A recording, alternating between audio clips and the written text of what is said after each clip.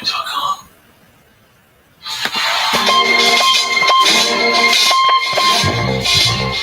Yeah, son. There's mad kids out there getting cream for the 9-5. Bro, yeah, and I'm doing this for a long time.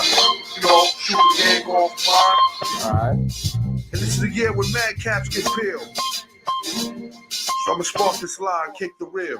Bang them out. With all this chaos in the realms of the street, your local street dog got to make ends meet. The average Joe's bar to slow, put us getting broke. You better know, when I hit the streets, I like to blow, I like to listen. And at the same time, say no, listen, motherfucker, thing while I'm assuming dope. My CO is about to a kilo, cash pop, coke, smoking, beats, cop. And that's some shit, a player that used to live in rich, now sick, caught up in a ditch. In 94, Giuliani kicked out the door. In 95, niggas want to say alive. Kill cats while I'm laughing. The stats is falling in the half. Remy in the glass, spark the boom, then I blast. They wanna confine me, sneak up from behind me, bust a cap in my back and put me where they can't find me. They hate to see a young player pay. I don't wanna see that, son.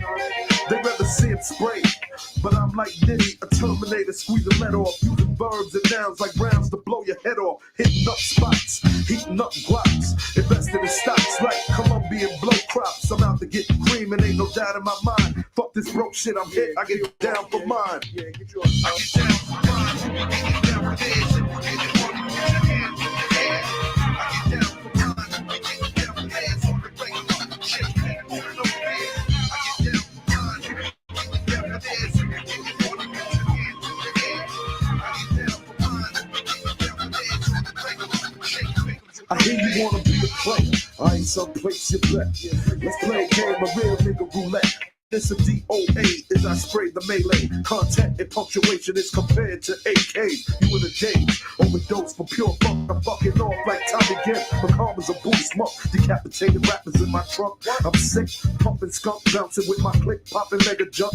I'm getting back while these clowns be zigzagging. What's this talk about flipping keys? Come on, you're nickel bagging. I'm blasting off wings and making doubters believe it. You see, I was packing heaters when jokers was banging cheerleaders. Ain't nothing changed, it's still the same in the rap game. I'm known for banging rookies out the frame. Y'all done forgot who was the pimp from the start. Sipping vintage wine, eating a la carte. I'm phenomenal from the abdominal. Far from comical lyrics and sticking the brains like barnacles. Never sleep. I'm bringing the drama to the streets with techniques and rolling in fleets. Ain't nothing sweet about the streets, so I'm poetically ill. I'm pure like cook up and lyrics shine like fish scale. I got the banger at your throat and you ain't showing no signs. K-Dep, let them know I get down for mine. I get down for mine. I get down for mine. I get down for mine.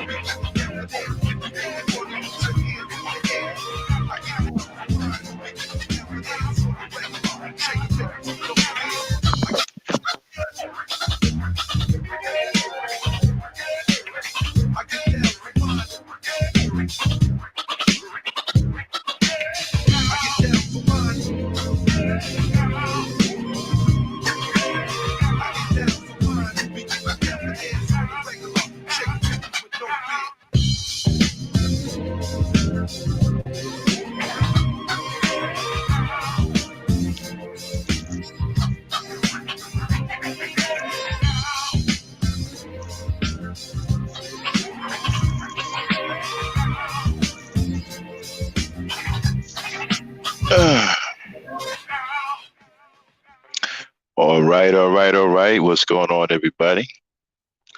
We are the day after Thanksgiving, according to some people. How's everybody doing? Welcome to today's podcast or broadcast of Gangsta Talk.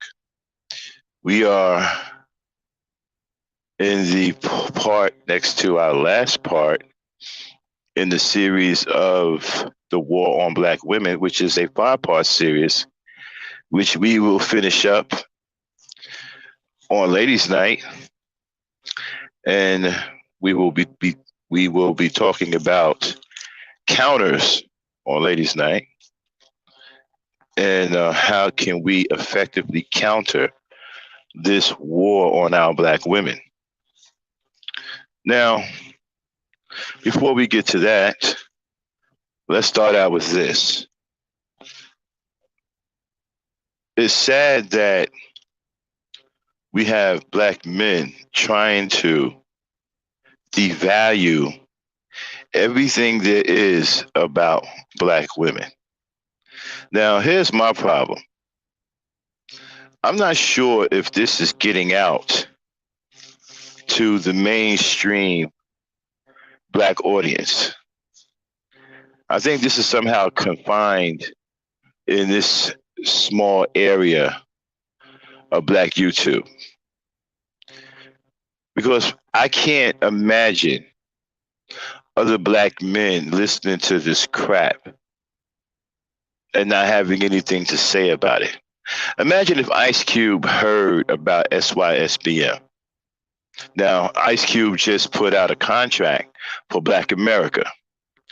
And he was also on the Queen show, to where he was confronted by some sisters who want to know what's in the contract specifically for black women. Now, of course, you had a firestorm of sissy bims, sissies, girly boys, girly men, outright gay men have a fit because the sisters on that show had the audacity to ask Ice Cube, where's the part in there specifically for black women?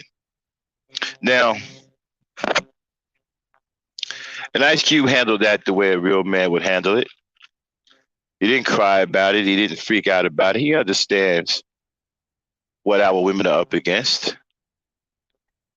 And so there should be, if we're going to have a contract for black people, any kind of contract, there should be something specific in there for black women. Now, just because there's something in there specific for black women doesn't mean that black men don't get anything. It doesn't mean that black people don't get anything. See, these crybabies always want to say, well, what about me? Well, what about you? See, real men don't cry like that. You don't see real men running around talking about, well, what about me? You know, I hate to say this stuff, but this is what it is. It's like, what about me? A lot of these guys are 35, 40 years old. Some are 50. Some are in their 60s, shamefully. Crying about, what about me? What about them? Well, there needs to be something specific in any contract addressing black people about black women, because black women have different concerns. There are things that affect black women differently than they do anyone else. Now, some people will say, well, what is that? Because black women aren't being subjected to anything different than other women are being subjected to. Well, that's not true. That's not true. We can start that off with pregnant black women's health. Pregnant black women are dealt with in a harsh manner in the medical world. Many times they don't get the treatment that they should get. They get pushed out of the hospital extremely early after giving birth. Many of them aren't examined for postpartum depression. And the health care is downright poor for pregnant black women all across the board. This doesn't affect other pregnant women who are non-black the same way. They don't get treated the same way. Now, we can have sisters come up here and testify to how pregnant black women are treated in the medical system. And then you can see the huge gap between the way they are treated and the way non-black women are treated. And this is a real thing. There were situations with Becky's to where they are automatically checked or examined for postpartum depression. They're automatically given things that a pregnant woman should have that black women don't get. As a matter of fact, they try to push black women into getting abortions while they're pregnant. They don't do that to non-black women. They don't encourage non-black women to get abortions like they do pregnant black women. So there are things specifically that affect black women that should be addressed. And I agree with them. There should be some things in any contract that's a contract to help black people move forward has to have something in there specifically for black women. I agree with that. And just because that is, it doesn't mean us men should cry like babies and say, well, what about us? What do you mean, what about us? If you got to say, what about us, then you aren't man enough to take what you're supposed to have.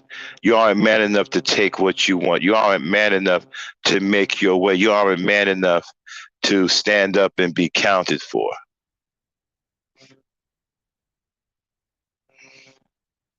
And when you listen to the rhetoric of these sissy bims, these sissy boys, these girly men, right?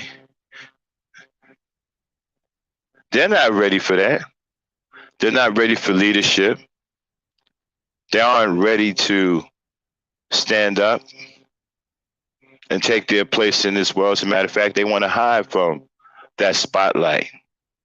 So you're hiding from the spotlight. You don't get to sit in the shadows like the cowards you are and nitpick at black women. You don't get to do that.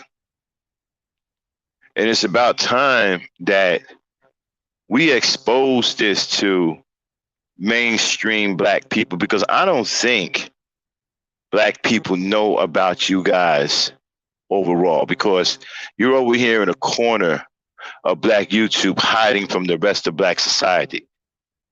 Because we've had countless situations to where we've asked people about you in the real world and nobody knows you exist. People have never heard of you. I'm pretty sure if they've heard of you and got a taste of your negative rhetoric towards black women, there would be hell to pay. And I think that's what we need to do. We need to start getting these messages of these sissy bims and these men who hate our women out to the mainstream. Somebody needs to send Ice Cube a video of you dudes talking this craziness. Somebody just send something to Busta Rhymes, Fat Joe. We need to start sending prominent brothers your videos so they can see how effed up you are and how much you hate our women. I'm pretty sure Busta Rhymes wouldn't like that. I'm pretty sure Ice Cube wouldn't like that. I'm pretty sure the prominent brothers who are on that level wouldn't like what they hear. See, we need to start launching an all-out attack on you guys. You guys are a serious problem. You've become an enemy within an enemy. And I think it's time that we start exposing you guys to the rest of black society. I've already taken the liberty of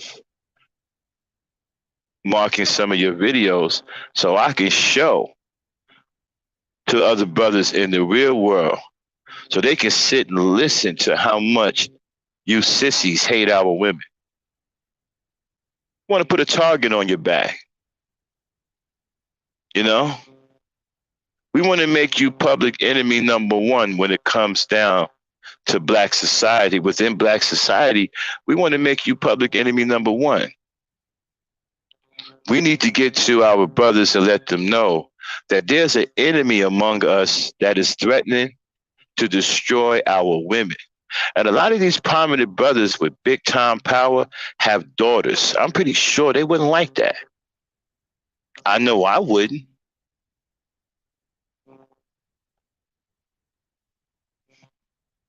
So we need to start exposing you guys to the rest of black society, because black society don't know anything about you. They don't know you exist. You guys keep saying you everywhere. No, you're not. So we need to start playing these tapes. So what we have to do, brothers and sisters, when you have time, save some of these recordings that you hear from these nutcases and play them for your friends. Play them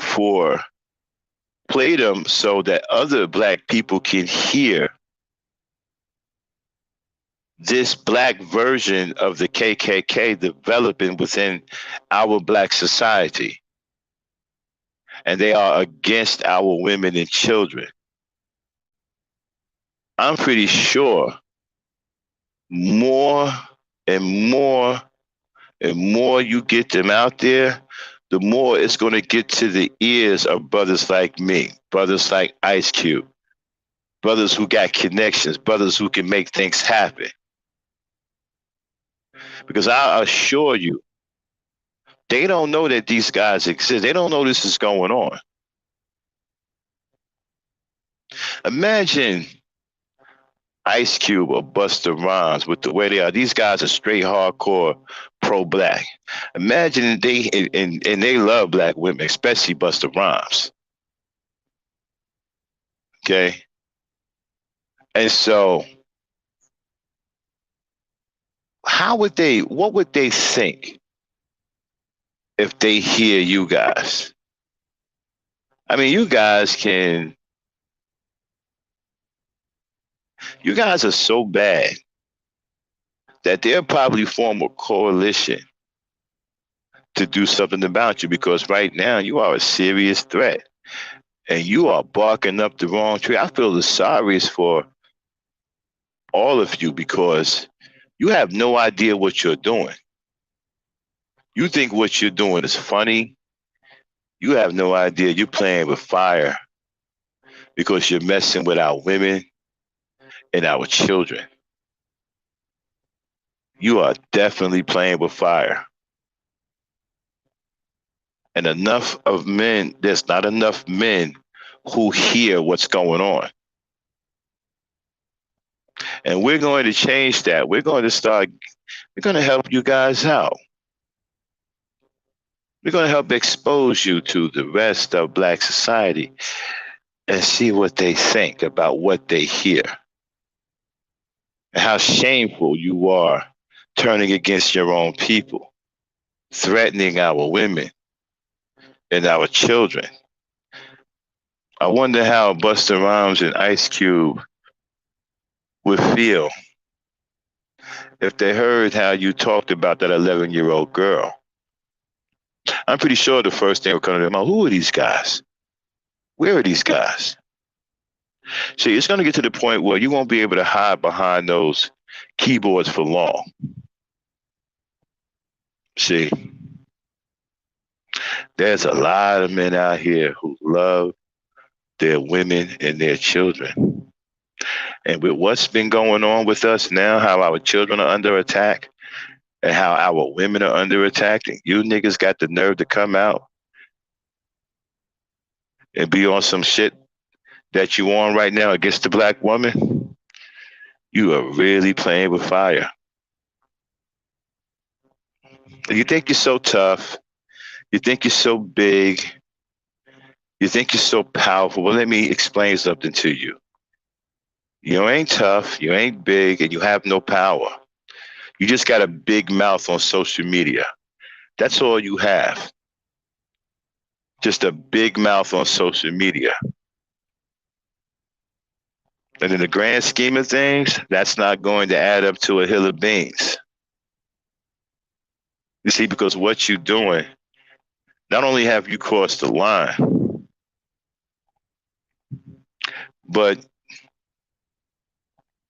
you are going to start something you can't finish. You can't finish. But it's going to be finished for you.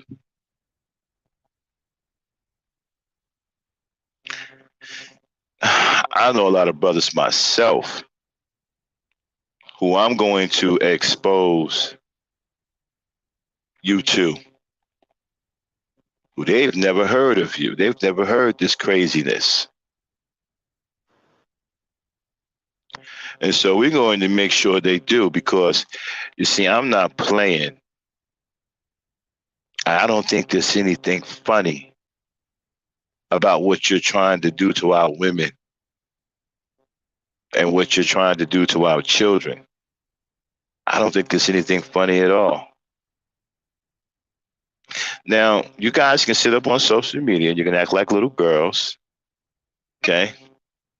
And you can sit up here and try to scare people with your mouth, scare people with your mouth. I've heard a lot of you try to talk tough, talking about you got post-traumatic stress syndrome and you was in a war and all this other craziness. And I guess you think that's supposed to scare somebody. I'm not sure who you think that's supposed to scare. But I guess it works on some of them out there, right? But that doesn't work on a guy like me. I don't give a damn what you did in your background. That don't mean shit to me. I don't give a fuck about what any of you did.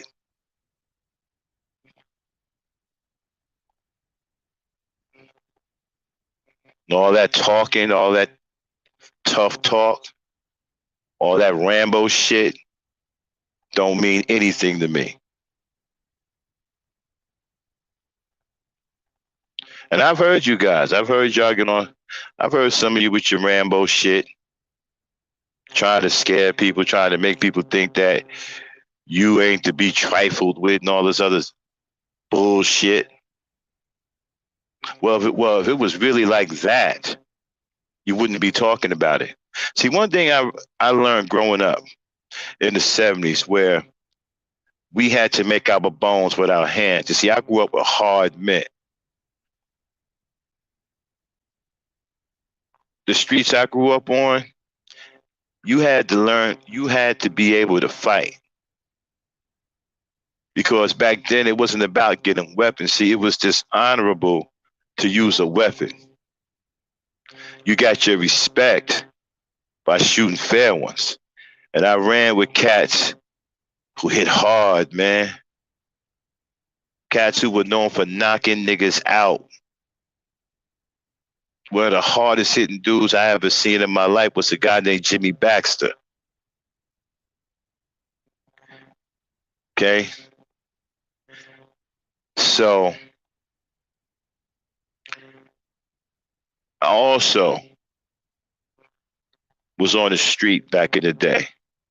I know a lot of street gangsters. Now, I don't claim to be a street gangster myself, but I was on the street, and I know what it's like to be on the street. And I got plenty of friends who are real, authentic street gangsters, and they don't act like none of you. I ain't never seen a street gangster act like any of you. Street gangsters don't talk shit. As a matter of fact, they don't even want to have any attention drawn to themselves. One thing I learned about real tough people don't talk shit. And they don't try to project fear on anyone. They just, when you bring it to them, they just light you up. But when I learned about cowards, right? Cowards like to run their mouth. Cowards like to make you think that they're bigger than what they really are. They like to make you think they're tough when they're really not. It's kind of like a scared kitten, right? When you scare a kitten, they hunch their back, right? And their hair get all bushy, right? And their tail goes straight up in the air to try to make you think that they bigger than what they really is, to hopefully scare you off, but they're just nothing but a kitten. And it just looks cute. It doesn't look menacing at all, right? It just looks cute. So that's what a lot of these guys are doing. And I've been listening. I've been watching some of these podcasts that I think are absolutely funny. You know, absolutely funny. And then what kills me is they all do the same thing. They get the loud talking on YouTube, get the arguing like girls. Next thing you know, here it is. I'll meet you at the airport. Where you at? I'm gonna pull up in your town. Really? Now you know if you was talking to a real dude, you wouldn't be saying that. You niggas would be cool. You wouldn't say nothing. See, that's because you guys are all in cahoots with each other. It's just a little show that you put on. Y'all ain't really about that life. You ain't really gonna do nothing to anybody. You really ain't gonna show up on nobody's doorstep. It's just a show. That's all it is. You're performing for the crowd. That's all you're doing. Now, before I continue, everybody type a 1 in the chat. Let me know if you can hear me.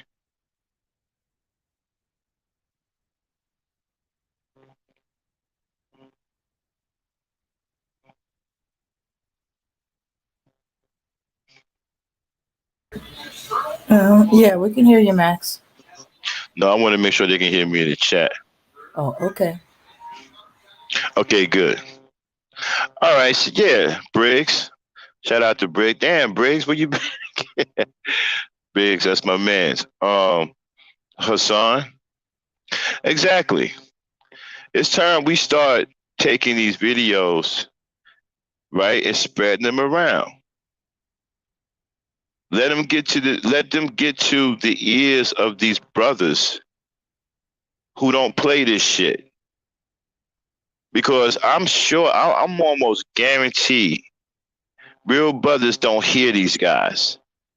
They ain't never heard of these guys before. Okay?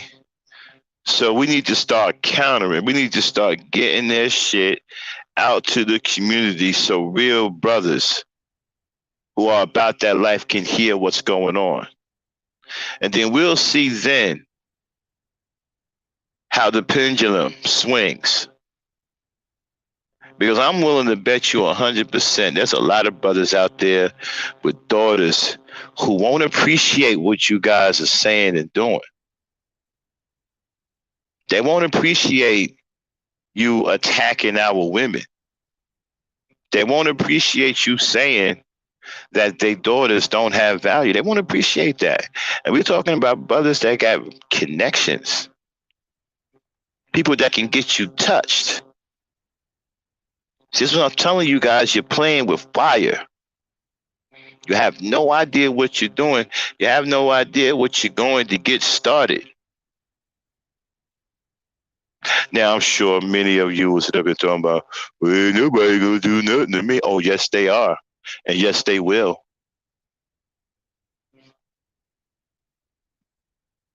Okay? You can sit up here on social media and fake the funk all you want and try to talk tough. But you're going to get touched if somebody wants to touch you. That's just the bottom line. And so, now, there's more brothers out here than you think that love black women. But you see, the real brothers are out handling business. They're not really on social media. I've been on social media, this is my 3rd day in a row, 4th day in a row? It's the 4th day. Right. And I'm only on here because I'm on vacation. Usually I'm working. Right, Dame? I'm working. Real brothers are handling business. We out working. We out making a way for our families. So they don't get a chance to come on social media and listen to you guys. I've never heard of none of you until I came on social media. So I'm sure a lot of brothers don't know anything about you. A lot of hardworking brothers who are out here taking care of their families and loving their women and children never heard of you, but they're going to. We're going to change that. See, we're going to even up this war.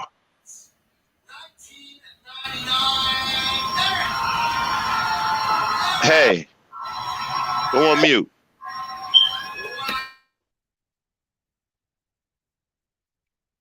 Anyway, see, we're going to even up this war. See, you are only attacking black women. It's because you understand the environment and the mentality that you created towards them, right? See, you don't protect them and you leave them defenseless and let other men attack them so you can do the same thing. And you think that's going to make the black woman bow down and come crawling to you for protection like a slave. You see, you don't even want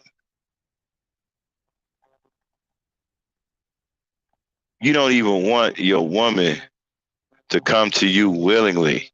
You want her crawling on her hands and knees like a slave. But you see, you're out of your mind.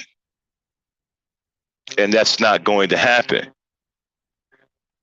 And you're trying to make this happen by creating this supercharged negative environment towards black women. How you are trying to devalue them. Instead of building up your community, raising your boys properly, and being the type of men that black women want to be with. You want to take a coward's route and try to become a slave master over the black woman by creating this super negatively charged environment towards them and allowing other races of men to put their hands on them. And then you turn around and do the same thing because you think that you've left them defenseless. You see, you know that you are her line of defense. So you figure if you turn on her and take that line of defense away, then she's defenseless not only to other races of men, but to you as well.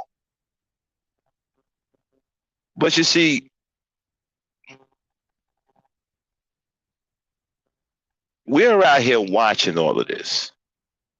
This is why I call this the war on black women, because as of right now, she is defenseless, but we're about to mount a defense. We're getting ready to start spreading the word. I'm doing everything I can to spread the word to brothers who don't hear what's going on. So the black woman can have a defense and have real men come to her defense.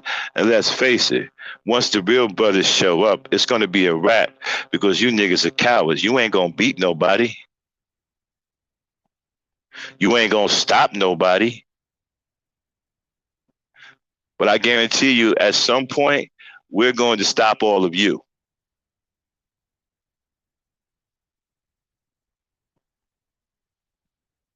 You ever heard that expression? There's more than one way to skin a cat.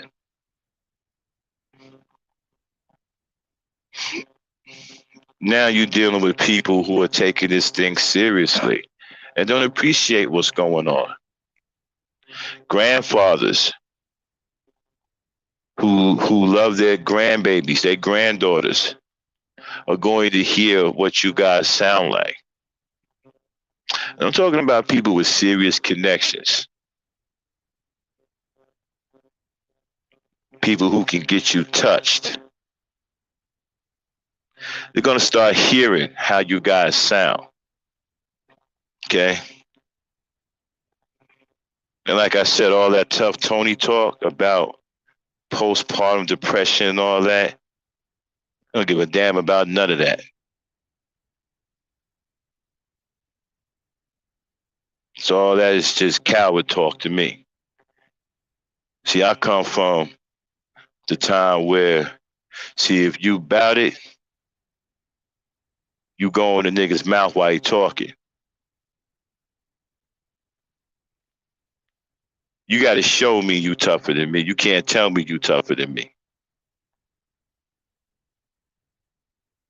So I don't give a damn about what you're talking about. None of you.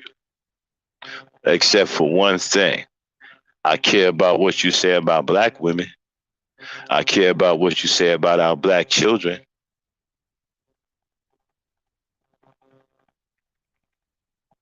And so we're going to start countering. Now, you're probably sitting back saying, well, what the hell Max talking about? Max can't do nothing, man. Max ain't going to do nothing. Well, you're partially right. I ain't going to do nothing by myself. Oh, I'm going to do something all right. I just won't be by myself. You're partially right. I ain't going to do it all by myself. And now, some of you are probably saying, well, he can't do nothing. This is social media. Okay. Now,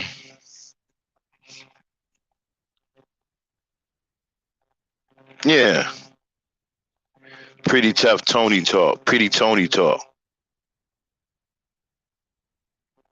Shout out to everybody in the chat. Briggs. What's going on, Briggs? Denise Bond. Burton. And so I'm noticing that they're trying to undermine everything black women are doing. Now, they have different agendas. The ones who are really girly are trying to replace what black women do naturally. If you notice, you have a contingent of the real girly guys trying to do the gossip better than black women do it. Okay?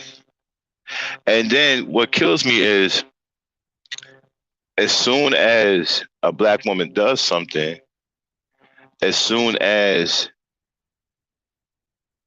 she makes a decision, they make all of these videos about it, but they won't make a video about how to help our people. They won't make a video about how to help deal with these racist cops shooting our children. And so my thing is, there's just simply no place for you guys. All you do is add misery. It's just one big negative. Like I said before, you are a blight on black society. There is nothing good coming from you, so we don't need you. We need to get rid of you. That's what you want to do to a disease. You want to get rid of it.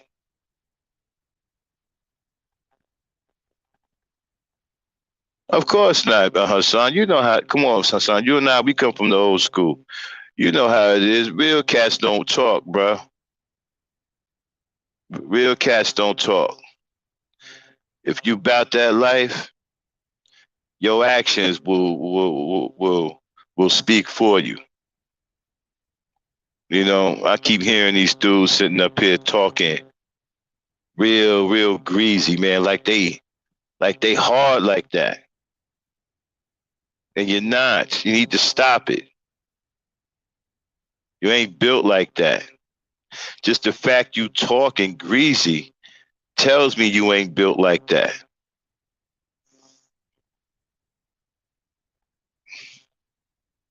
But when you look at this war on black women, it has so many levels and it has so many different strategies that they are deploying at one time. You know, they're trying to get rid, they're trying to duplicate some of the things that black women do naturally, like gossip, cackle, whatever. They're trying to cackle better than black women. This is what I don't understand. This is what kills me, right? What makes you think that men want you other than women? or want to choose you over. They actually think that men should choose them over women. I mean, these people are psychotic. Like, how are you expecting that to happen? How are you going to convince a man who loves women that he should choose a man over a woman?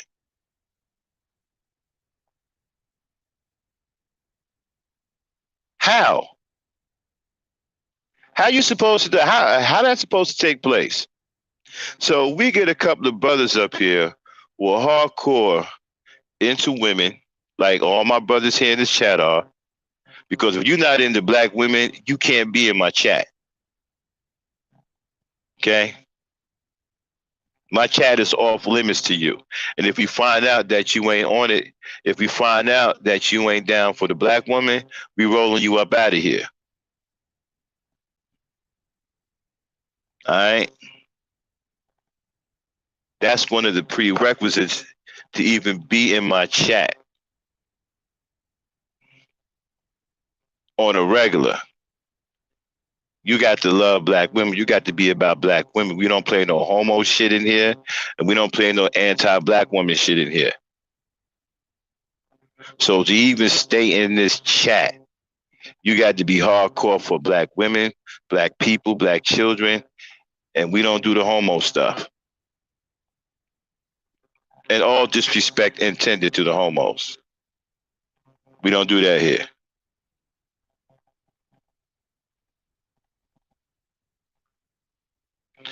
So how you going to convince real men that they should choose men over women? How are you pulling that off? I don't want to. I can't get my mind wrapped around that. Y'all actually think. Well, I can't say all of you, but a great deal of you actually think you are going to replace women. That thinking right there alone is insane. That's insanity. You are never going to replace women. Now, y'all may muck around in that cesspool of demonic energy that you're in.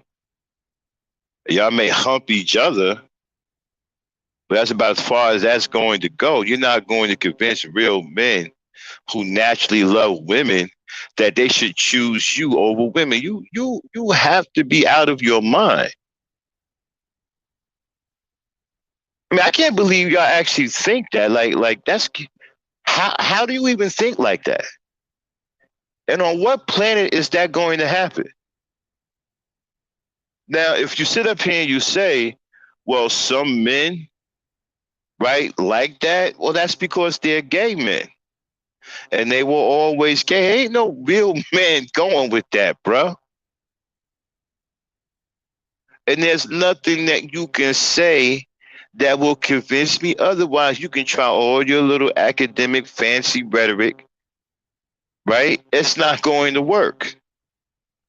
No real man who naturally loves women is going to ever look at you being the male as a replacement for a woman. That's never going to happen. And if that is happening to some dudes, that's because they've already been gay. They've already been suspect in the anyway. They've already been down low. They were already swinging that way. That wasn't no real man. It was already a bisexualist. That was already in him. You're not convincing no real man. You ain't gonna never convince no real man that y'all should replace women.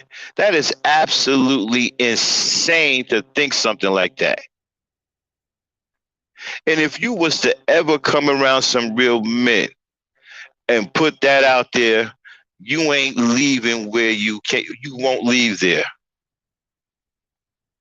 At least not walking.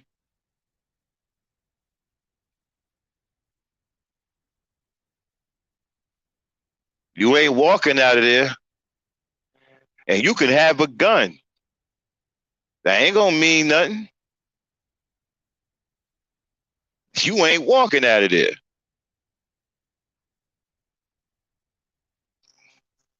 Now I don't know if you're gonna be a breather or whatever, but you getting carried out. I guarantee you that. You come with some real brothers who naturally love women, talking that insanity about replacing women. You ain't walking out of there. I guarantee you that. You getting carried out of there.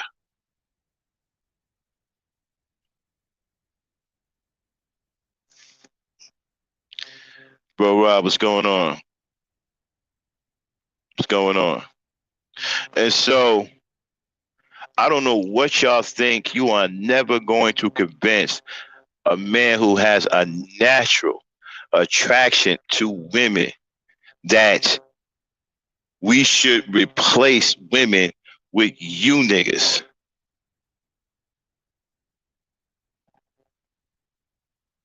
You crazy. That's beyond crazy. And so, like I said, we're going to get this message and start spreading this message all throughout Black society. The rest of Black society needs to hear what's going on social media. Because, like I said, before I came to social media, I never heard of you guys. I ain't never heard of no SYSBM, no Matters Queers, no Red Pill. I never heard of none of that nonsense.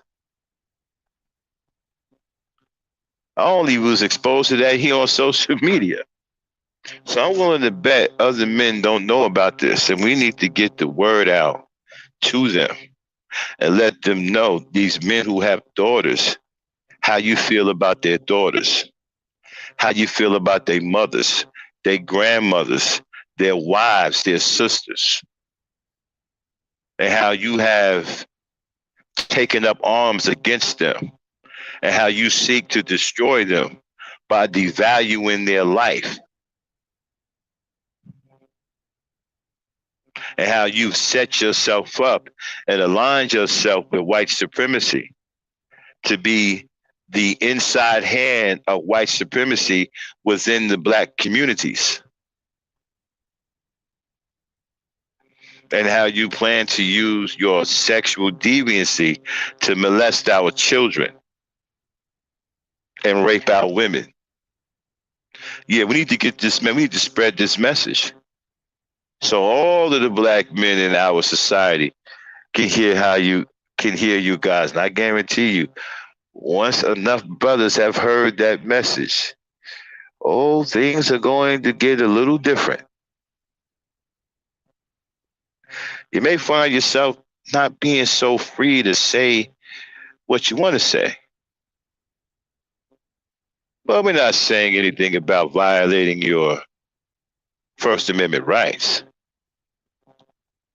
But if you think you're scared now, you may be terrified later. Once enough real brothers hear what you guys are saying. So you might start to find yourself restricted a little bit. Or you might wake up in the morning and might not want to make that podcast that you usually make that's negative towards Black women. You might start thinking, you know what, it's probably not a good idea.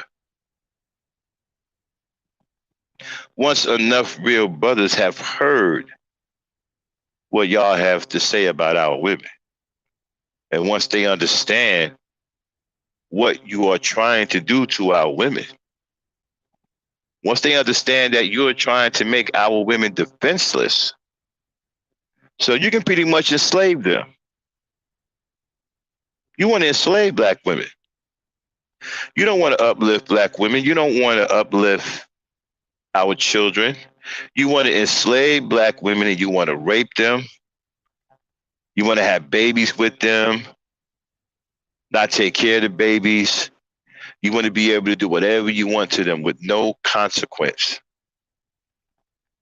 Your mentality is no different than a slave master's mentality. That's what you have. And so since you have all of this hatred for my sisters, and for my children, then I can only reply with the greatest hatred that I've ever had in my whole life towards all of you.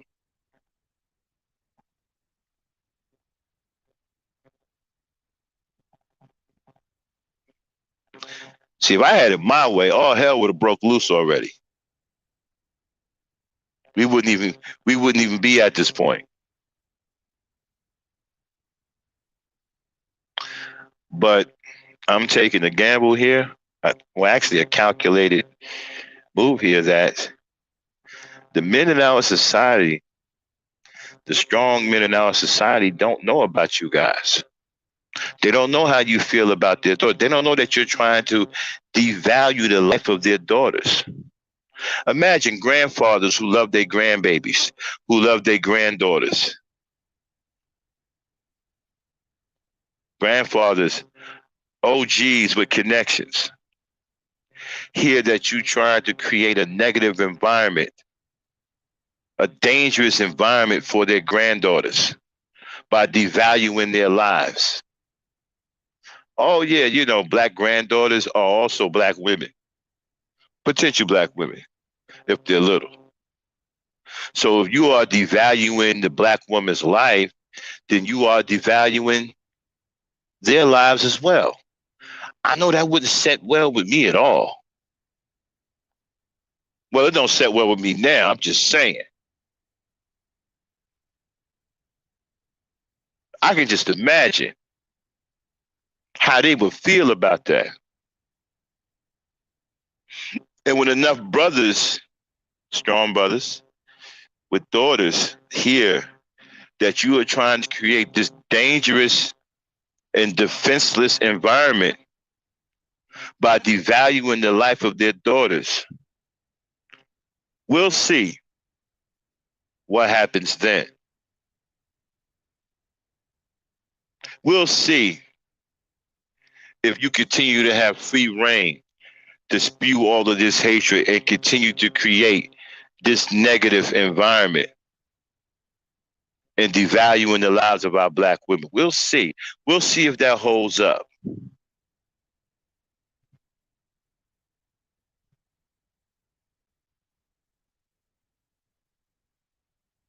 See, that bully in the schoolyard shit, it won't last for long. That's why we have this war on black women. You have created this with your negative rhetoric, your hatred, and you hope that by not protecting her and devaluing her, that you get the chance to enslave her. That is your ultimate goal. That's why y'all always talk about submission. The ultimate submission is that you want her to be a slave to you. And you don't want her life to be valued, so you can treat her any old kind of way you want. You can abuse her until your heart's content. Now, let's just think about that for a second. What kind of piece of shit are you when you have that kind of thought in your mind? So you tell me, who should we get rid of? The black woman that you're trying to devalue? Or should we get rid of you for thinking that way? Which one is more dangerous as far as I'm concerned? Well, we already know the answer. My answer to that. See, to me, if you walking around thinking like that, then you are a danger to our society. You are trying to enslave our women by not purposely protecting them and trying to devalue their lives. Telling the world that they are the least desired, telling the world that they are of no value. And some of you have daughters yourselves. So I wonder how you feel about your own daughters. Their lives have no value too. That's why I think you guys are nuts. But nuts can be cracked. Understand that.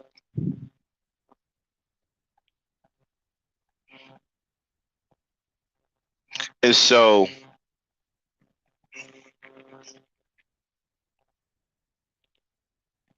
and so, again, now I got a bunch of buddies, man. Some from the military, some I grew up with on the street. None of them ever heard of you guys, but they will soon. We want to start a trend. And brothers in the chat, we want to start a movement. We need to start spreading their videos or whatever we can to the rest of Black society. We need more brothers to hear the kind of shit that's going on here on social media with these cowards who are trying to create a dangerous environment for our women and children. A dangerous environment. An environment that she can't properly thrive in, an environment where she's not safe, where her life is in danger because of the hatred and the things that they have said about our women,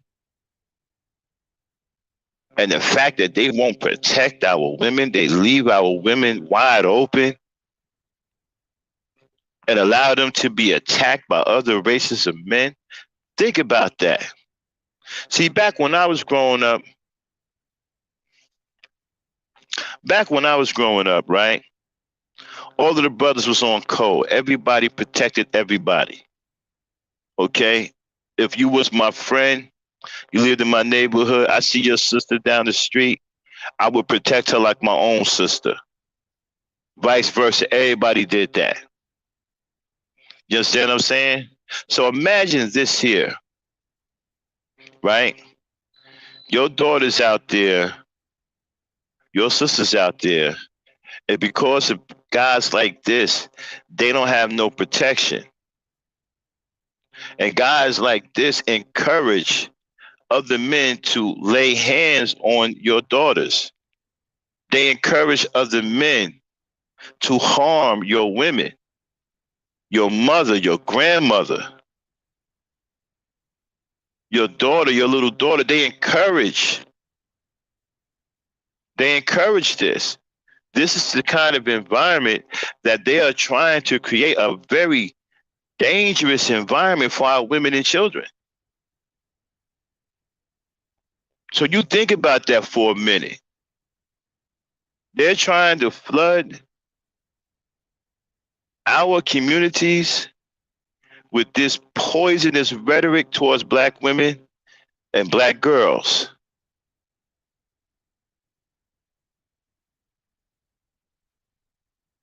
Imagine if that rhetoric gets to one of these weak ass animals that they have allowed to manifest in our communities simply because they have done a terrible job raising their boys. Imagine a message like that gets to him and he goes around and, God forbid, takes the life of one of our daughters. And then these assholes get on social media and make fun of her. Do you think you're going to think that's funny when you're grieving? Look how vile these guys are. I want you to really take in what I'm saying, the type of people that these guys are. They spew these messages of pure hatred towards your women and your daughters. And so when men harm them, they make fun of them. They even blame them for their own death. Right? Imagine that. When the 11-year-old girl nearly got her head knocked off by a 6'7", 300-pound white man, they blamed the 11-year-old little girl. When the pregnant woman was defended by the brother in the Walmart parking lot, they called her all kinds of fat bitches. And she was pregnant with child. They said she should have kept her fat ass in the car.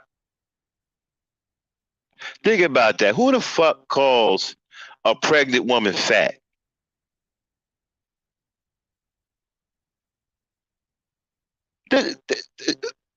This is the type of vile pieces of shit these guys are. That's hatred. That's hatred. She should have kept her fat ass in the car. Last I checked, this is a free country. She's in the parking lot. She ain't got to keep her ass nowhere. But you see, that's the rhetoric of a coward. Right? Exactly. We need to start getting these messages out. We need to let brothers know that this is happening, that we have a black version of the KKK that has come together and has launched an all-out attack on our women and our girls. And see how they feel. See, you guys are getting away with stuff because a lot of brothers don't know anything about you. But we're going to change that. We're going to change that. We're going to see how a lot of brothers feel who got daughters about what you think about the life of their daughter and how you're trying to create a dangerous environment. And I mean a very, very dangerous environment. Hell, the white man ain't even doing what you're doing. You're doing the most. You're doing more than he's doing right now. And you're constant with it. You're on social media every single day, making negative videos about black women, devaluing black women, saying that their lives are insignificant, and that you want to see them die in the most horrific ways. Yeah. Yeah. See, we're going to turn this thing around. We're going to launch a war on you sissy bims, you manners queers, you red pill guys. We're going to launch a war of our own on you. See how you like your life being devalued. See how you like an environment being pushed to the max as far as danger. And if one of you so bite the bullet, maybe we'll sit up here and crack jokes about it.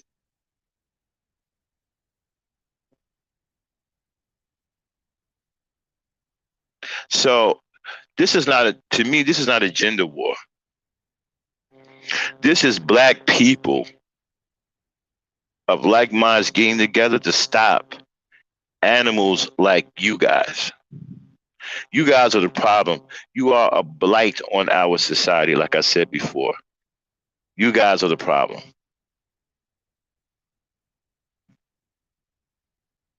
And you're trying to get away with it by trying to blame black women. It's not going to work.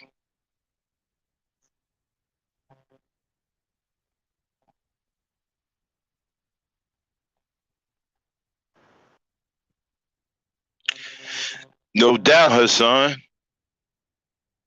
No doubt. I want everybody to do their part, even you sisters in here, right? I want you to spread the message. Let people see and hear what these guys sound like. We need to get the message around black society that this kind of poisonous enemy group has formed under our nose. And they are hell bent on destroying our women and our children. So we can give y'all some special attention. Like I said, a lot of people don't know. But you see, I'm not with all of this. Well, Let them do their thing. Nah. You can't let everybody do their thing. Well, you can let everybody do their thing, right? But everybody's thing is not good. Like, I'm not gonna sit up here. If you got a person on YouTube advocating for the rape of little girls, should we not do something about that? See, all that, my name is Ben and I ain't in it. No. Later for that. See, some shit you gotta act on. Some shit, everything ain't meant to stand.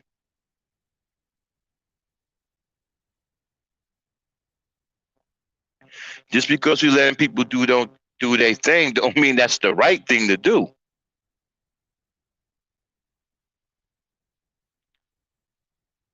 Like I said, we wouldn't if somebody was running around here, and some of them are in some ways, right, advocating for rape on our girls.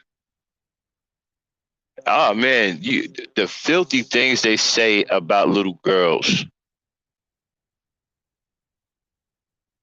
I mean, maybe one of these. See, I don't even want to play none of this stuff on my platform because it's so foul. But the things I've heard them say about little girls, they have no compassion for our little girls at all. They have nothing. They are black-hearted. They have no compassion at all for our black girls. These guys are monsters.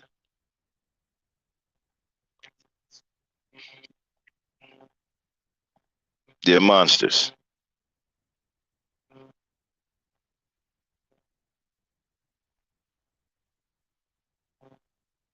Yeah, man, do it, man. Start spreading the word around because a lot of brothers aren't aware of these guys. They aren't. And it's time that we counter this war on black women. You know, it's time to declare war on these guys. So I'm telling you right now, a lot of brothers don't know about these guys, man. They don't know these guys exist. They don't know this shit is going on. We need to get the word out. Because there's a lot of brothers out there with daughters, granddaughters who won't appreciate what they're hearing at all.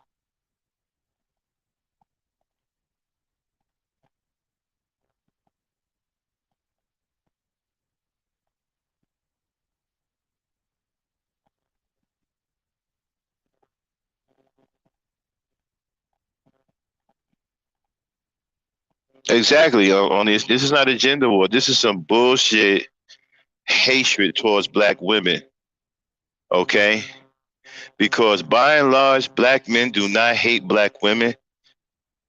I don't know one black man who hates a black woman. Okay? And black men who love black women will never turn on them like this. This is something else. And black men and black women together need to fight against this new threat that I call the black KKK, the inside arm of white supremacy.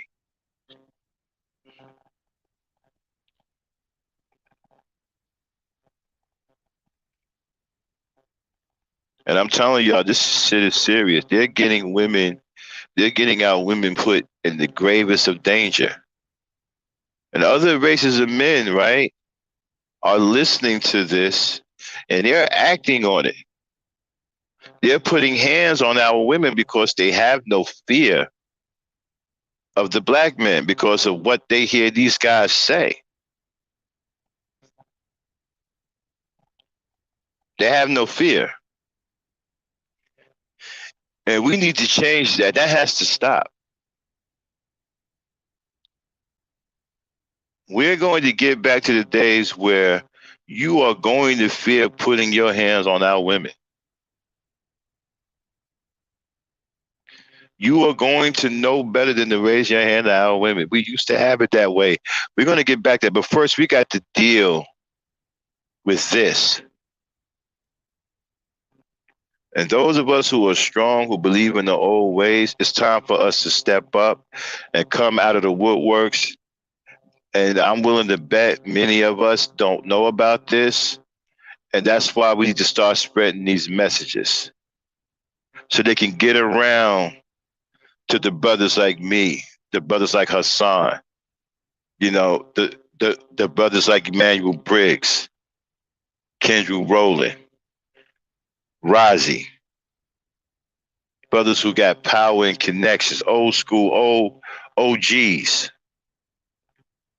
who got connections, who can get a nigga touched.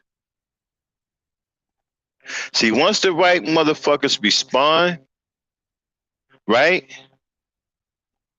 this shit gonna go away. I guarantee you. Once this reach the right dudes and they respond, this shit gonna go away. And it's gonna reach the right dudes by us spreading the message.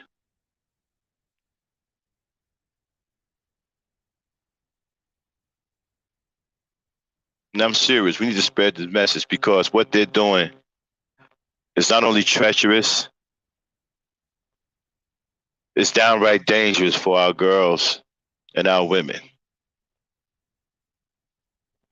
Think about it. You love your wife, your daughter, and something happens to one of them because of what some crazy nut heard one of these sissy bims say, or what one of these maniqueers say, because they actually believe or convinced that women don't have any value. They're actually trying to treat black women like the white man treat black men, or the way white people treat black people during slavery.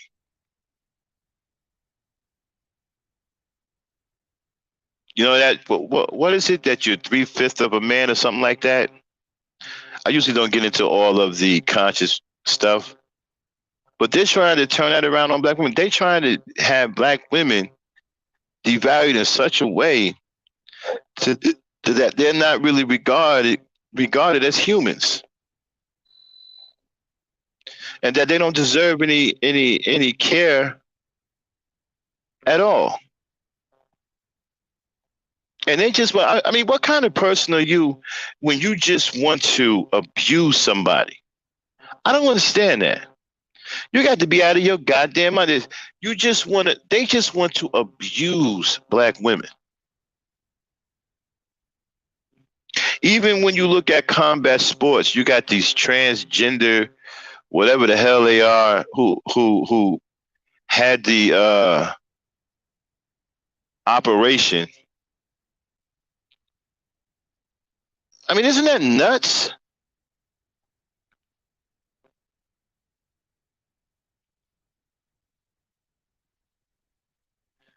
And then I guess we're supposed to pretend now that this person is no longer a man.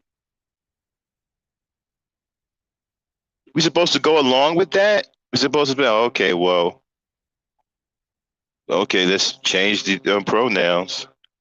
You got to be very clever about the homosexual world because academia is a huge weapon for them. They use academia to confuse. They come up with new terms to try to confuse you. They have to because they live an unnatural lifestyle. And they have to somehow make that lifestyle legitimate. They need to normalize it. So they're big in academia. They're always studying all the time. They're always coming up with new terms. They stay with their heads in books. Many of them are incredibly intelligent and extremely articulate. That is their weapon. That's what they use to try to legitimize their lifestyle. And they have to do all of that because they live an unholy lifestyle. Those unions aren't legitimate unions. Those aren't righteous unions. Those are unnatural and unholy unions. Okay? And they're always trying to change your mind intellectually with their new terms that they keep coming up with. Now it's non-binary. What is it? First it was sex positive. Then it was non-binary. What is it now? Some kind of they got some new terms now. They got new terms now. Something about a transcending something. I think it has something to do with someone deciding whether they want to be a male or female. When did that? What kind of term is that? When did that even happen? Who the hell is deciding growing up that they want to be a male or female? Who's deciding that? No one is doing that. What they're doing is they're putting that in the minds of young people. That's why you have to be. That's why you have to go through what your children are watching. Yeah, cisgender. Yeah. I'm telling you, academia is their weapon. This is what they use. Come up with these crazy ass terms, right? And then they put their own meaning behind them. No one even questions their meaning. Oh, because they sound intelligent, they sound smart. No, what the fuck are you talking about? Like, who the hell? Think about it. When you was growing up, at what point did you think, hey, should I be a guy or a girl?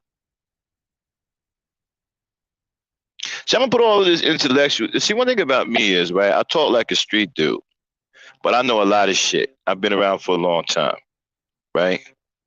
I can put a lot of complicated shit in just straight old layman terms, right? What fucking person, think about it. Think about when you was growing up, right? At what point did you think, or did you ponder, hey, you know what? I'm 9 years old now. Should I be a girl or should I be a boy? And then later on, you'd be like, okay, well, I'm 12 now. Should I be a girl or should I be a guy? Do you go on it? Well, I'm 15 years old now. Should I be a young lady or a young man? I mean, who does it? Who is doing that? And so when you label a person cisgender, you're saying this is what they're doing? At some point, they're pondering whether they want to be a male or a female? What happens if you don't want to be either? Then what happens then? Well, let me see. I'm 12 years old. Do I want to be a female or do I want to be a male? You know what? I don't want to be neither. Now what? What do you call the person that don't want to be either sex? What's that? I'm sure they have a term for that too. Is that the one that they call non-binary? Is that the one where you neither one? Is that the one where you don't want to choose one or the other? You become non-binary?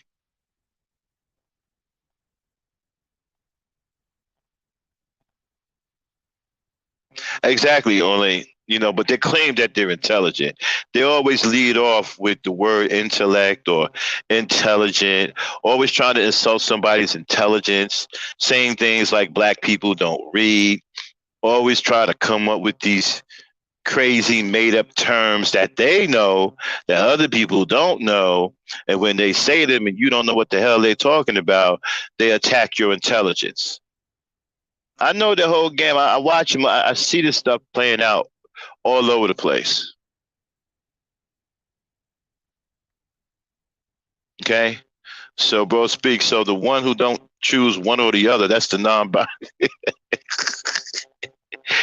Well, it's almost laughable, man. But, well, actually, it is because it's kind of like you want to make a bet on what they're going to come up with next.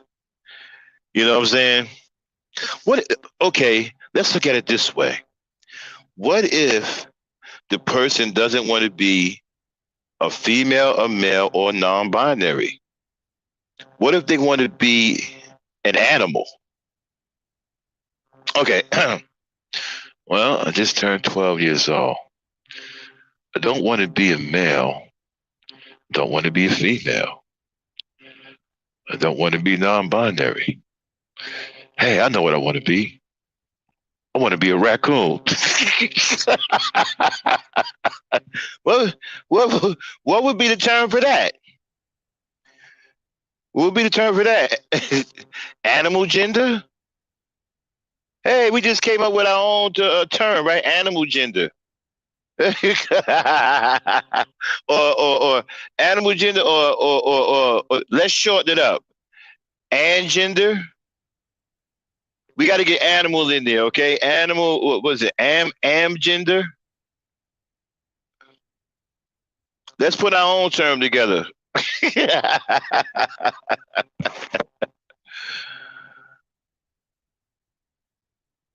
Yeah, I mean, that's how ridiculous this stuff is.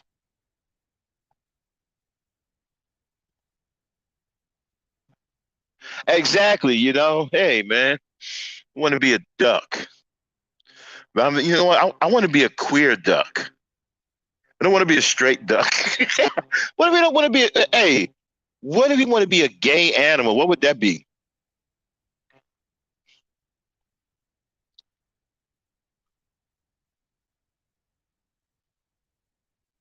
Exactly. You know, and you know another thing too, right?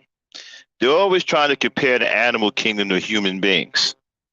Well, the animals do it. No, they don't do it. Okay. Lions, if lions catch you like that, they will run you out of the pride, if not kill you.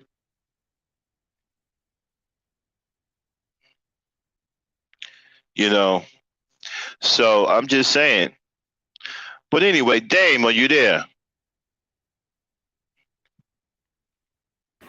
Where's Yeah. my host? Yes. What are you doing? About to do some things. You been listening? Yes, I've been listening. Okay. I Uh-huh. need you to take over for me for a few minutes.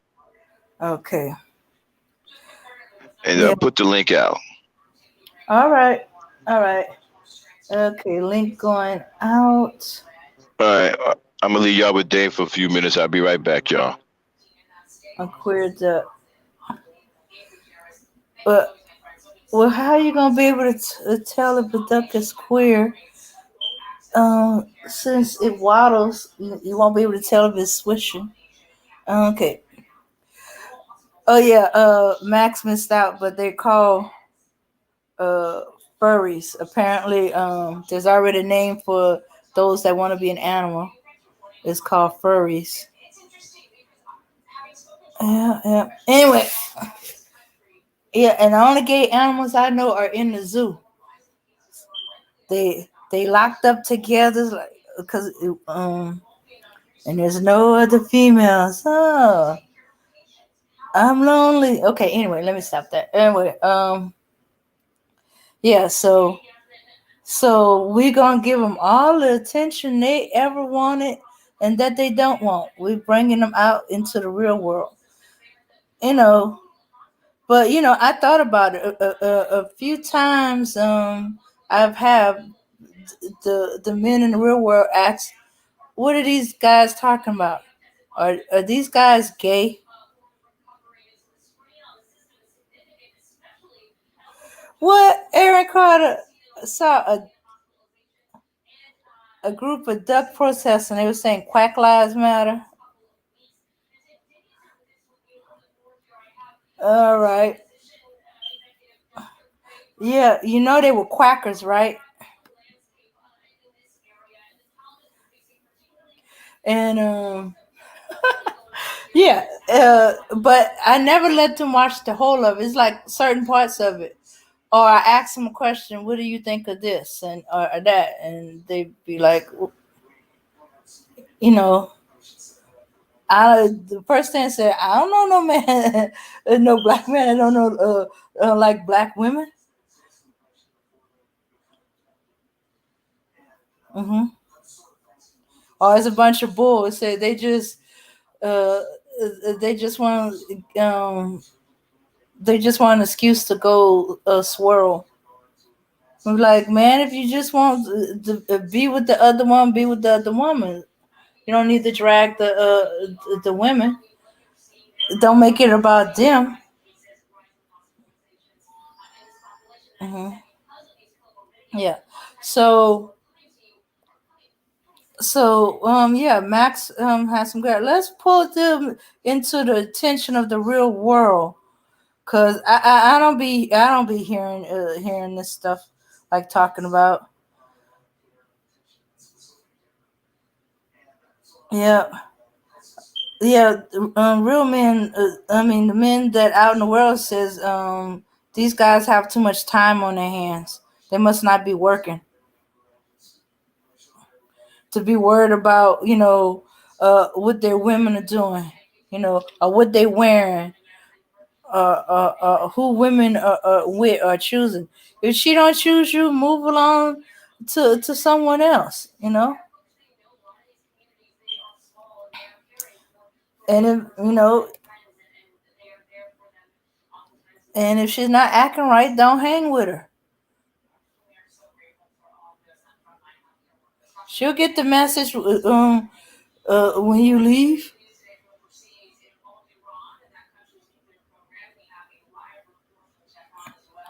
Okay, they want somebody to care about where they go.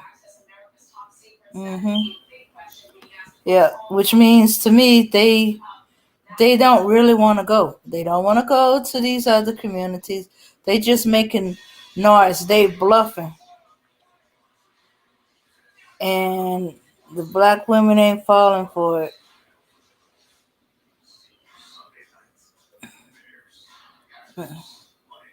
Yeah. So they had to pull that. Well, if you weren't this and you weren't that,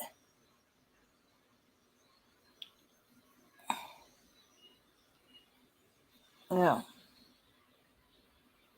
yeah, yeah. But I never thought about it neither too when Max said that this is not a war on straight black men and women.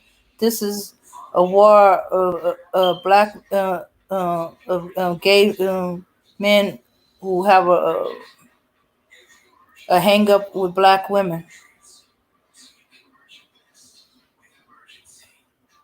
See, that's because they're in the closet, they're on the down low. They don't want to admit that they are. They would just come out and go meet the ones they want to be with. Then they can leave us alone. You don't need to know my sexual preference, just like I don't want to know yours. No one should be ashamed. Just don't advertise. If your interested approach is either yes or no. Yeah, yeah, and kids don't really be thinking about whether they want to be a girl or a boy. Not as kids. All they thinking about is playing, going to have some fun, maybe eating, uh, school or not to school, my friends.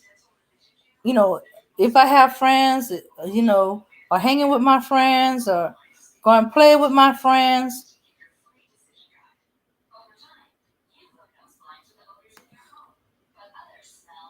All that don't start coming up till later. So I'd be thinking they projecting. If a kid is thinking about what sex they want to be, something is happening. Something else is going on. Something is forcing them to put attention to that. I don't even understand the whole save yourself black man concept. Like, what is that even about? Like, okay, if you come to, you see, that's why I say, right, other people don't know about this stuff because you can't come to somebody in their right mind talking about well, black men, we need to save ourselves. Okay, you can start off like that, right? Hmm. And you may get somebody listening. Okay, I'm listening. I'm thinking, if a guy come to me talking about, hey, black man, we need to save ourselves, I'm thinking white supremacy. That's what I'm thinking. That's the first thing coming to my mind. I'm thinking about, yeah, man, we got to find some way to get away from white supremacy, the way we can regroup. This is what I'm thinking, right? So I'm so at the beginning, I'm with it because I'm thinking white supremacy. I'm thinking these crazy cops. I'm thinking all these other things. But then when he comes and says, "Well, we need to save ourselves from black women," I'm not going to hear that. That's going to blow right by me. I'm still going to be on white supremacy. Okay, that's going to fly right by me because that's not even in my mind. You know, black women, they ain't even in my mind. When he said save yourself, I'm thinking white supremacy. So he's going to have to tell me more than once, right, to save myself from black women before it actually registers in my mind that he's a damn lunatic. You understand what I'm saying? So, which probably wouldn't be a nice place, but he might want to cut out before I realize he's a lunatic. You understand what I'm saying? So, hello? Hello? Yes, I'm here. Right. And so my thing is, you might want to hold on one second. Yeah. And so, like I said before, they aren't saying these things in real life to anybody. They probably got on social media, saw a group that was talking this stuff, and they got with that group, and that's who they talk to. They talk to each other. I'm telling you, they're not talking this stuff out here in the real world to no real dudes. Because as soon as you come to me with some BS about save yourself from black women, man, I'm gonna be like, what? I'm gonna start looking at them like man, what the hell are you talking about? And depending on what he says next, the situation may become physically volatile. All right, because that's some old crazy shit, man. Like, what do you mean, save yourself from black women? Black women ain't doing nothing to us. The hell are you talking about? You know? So that would get them in a lot of trouble. That's how I know they're not saying this to real dudes. They're not. They're only doing this on social media. They ain't got the guts to put this stuff out here in real dudes. And like I said, right, a lot of them are probably living in areas to where ain't no real niggas at. They probably live in different environments, like foreign environments, to where if they walk out in that environment, they feel safe. You understand? They're not in the hood or anything like that. They ain't in a black neighborhood. No. Mm. And my thing is, we've been taught that our neighborhood is dangerous. You know, but you're actually safer around your own people. But now, well, it depends on what black neighborhood you're in. Some neighborhoods are out of control because the black man has done such a piss poor job in those communities. Those communities have become absolutely dangerous. Now, all black communities aren't dangerous like that, but some are. Some the black men have failed so miserably that it ain't nothing but a hellhole. And in that case, you shouldn't be living there. You know. But normally you're safer around your people. You know. I've always been safe around my people, but then again, I don't live in a hellhole. Because the brothers where I live at are pretty upstanding, you know, and keep things pretty much at a minimum. So, and that's basically what it comes down to. Uh,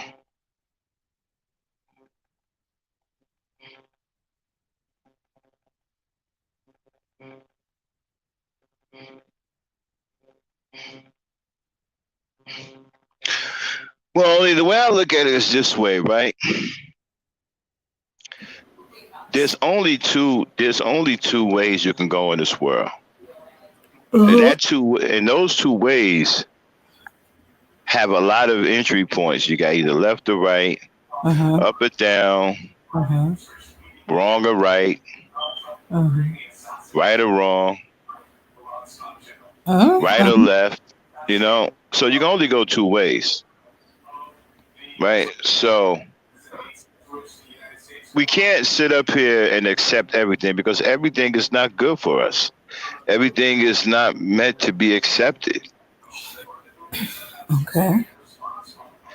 If you accept everything, then you run the risk of corrupting your society. If you accept everything, if you're going to sit up here and say, if you're going to be super liberal and all that, then you're going to corrupt your society. Like one of the questions now, there's a conversation that we simply cannot have right now. Okay, and that's a conversation about abortion. Black people can't have that conversation. It always gets ugly, and then it's like it's a catch-22, right? You value one person's life but devalue the other person's life. See what I'm saying? Uh-huh. And then you got these demons because they want to murder your children. They keep telling you just about every year. They keep coming up with a new way of telling you how the child isn't the fetus, it isn't the person. And people actually believe that. People actually believe that, and they believe that there is no consequence. They actually believe that there is no um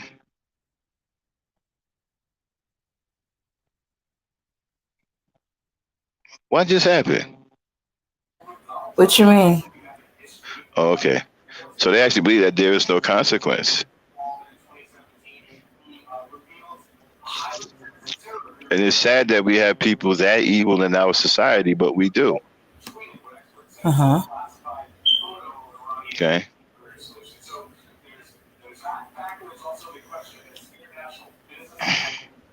Yeah.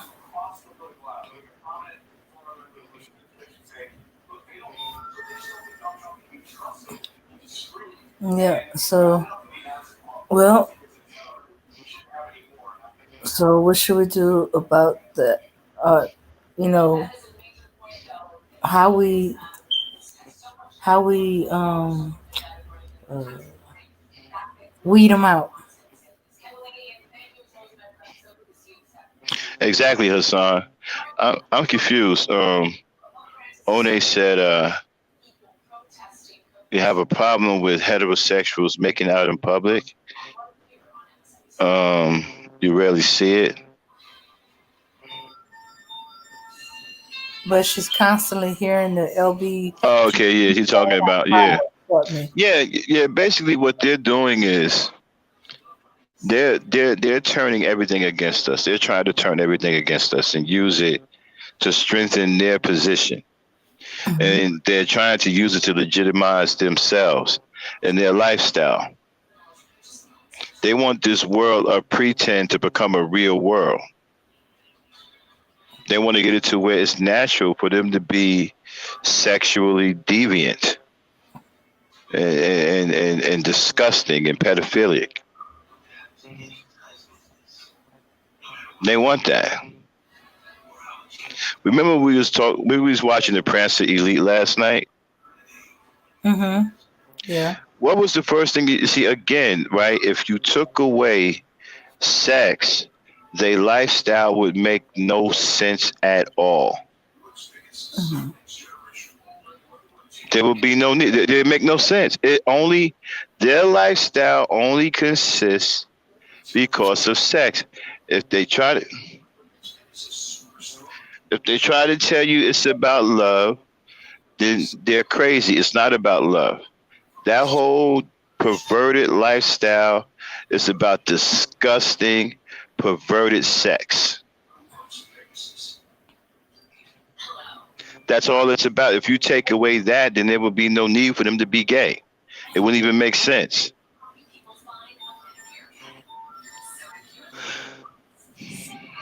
And so they're always going to. This is why they sound the way they sound. This is why they're always talking about sex in the most disgusting and vile manner. That's what it's all about. And then they have their smoke screen blowers, right? Who try to get into the intellectual part of the game. Their academia, reading all these crazy ass books by psychotic people. You see, you gotta understand something, right? People keep talking about, well, you need to read some books. You need to read some books. Well, what? Maybe you should research some of the people that's writing these books. You know, I don't want to read a book that's been written by a lunatic. I mean, you know, they read these books, and because they can no longer think for themselves, most black people can't think for themselves anymore. They got to have somebody telling them how to think. That's why their go-to is to jump into academia and read books so they can get thoughts from other people to reflect on other people, because they can't think for themselves.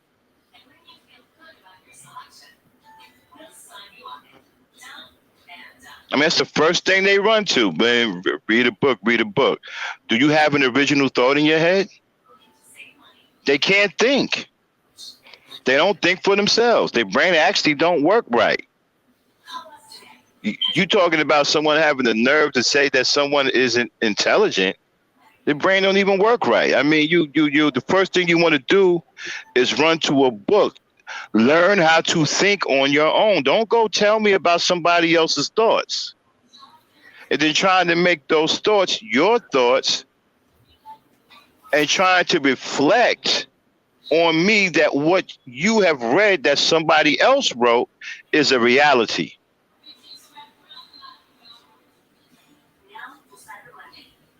And that's what's going on here. This is why they always tell you, well, you need to read. Black people don't read. You don't need to read all the time. You know, and you got to be careful about what you read. And you got to be careful also who are writing these books. A lot of these people are out of their mind. And then you sound crazy too by going around repeating the things that they wrote in those books. You sound out of your mind too, because you're repeating their crazy thoughts.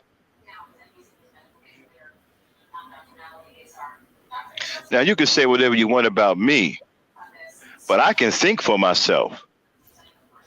That's why I'm not caught up in none of this stuff. I don't get brainwashed, because I can think for myself. I know how to use my brain. I know how to think. And I exercise common sense. That's why I'm unbrainwashable. You can't brainwash me.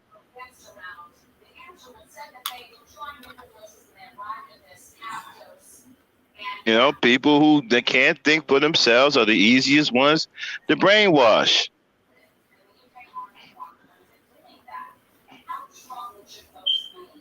Of course, they've been, yeah, man, they strong arming it now. Um, yeah, that's pretty much what it is. And just because you don't read books don't mean that you're not intelligent. There's intelligence is a large area to cover. Okay. What if I told you some of the smartest people in the world never read any books? What if I told you one of the greatest healers in this world never went to school? Then what do? When you look at education now, learning versus education, right? When you look at education in this country, it's a financial trap. And then you really don't know more than what you would have learned in high school in some situations, unless you have some kind of specialized degree.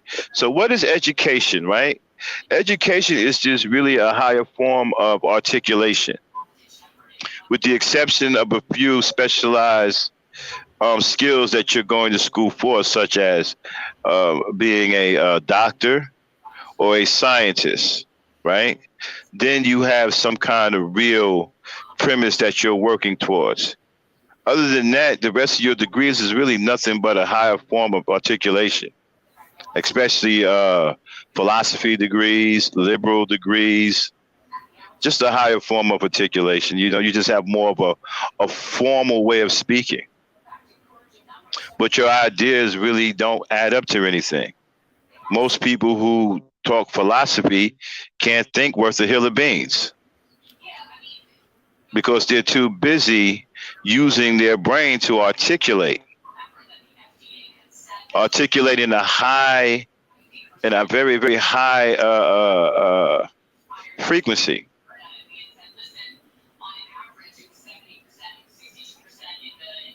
You know who you know who's good for that? Michael Eric Dyson.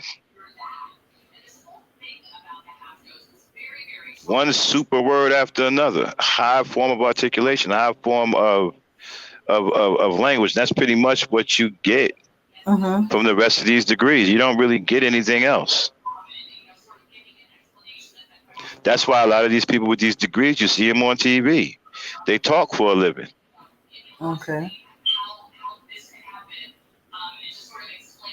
And see, one thing about me is I don't put a lot of emphasis on things in this world as far as communication because people communicate however they communicate. As long as I can understand you, I don't care. Yeah, as long as I can understand you, I don't care what you do. I don't care if you don't dot your I, don't cross your I, don't give a F. As long as I can understand what you're saying, I'm cool.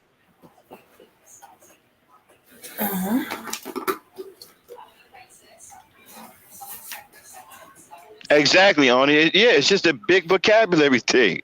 That's it. If it's not a specialized education like some kind of medical or science or technology where you specifically going in to learn a specific skill, then it's just an articulation contest. That's all it is. That's all it is. There's and there's nothing behind it. And when you have people realize that they've been duped with these degrees and they are in debt, what they do, they come online on social media and then they browbeat the hell out of us with their failed education. Trying to outtalk us, trying to sound smarter than us, coming up with all of these $25 words and telling us that we're dumb.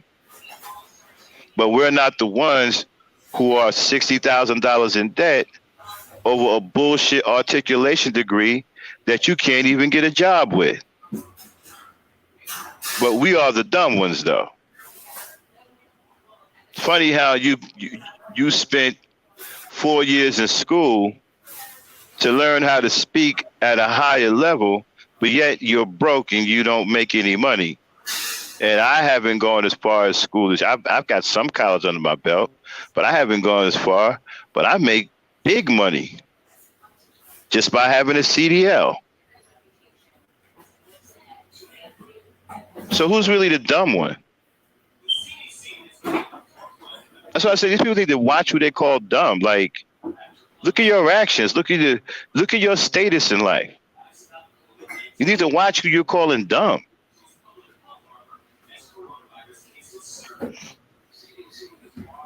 Juan said, "What is this? What do you mean, Juan?" The title seems like I'm hating on black women. No. We are exposing a war on black women. We're 100% pro black woman in here. Hey, Dave, you want to educate Juan on what we're about? I'll be right back. Hey, Razi, Ari, I want to come on up and hang out. Dame. Yes. I need you to force it. And hey, can y'all educate Juan on what we're talking about here? Juan, we're not hating black women. We are pro black women here. What we're doing is we're talking about the war on black women and ways to fight against it. Oh, okay. Yeah, can you explain that to Juan? I got to take it. I'll be right back. Okay. Okay.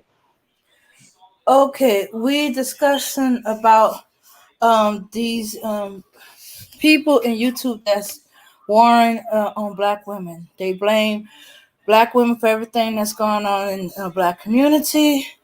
Uh, uh, um, they blame black women on for everything.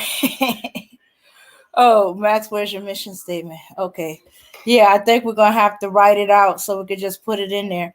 The let's see, everything black women they blame black women for everything, so it's pretty much a declaration of war as far as we're concerned, because what's it creating is creating a problem with where other groups see that black women are protected because uh their own men are hating on them, or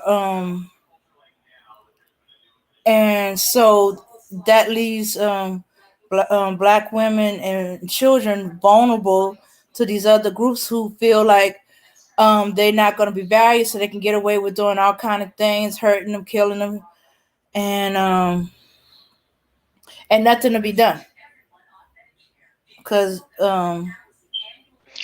Nah, Raji, don't go there. He didn't know. Juan didn't know. Okay.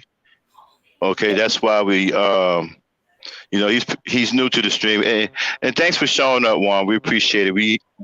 We're getting new people, and mhm. they're checking us out, and they probably don't know. And you know what? Maybe we should have put the war on black women, Dane, instead of Okay. just saying war on black women. Yeah, maybe I need to change it. Okay, so people don't get the wrong idea, because we are Okay. definitely the opposite in here, Juan. This is a haven for black women. Okay, we are pro black women over here. Okay, so no, Razi, don't jump on him. He didn't know. Okay. All right. Yeah. Yeah. And maybe that's why we was attracting a few trolls. They thinking, yeah, they warring on black women. Finally, we can go to war. We can crap all over them. We can we can do all this and that. And then they get in here and we're not about that. Oh no, no, no. That's not our environment. Ooh. Yeah. You know what? Okay, we're gonna go back and change all of the title. We're gonna say exposing the war on black women. I think Okay. that's a better title right there. What do y'all think about that one? Exposing the war on black women. We'll go back and change all of the titles. We let's say we did part one, two. We were on part three. Say we did part three yesterday. We're doing part four right now, right, Dane? Okay, Yes. this is part four. All right, so we're gonna go back and edit all of the podcasts. We're gonna change the title to "Exposing the War on Black Women." Okay, that should be better, right? Yeah.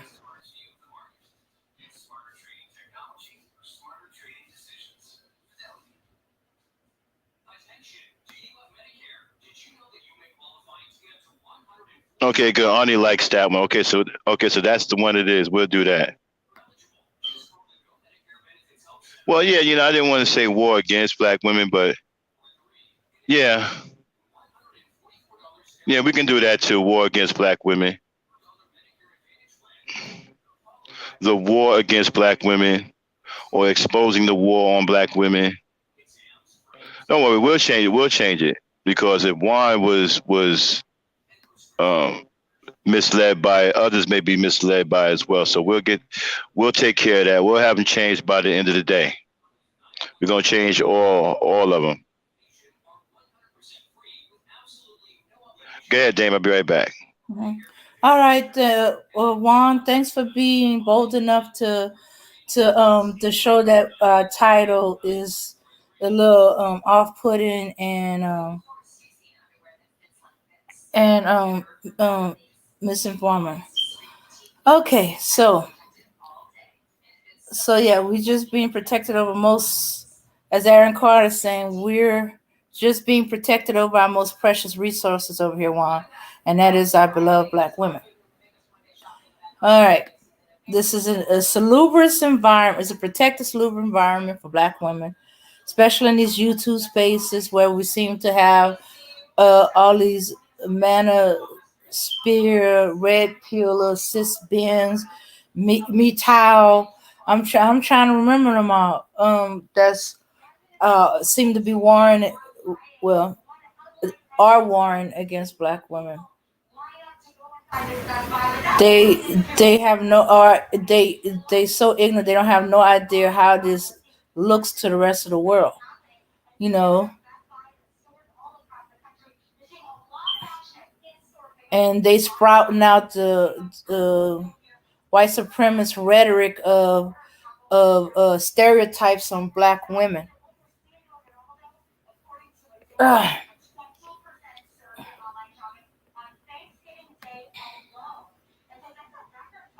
So- okay, so I'm going to have to write the mission statement. Yeah, there are so many and so many subgroups. Ugh.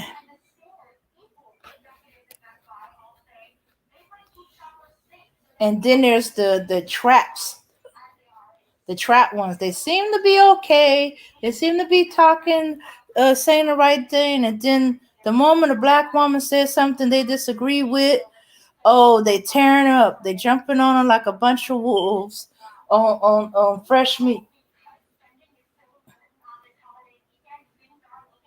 Yeah. So so we wanted this space to be, safe space. They don't have to worry about that. And that they can also meet brothers like Max, and we met Hassan, Burton, Rozzy, Emmanuel Briggs, um, Aaron. We even turned around a sissy Ben or a sis Ben.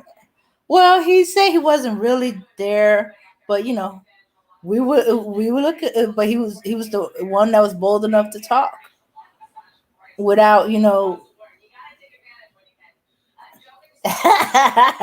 but no, maybe we should, it's still a good idea, or at least say what our environment is about, because I did notice when I was first coming into YouTube, into this area of YouTube, that I was getting angry all the time because they were saying all these negative things about black women, and they may have been saying some or not all, but that's not what their tone was telling me. And I was getting heat, and I was getting mad, and it didn't even describe me. I was getting, I was just getting madder and madder, and I was frustrated, and that urge to argue with them. I knew about that strong urge to get in there, argue, and tell them that they're wrong and they got the information wrong, and where are they getting all this from? What statistics are they talking about, and all that stuff. But that's part of the trap. They get you all angry and mad, and then they're waiting for you to jump up on there and argue your case, and then they all just jump on you and tear up into you, and they start talking about you must be fat, or oh, I forgot about the incels, and I be more and stuff like that. Thanks, Aaron. Okay, so yeah. So I was getting I was starting to get burnt out, or I had to get away for a while, so I could stop being angry. And I started looking around and said, but I'm not seeing this out here in this world. So I was listening before, but I was really paying attention. I did not hear this. So finally I had to ask. I thought, so because, the environment I'm in, you talking some stuff that you shouldn't be mixed company discussing, like men will correct their language or they'll change the subject or they won't say anything about what they were discussing because hey, this was either men's thing or the environment was not the environment the discussion wasn't proper for women because they grew up with manners. And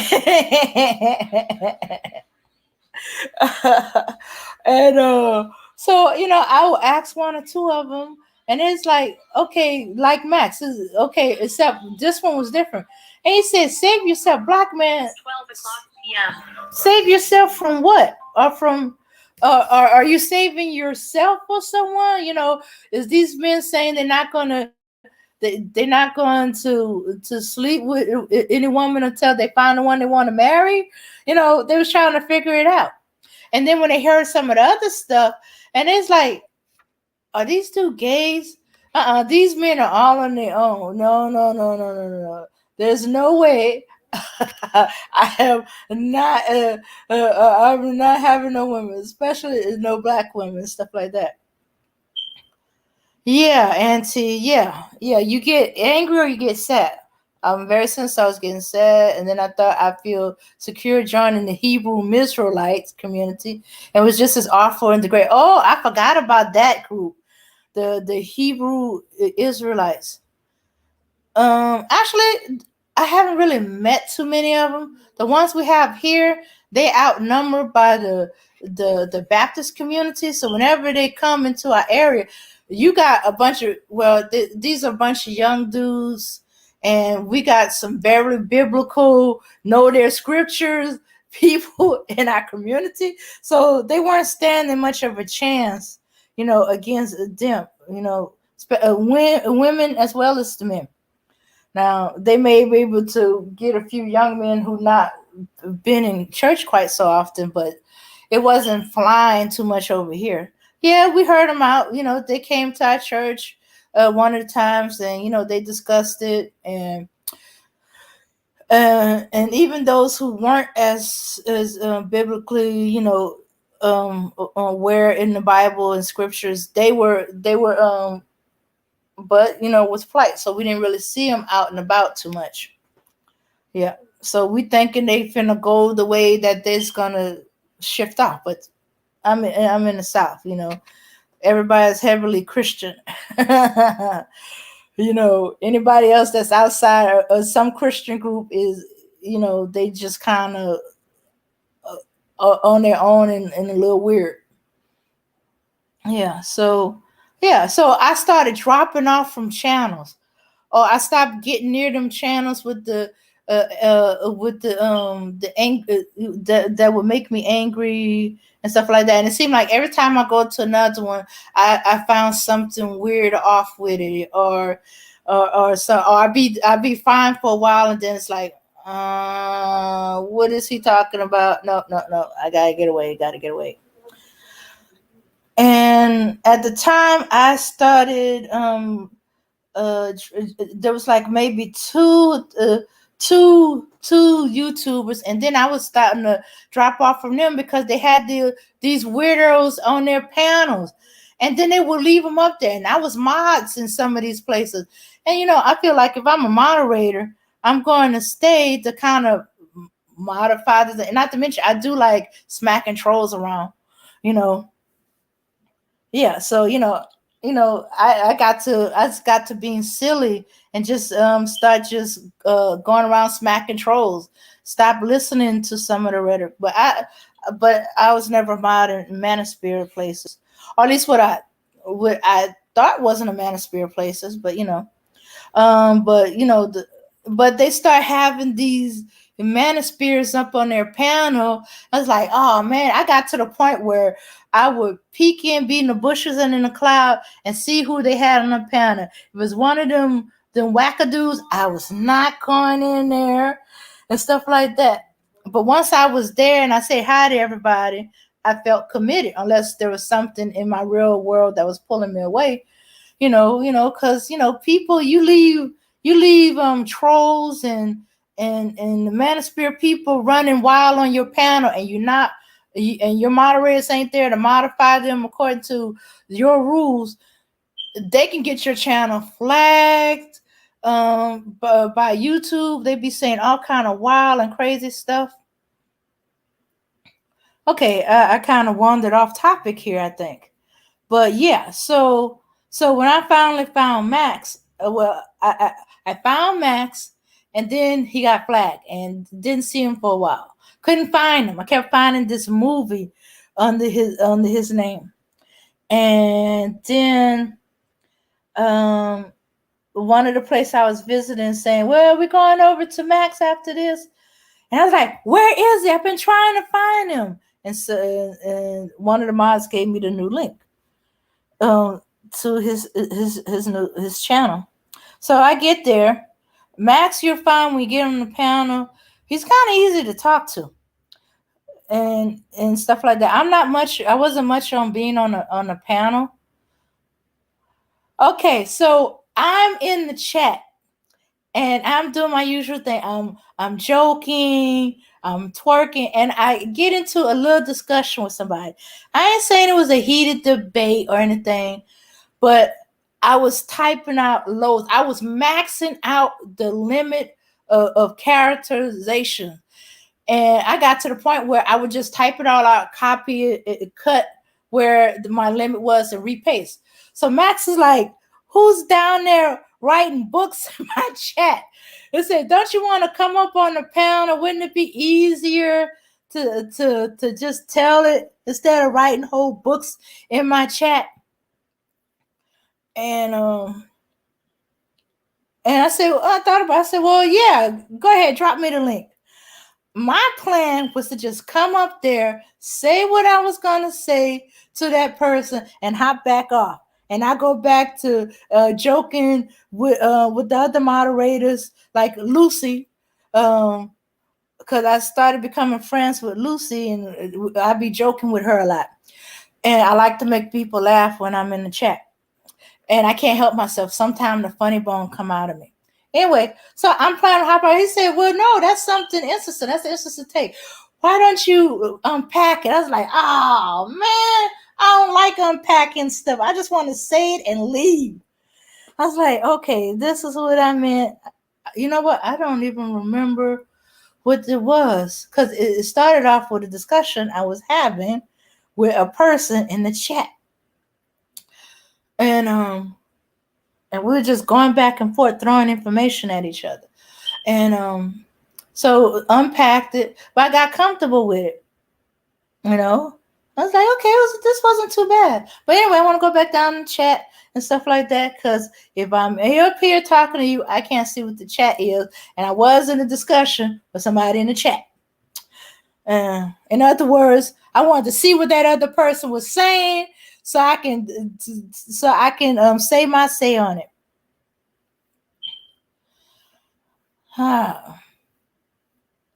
And yeah, and okay, so yeah, and then I was there, kind of okay. This is kind of around the birth of Ladies Night. That happened organically.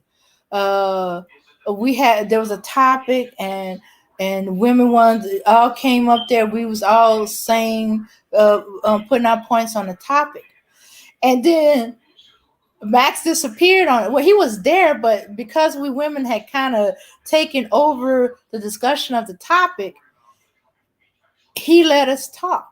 That's a good thing about Max. He will let women talk, and we didn't have not one argument. We weren't calling each other's names. We wasn't calling each other names. And no, I hate that phrase, calling me by my name. No, those curse words are not your name.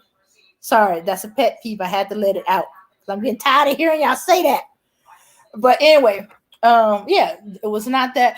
And we were what Max always say: if you provide a salubrious environment and women are allowed to be themselves, you will find that women they're not ratchet. We do not argue. We don't get catty and stuff like that. We're intelligent, we're beautiful, we're smart, and we are what we are. And he was proving these manosphere wrong. that we weren't, vicious, we weren't caddies, we weren't the B word, we weren't all these other things. We were, we have the emotional control. Yes, we are emotional, but we have emotional control that we can state our opinion and accept somebody else's opinion that differs from ours without getting into an argument. Oh. See Hebrew Israelites here in LA, especially downtown in Hollywood. Oh, that ain't unusual. Every time there's an unusual religious thing, it seems to always start in California most of the time. You know, I keep thinking, and let me see, I can't remember that group. But anyway, I'm not saying always, but most part they are. Um, and so I don't really know too much about the Hebrew Israelites and stuff like that. I'm still trying to figure them out. And to me, it's just an excuse. It's to me, Hebrew Israelites is just an excuse to have a bunch of women and not do anything. I don't know what they thought the Hebrews did back then and stuff like that.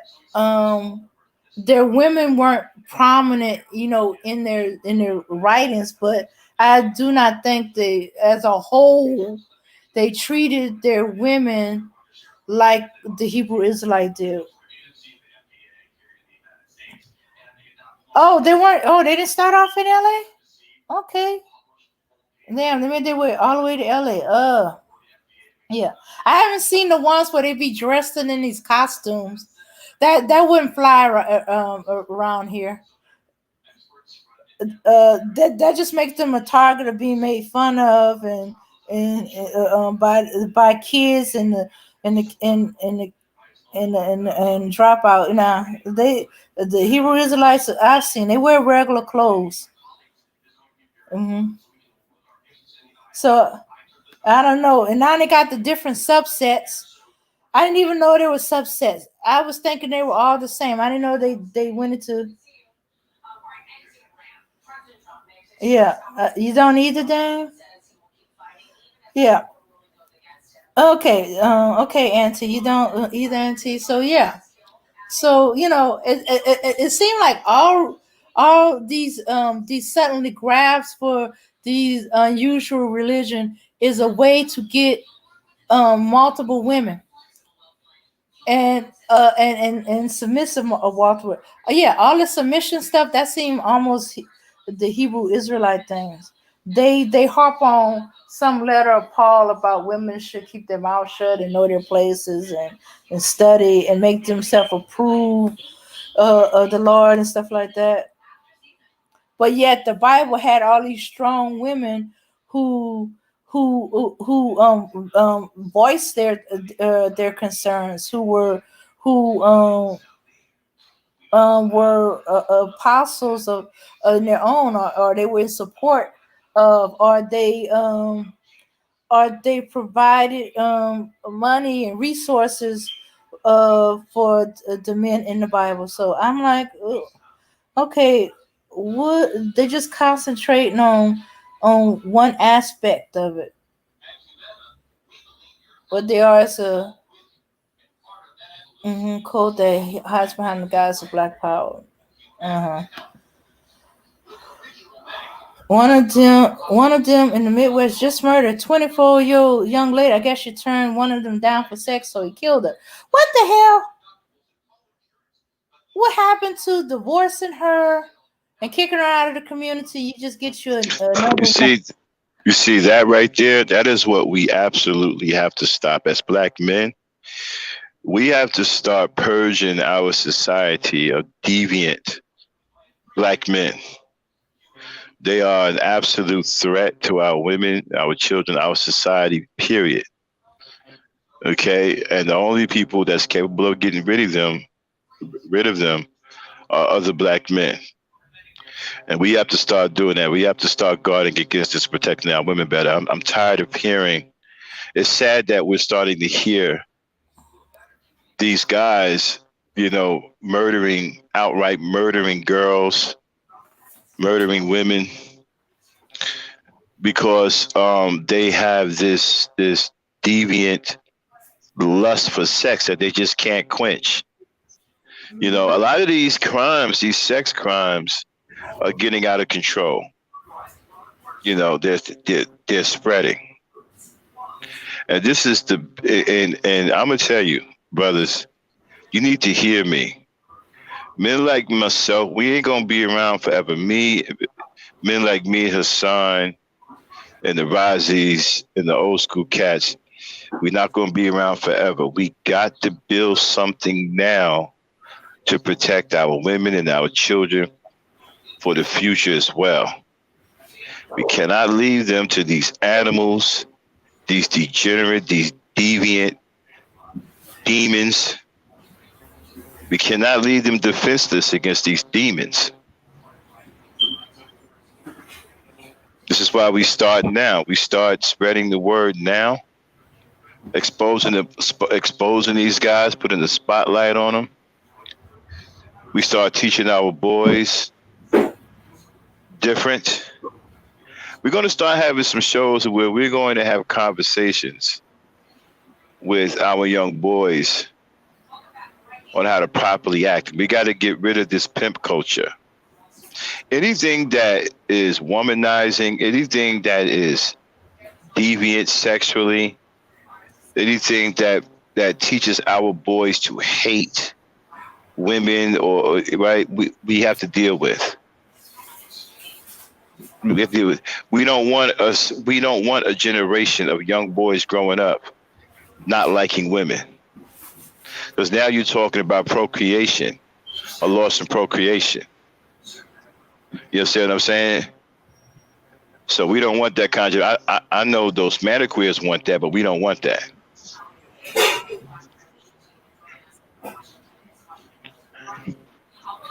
You know, and you got to be careful, man. They're very good at manipulating people.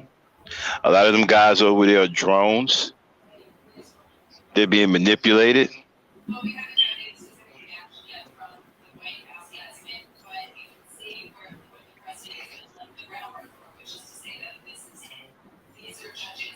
Oh man.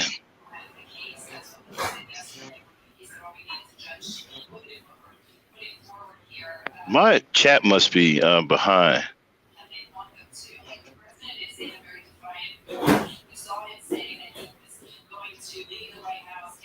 So, no, she wasn't married to any of them. She was just a young lady trying to find her way. You know what? I saw a show yesterday that, if you guys got a chance, okay, watch this movie. It's called, I believe it's called The Girl from Mogadishu.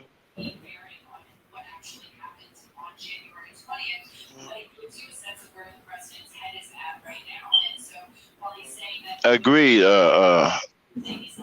Aaron Collins.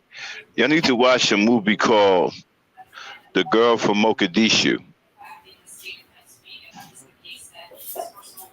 and how and what they do to the women over there, called female gender mutilation or something like that.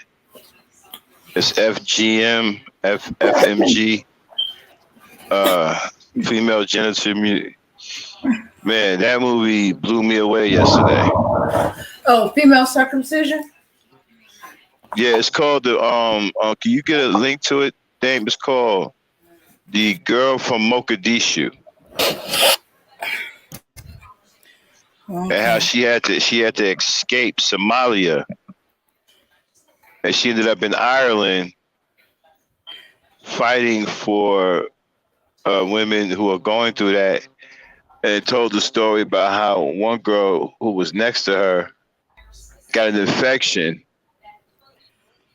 and her belly swelled up big like a beach ball, and she died. They couldn't do nothing for her. And the guy was doing this with a bloody razor. Oh.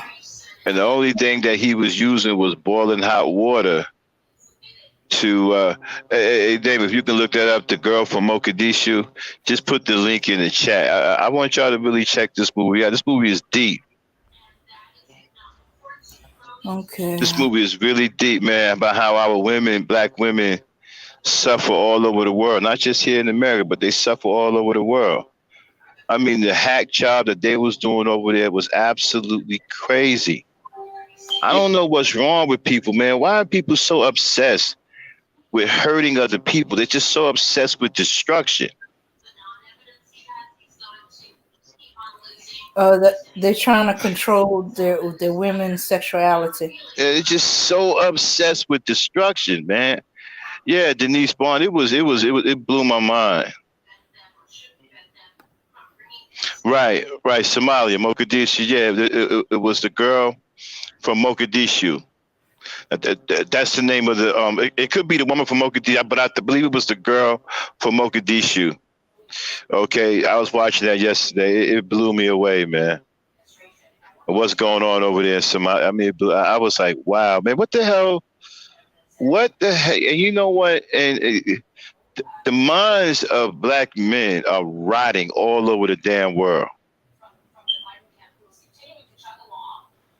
I mean, to perform a procedure like that with bloody razor blades, do you have any regard for the girl's life? Apparently not, because one of the girls got an infection from it, and they didn't do nothing. And check this out: when they cut them like that, right? They bind their legs together for 40 days and 40 nights, and they have to just lay there in pain for 40 days and 40 nights. Imagine that. Mm-hmm. And so the one girl who laid there with her legs by, she got an infection to where her stomach swelled up like a beach ball, like she was pregnant with child. And she was in horrific pain and screaming every day, and they didn't do nothing for it. They just let her sit there and die. That woman died in the state of agony.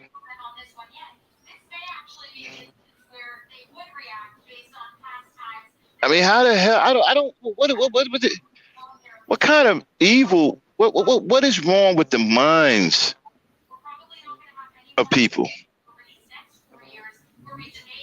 I mean, that's not even a safe procedure. Doing something like that when you are not even using sterilized. I mean, you're not even. I mean, first of all, what are you doing it for anyway?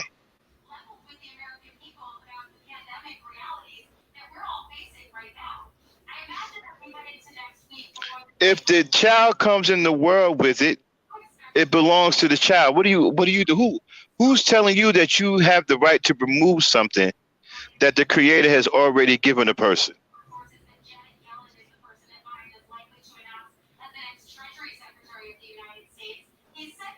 Where are they getting this from?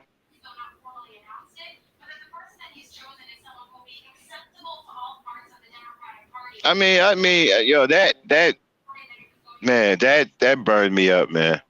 Dang, did you find it yet? I found the premiere, but not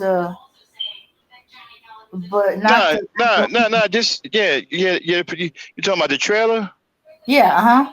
Yeah, that's fine. Just put that in the chat. Just put the link in the chat. I just want people to Okay. see it. Yeah. I want them to see it. They can probably find, because I watched it on cable yesterday. Okay, so I just want them to know what it is. I mean, that movie was deep, y'all. And I'm warning you now, if you watch it, it's gonna make you, if you got a heart, if you actually care, it's gonna make you angry. Because I was mad. I couldn't believe this shit. And this is a true story. This woman, she's alive today. She became a citizen in Ireland. She was on her way to America, but they dropped her off in Ireland. They didn't want her to get to America. They didn't think that she could make an impact in Iowa. They didn't think that the people would support her in Iowa. Not Iowa, I'm sorry, Ireland. Damn, I said Iowa. Ireland. Y'all gotta excuse me, I got that northern accent. But yeah, they didn't think that she would make an impact. They knew if she got to America, she'd make it. Not only would she make an impact, but America would come sticking their nose in their business and start snooping around over there. And they didn't want that smoke. So they dropped her off in Ireland, thinking that she would never make an impact, and she ended up making it even. She ended up making an impact anyway, and they even threatened to kill her. The same dude that dropped her off in Ireland came back a couple of months later after she learned how to speak English and threatened to kill her. Told her if she don't keep her mouth shut, he was gonna shut it for her. You know, and the fact that you got men who condone this, right? You see, we gotta reshape the way our men think. Okay, you're not supposed to be exacting terror on your women. You're not supposed to be some tyrant, some awful human being, some you're not supposed to be a person that your woman should fear. That's not the way you're supposed to be doing it. You know, and they think that not caring about life, not caring about health makes them tough. It makes them hard. No, it just makes the fact that you're a monster and you need to be removed. That's what it makes. Makes you out to be a monster and you should be dealt with accordingly.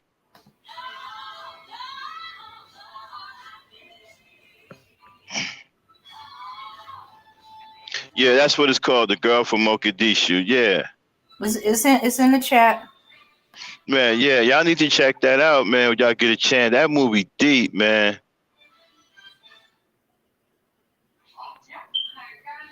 Yeah, she was a Muslim, bro speak.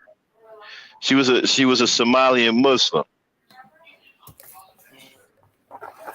And you know what? It was wild because when she got to Ireland, she ain't never she didn't know how to use a fork. She didn't know what that was. She ain't never used a spoon before. And her girl, I think her girl gave her some frosted flakes or some corn flakes with some milk and gave her the spoons. And she was using the spoon and her hands at the same. She had the spoon in one hand, right? And then had the cereal. She was used to eating with her hands, you know, so she didn't know what these things were, you know. She didn't like the food, man. The only thing she drank was the orange juice. The cheeseburger they gave her, she didn't want none of that. You know what I'm saying? She wasn't even feeling that. And I noticed one thing that she kept doing, right? When she got the food, she kept sniffing the food. She kept smelling it. She kept smelling it to see what kind of food it was. You know what I'm saying? How many times do we do that, right? When we get our food, that we actually sniff it first to see if it's I'm just saying. We might want to start doing that, you know, to see something smell that ain't supposed to be there. You know what I mean? Like, you know, because you can smell germs. You can smell germs. Got odors to them. You can smell germs, especially when they come from other people. You know what I'm saying? You can smell them. So you smelling your burger. You just got your burger. You smelling your burger. Hey, wait a minute. Hey, wait a minute. This don't smell like some. Hey, this don't smell like beef, man. You know what I'm saying? You know, you need to start smelling. It just made me think, right? Like, damn, you know, I need to start smelling the food, man, when I buy it.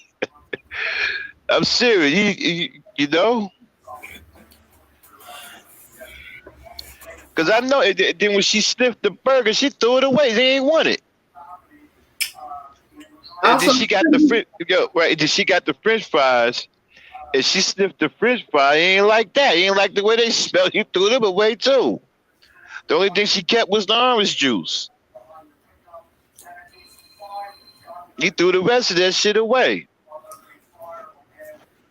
So apparently there was something that she smelled that she wasn't used to, did not know, or did not like.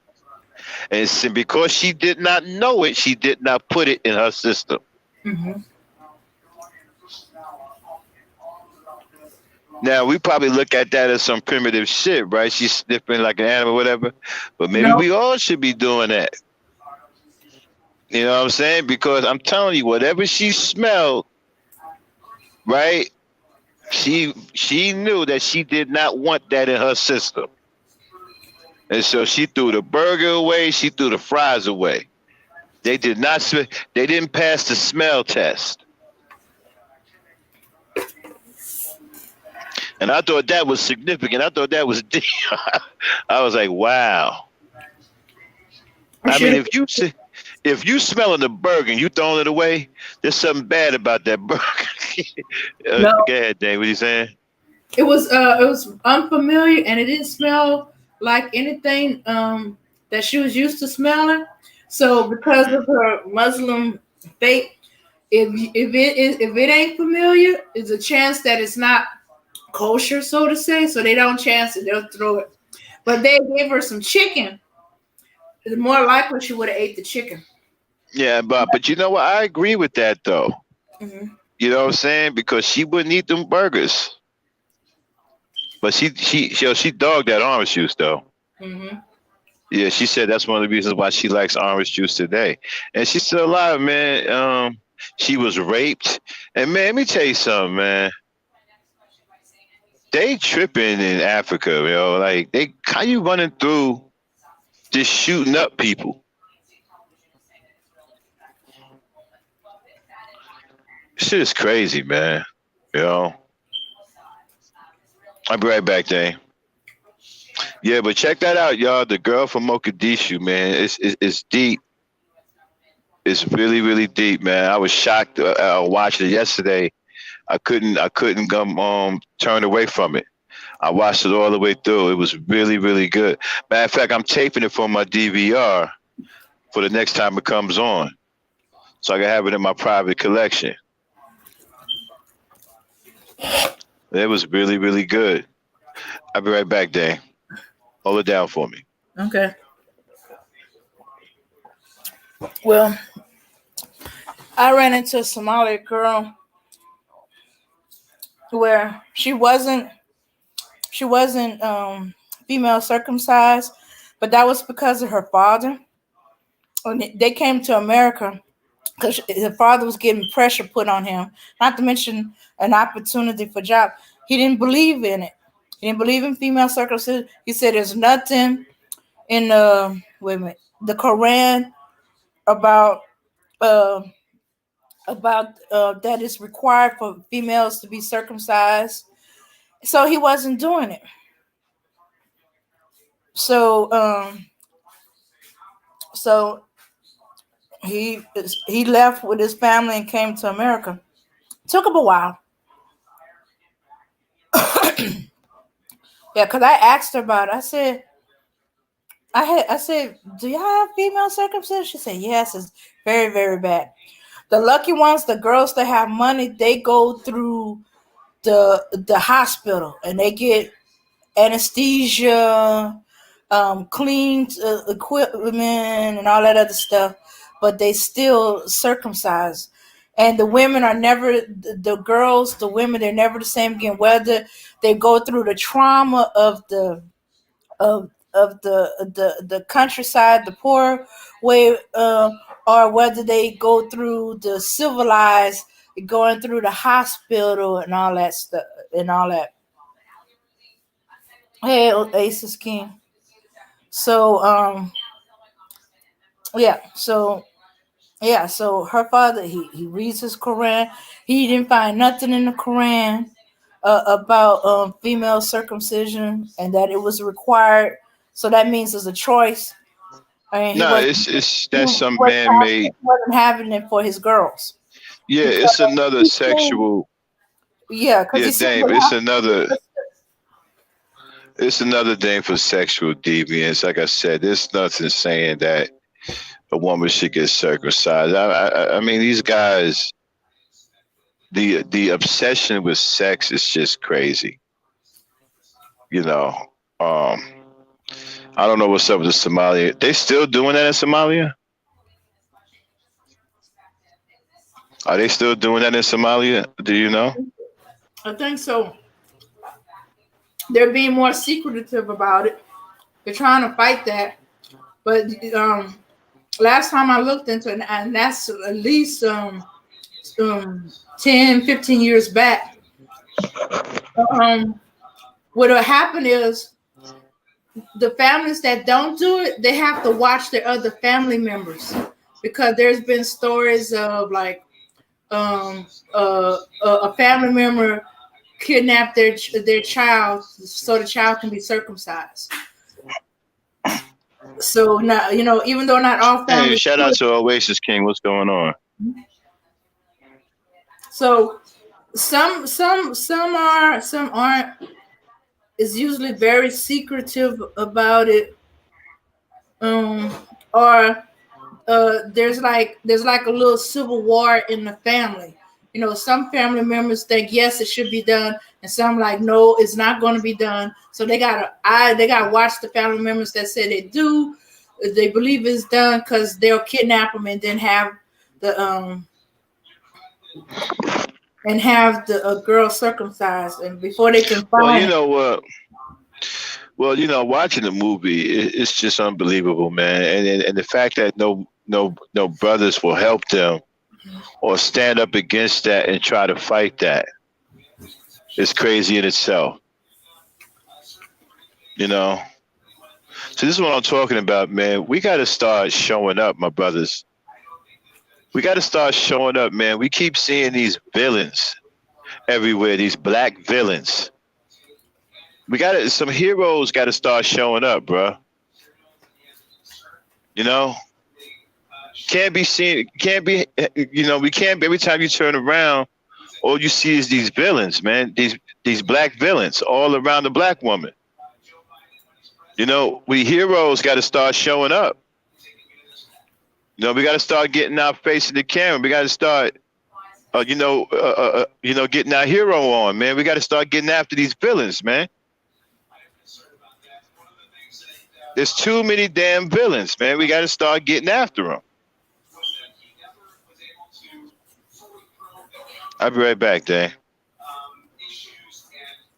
Okay.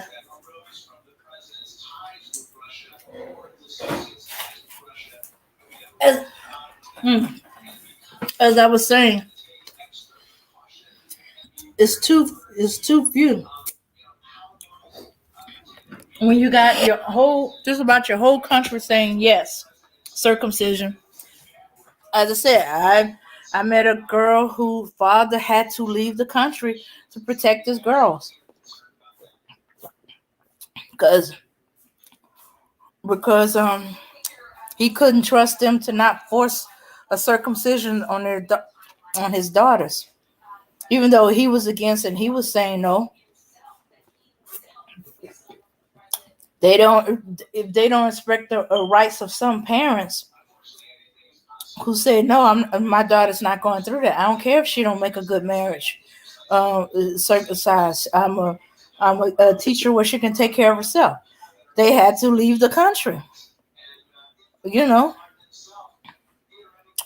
And he came to America, so they may so they have better opportunities.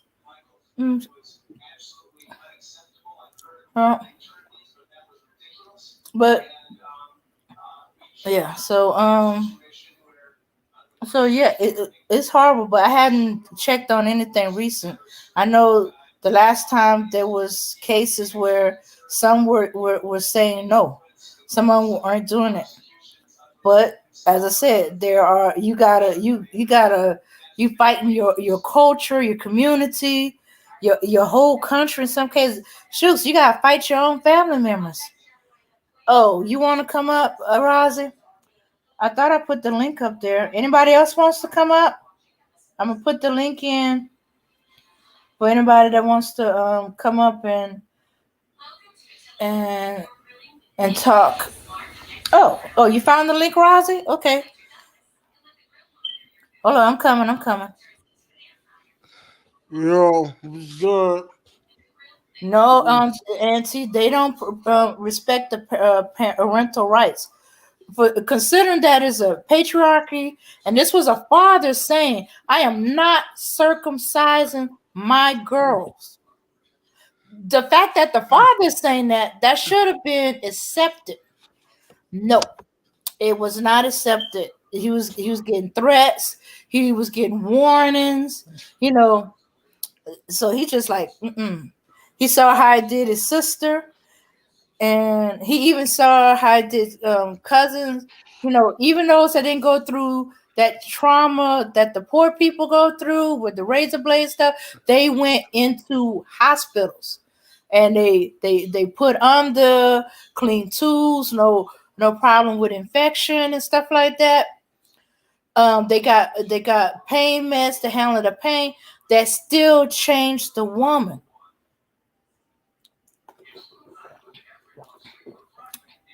And he didn't like the way it did her. Cause they don't just some of them, they don't just circumcise the woman. They close her up. They sew her clothes. So she just have just enough to pee out of. They close her. I forgot the area where the the penis can go through when they're having sex. They sew that up. Ugh. Anyway, all right. Sorry, y'all, if I'm grossing y'all out. Okay, Rozzy. I'm sorry. What you wanted to say? Yeah, how you doing? I'm doing good. Oh, okay, all right.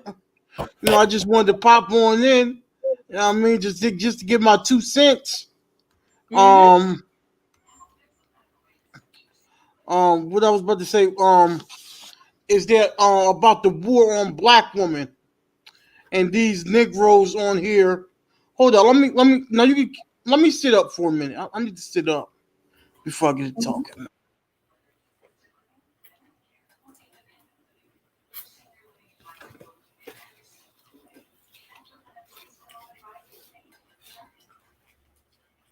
Okay.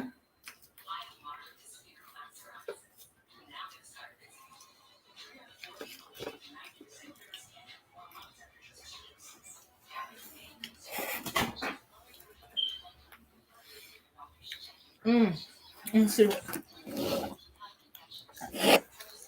Yeah, some of them do. The birth canal. Yeah, that's what I'm. Thanks, Auntie. Yes, they do. Some of them do.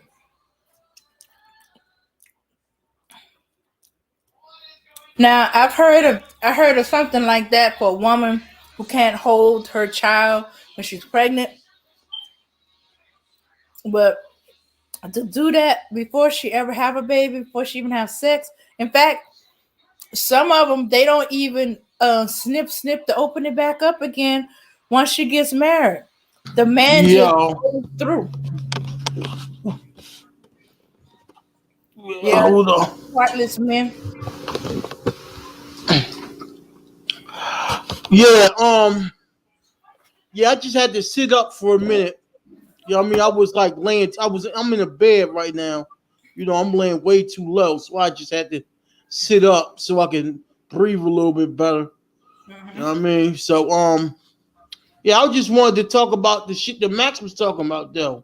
Hmm. Um, the war on black women. You know, the one thing that I want is that I want like a thousand or like tens of thousands of black men who are like Max to pop up on YouTube. Like, I wish we had like 10,000 channels like this on YouTube to counteract this bullshit that I'm seeing from other black men on YouTube. Like, how many channels are out there that's like this channel? That's about respecting and valuing black women. I'm like, how many channels are out there like this? I don't think there's no other channel. Well, for the exception of okay, like there's other channels that's about black men, and they're not about disrespecting black women. But do they do they talk about do they give like a like they don't call out nobody. You feel like they don't call out other black men and hold other black men accountable for their hatred for black women. Like I don't see no other black men saying what Max is saying. You feel what I'm saying? Like we need other black men to say what Max is saying. You know, yeah, you got a lot. Yeah, you got black men that love black women on here, on YouTube, but they're not speaking out against the hate. It's what I'm getting at. They're not speaking out against the hate. Um, that's why I thought about making me a channel because I want to speak out against the hate. You know, and this channel needs to get more views. And I was going to tell Max, it would be good if we made like videos and not just live streams. The live streams are great, but it would be great if we made videos. You know what I'm saying?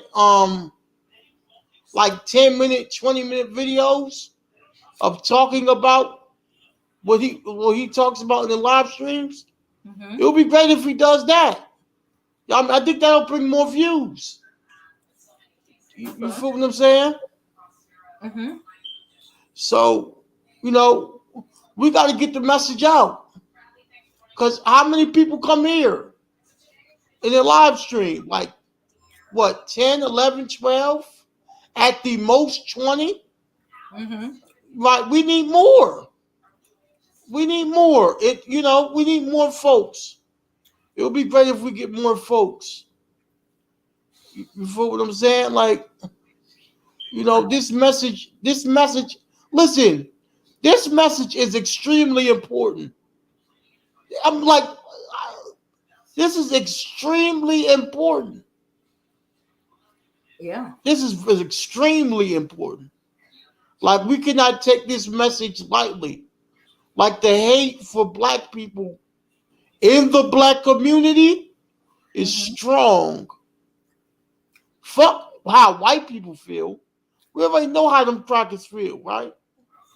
But Yeah. black men hating on black women and having black women thinking that they're worthless, that's a problem, bro. Mm-hmm. Like that's a major problem.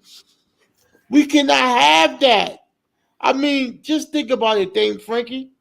Uh-huh. Are we going to have Are we going to have? I mean, how is the next generation? How is the next generation boys? How are we going to tell them to hate black women? Are we going to program them to hate black women? Uh-huh. Are we going to keep the cycle continue? Like, are we going to continue the cycle of hatred of black women? You know that. See, what did Tupac say? We're going to have a race of babies to hate the ladies, right? Did he say that in the song? What, Yeah.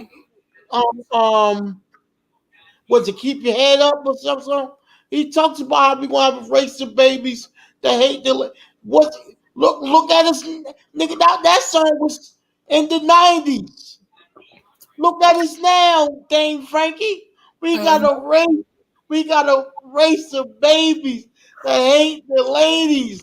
We got grown ass men hating women. God damn, was Tupac onto something? Damn, Tupac was on something. We got a group of men who hate the ladies. But see, here's the thing. Hold on, somebody calling my name. Somebody calling my name.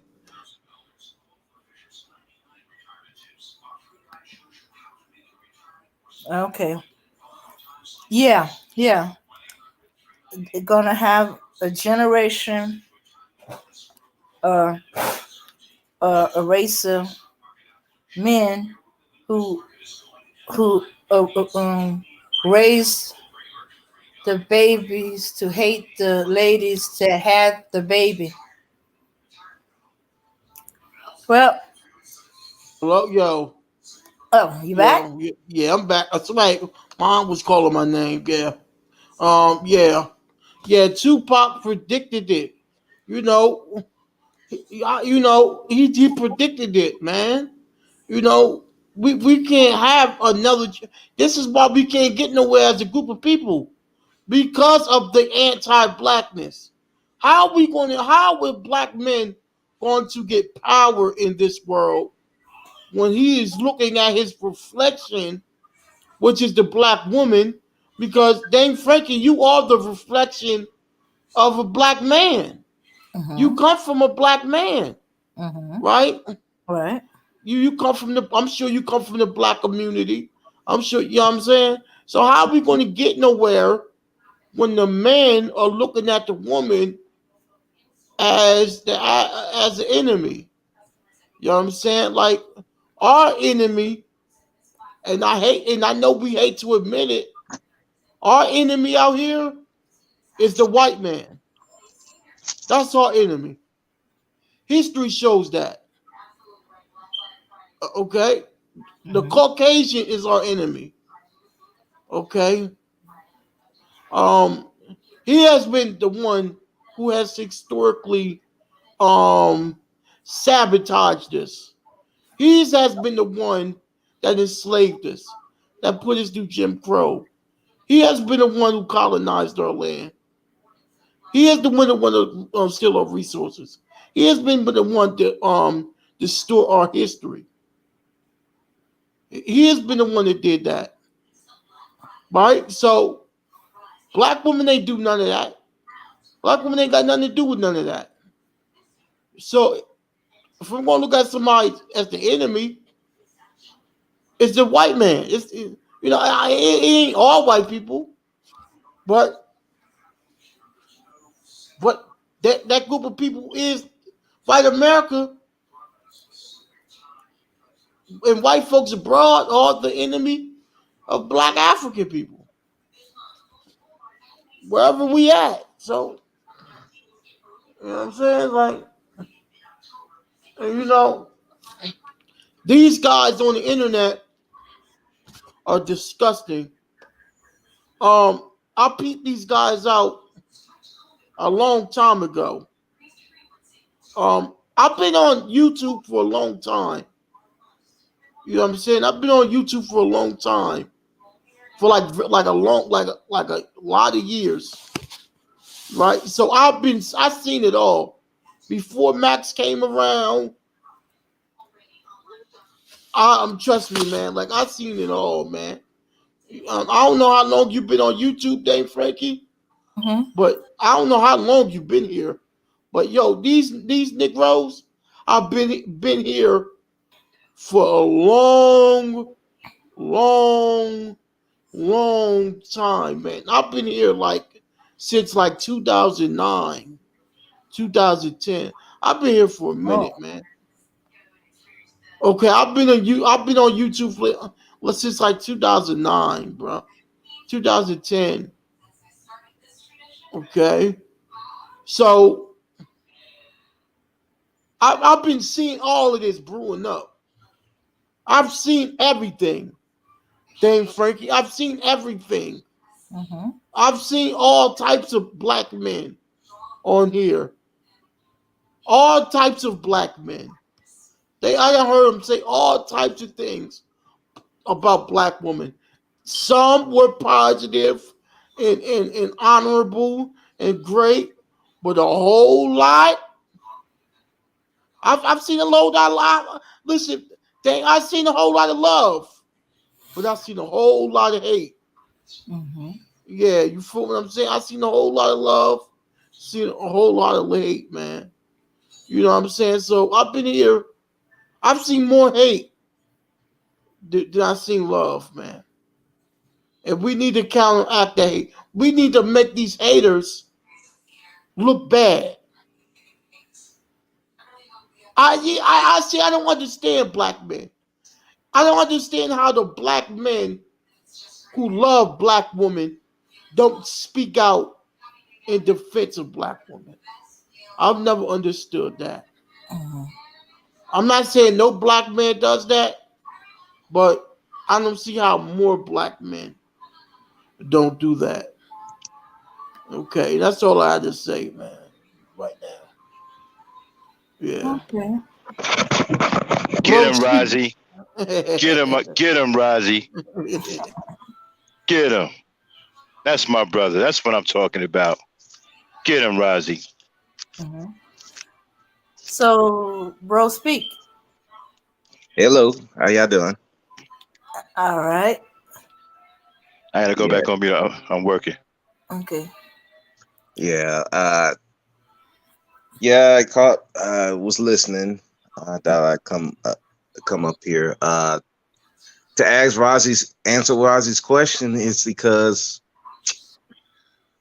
a lot of the guys out here just living day by day. They're not really, they're not really trying to stand up for nothing. They're just trying to get by. You know, and you look at listen to these people on on YouTube and social media. It's still it's a small number, but it's a broken dudes. It's just a lot of broken people come up here talking that some of that nonsense. And when I hear some of these guys, they say they want the women to be submissive. It's like, nah, y'all want dominance. But I do. I wonder, do you really want to do your women like that? Do you wouldn't want to know how some of these Arab countries do their women to get them in the line? Do you really want to know how some of these white people do their women to get them in line? I don't think some of these dudes, if they really seen what they do, I don't think they have the stomach for it. Now, granted, you're gonna have a few that would. I'm not going to say they won't. They just need an opportunity. But I think a lot of these people that talk that tough talk, they ain't really about that stuff, because if they really saw what really had to happen, look, even the NOI, if you look at some of the stuff they did, like before, Uh-huh. even before when Malcolm was around, if you didn't follow what they was their rules and guidelines, they were gonna put hands on you, and it didn't matter male or female. They were gonna put hands on you. So I don't know. I don't do these guys really want that war? I don't think they do. I think if they got the opportunity, they would, but I don't really think if they really saw what these people had done to get these women in line, like they think they are. I don't think they're gonna have the stomach for it. But that's just my thought of it. But yeah. But You know, to my take on that is this here, right? Let's say you get the women in line, right? What do uh, you do now? You don't have any power. yeah, that's that's been my thought. That's why I was been saying they focus too much on these women. You ain't Right, got you no don't have any power, bro. power. Right, You you ain't got don't no have any power. What you power. gonna do? You don't own nothing. So, yep. You can't even put a proper, or most of you can't even put a proper roof over your woman's head. They can't put a proper roof over their head. Talk Exactly. about women. Talking about the Yeah, so women. you talk right. So you running around here talking about submission and all that. You don't have any power. You don't control nothing. You don't build. You don't own nothing. So okay. So if you get them in line, then what? They want y'all both out of there. Exactly. You ain't doing nothing. So So it's like, so what are we? so What are you talking about? exactly. I just find that conversation so hilarious. I don't. Exactly. It's And they but keep talking about patriarchy. First of all, the niggas don't know nothing about no. You ain't ready for no patriarchy. The yeah. patriarchy, you are the boss. That means you got to pay the cost to be the boss. Absolutely. A patriarchy, the man is the absolute leader. The man has all of the resources. He says what goes. You niggas ain't in no position to do that. You don't have nothing. No, they don't have nothing. Yeah, you can't even form And no they don't. true patriarchy. They don't. And the thing of it is, they don't have the stomach for it. Either No. way it go. Even if it was the kind of gentle patriarchy, these dudes are so controlled by their penis, they would get ran. They would get ran over. Yeah. Like I said, these dudes don't have the stomach for what they're talking about. Some Yeah. probably could if they had the opportunity, but really, most of them they just tough talk. And they want black women to submit to do what, bro? What you okay? Okay, let's go back to the SYSBM. Black men saving yourselves to do what? To do what? I'm still trying to figure that one out. I'm Right. like, look, You don't right. You haven't built any. You complain about the black woman being employed by the white man, but you haven't built any institutions that they can be gainfully employed under you. You complain about the black woman living off the government, but you haven't built any housing for them. You see, these other races of men, they can employ their women and they can house their women. What can you do? You cannot do that. Okay, you can't employ your women. You can't employ your women, and you cannot house your women.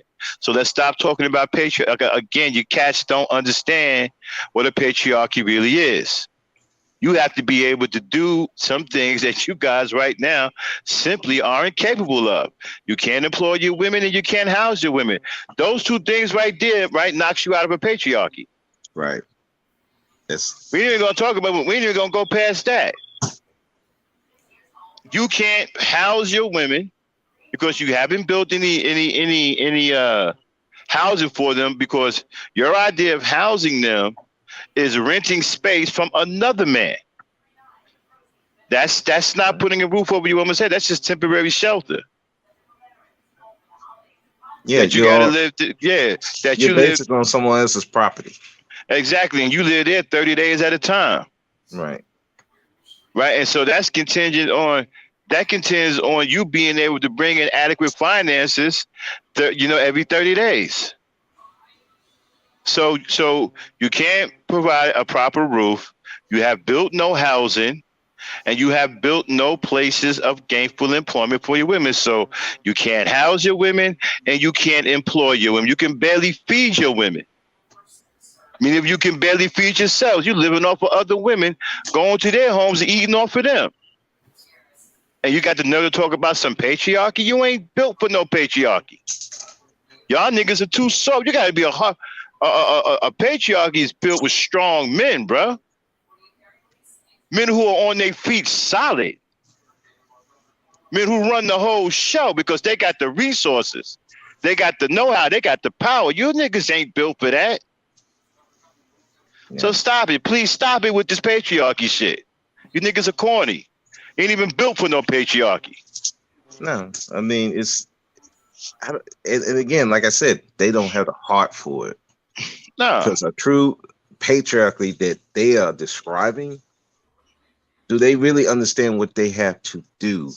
No. The people that, if you really want that true patriarchy, there's a lot of people who's going to be against that you're going to have to fight and get rid of. Are they really ready for that nope. war? I don't think they nope. are. That's why they too focused on the women. They're not ready for the real war. And exactly.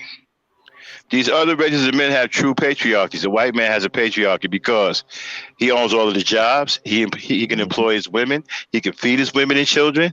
He don't need no help from you. He has his own resources. He can house his women. The white man can do whatever he wants. He has a true patriarchy. The Chinese man, he got a true patriarchy. He can do whatever he wants. You niggas here, they ain't got no goddamn patriarchy. You ain't got shit. You can't do anything. Nope.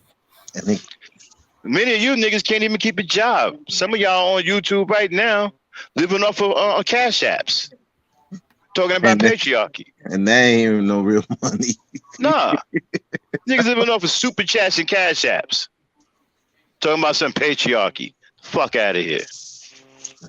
It, yeah, it's just it's the listening to some of these guys talk about what we want these women to submit. We want them to do this. I'm like, bro, how you gonna make them do it? This is Catch over. this is America. How you gonna make them do it? Man, you want a patriarchy, you gotta live in the real world. Mentally live in the real world. You niggas live in comic books. You guys are these comic book characters, quoting comic book characters, wearing toys and shit on your goddamn hand, thinking that you're a fucking comic book character. Seriously, man, come on now. Well, I mean, I would be fine if you took some of the ideas out of the comic book, because a lot of those things come from real life. But they take it and go into fantasy land, and then instead of using some of those stuff that you learn in the comic books, because there's some heroes that you can follow, Right. but you don't use it in the real world. You just They take stuff like that and live out their childhood fantasies. right. That's what they do. You guys are 45, 50 years old talking about Spider-Man. You want to be like Spider-Man. You want to be like Superman. You want to be Thanos. Seriously? Come on, man. Who the hell supposed to be following y'all? Many of y'all girls giving y'all a hard time. I seen one of y'all getting bust out on your girl on the live stream. Yeah. If using a real patriarchy, that wouldn't be happening, because your woman would be content and would respect you. You niggas can't bring in no real patriarchy. Man, that shit is laugh. I wish they cut that shit out. And then, like, you don't even like women. You don't even like your own women. And you think that other races of men are going to allow you to try to commandeer they women, you know, and come into their neighborhoods that they built for their women and children? Man, y'all niggas are crazy. Not the ones they want though. I mean, they may let you get the bottom of the barrels, but the actual ones, you know, they want the top tier. Nah, you ain't. Nah, bro, you ain't gonna touch them. No, you might be able to get you some prostitutes. You can try to wifey one of those prostitutes. That's just about it. And even then, you know, the prostitutes is probably working. They have their whole. They're gonna have them taking care of their whole family. I know, and then you know what? Look, you're gonna start spreading. I'm tired of these dudes, man. A lot of brothers don't know about these dudes, and we're gonna start changing that. You know, we're gonna make it hard. We're gonna turn the table on you. We're gonna put a war on y'all and see how y'all like it. We're gonna start spreading this message around, because I bet you a lot of brothers don't even know y'all exist. Because I didn't know y'all exist till I came to social media. I ain't never heard of none of you dudes. I ain't never heard of no Manosphere, no Red Pill, Rage, or no. I ain't never heard of none of that till I came to social media. Yeah, Ain't none of that going on out here in real life. Like, what is this? I'm like, it's a bunch of bullshit. And then they on here trying to talk tough, talking about they got PST. Man, the fuck out of here. You know, I'll meet you in the airport, man. Man, y'all ain't gonna. Man, look. To catch a flight, people. I'm like, man, like, you know. I think I told Dame about those two goofballs that were fighting over a chick they never touched, never seen.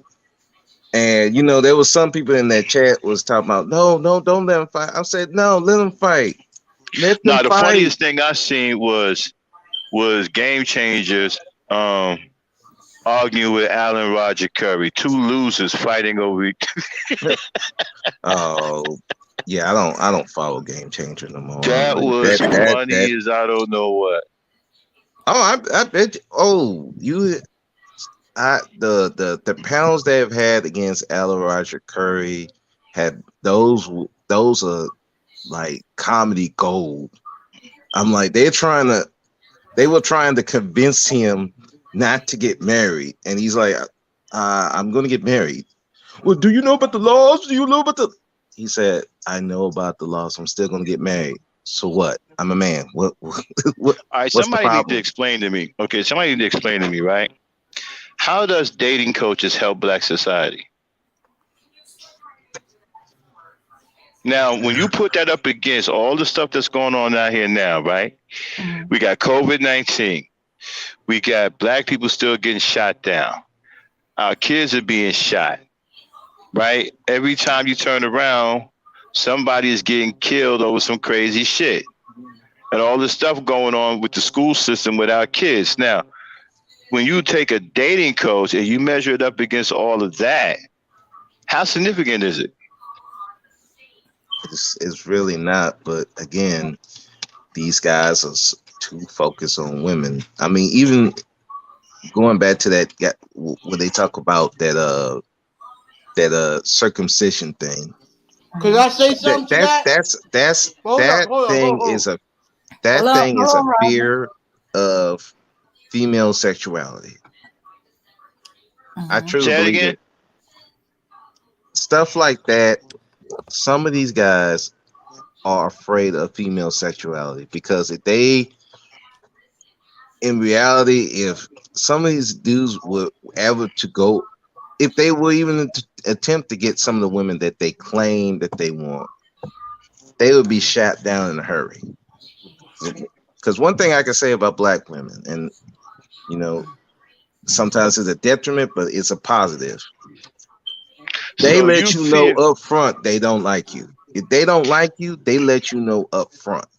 Okay, so basically what you're saying is the fear of being turned down by a woman is so unbearable that you want to mutilate her so you feel that no man would value her or want her because you fear that you may be turned down.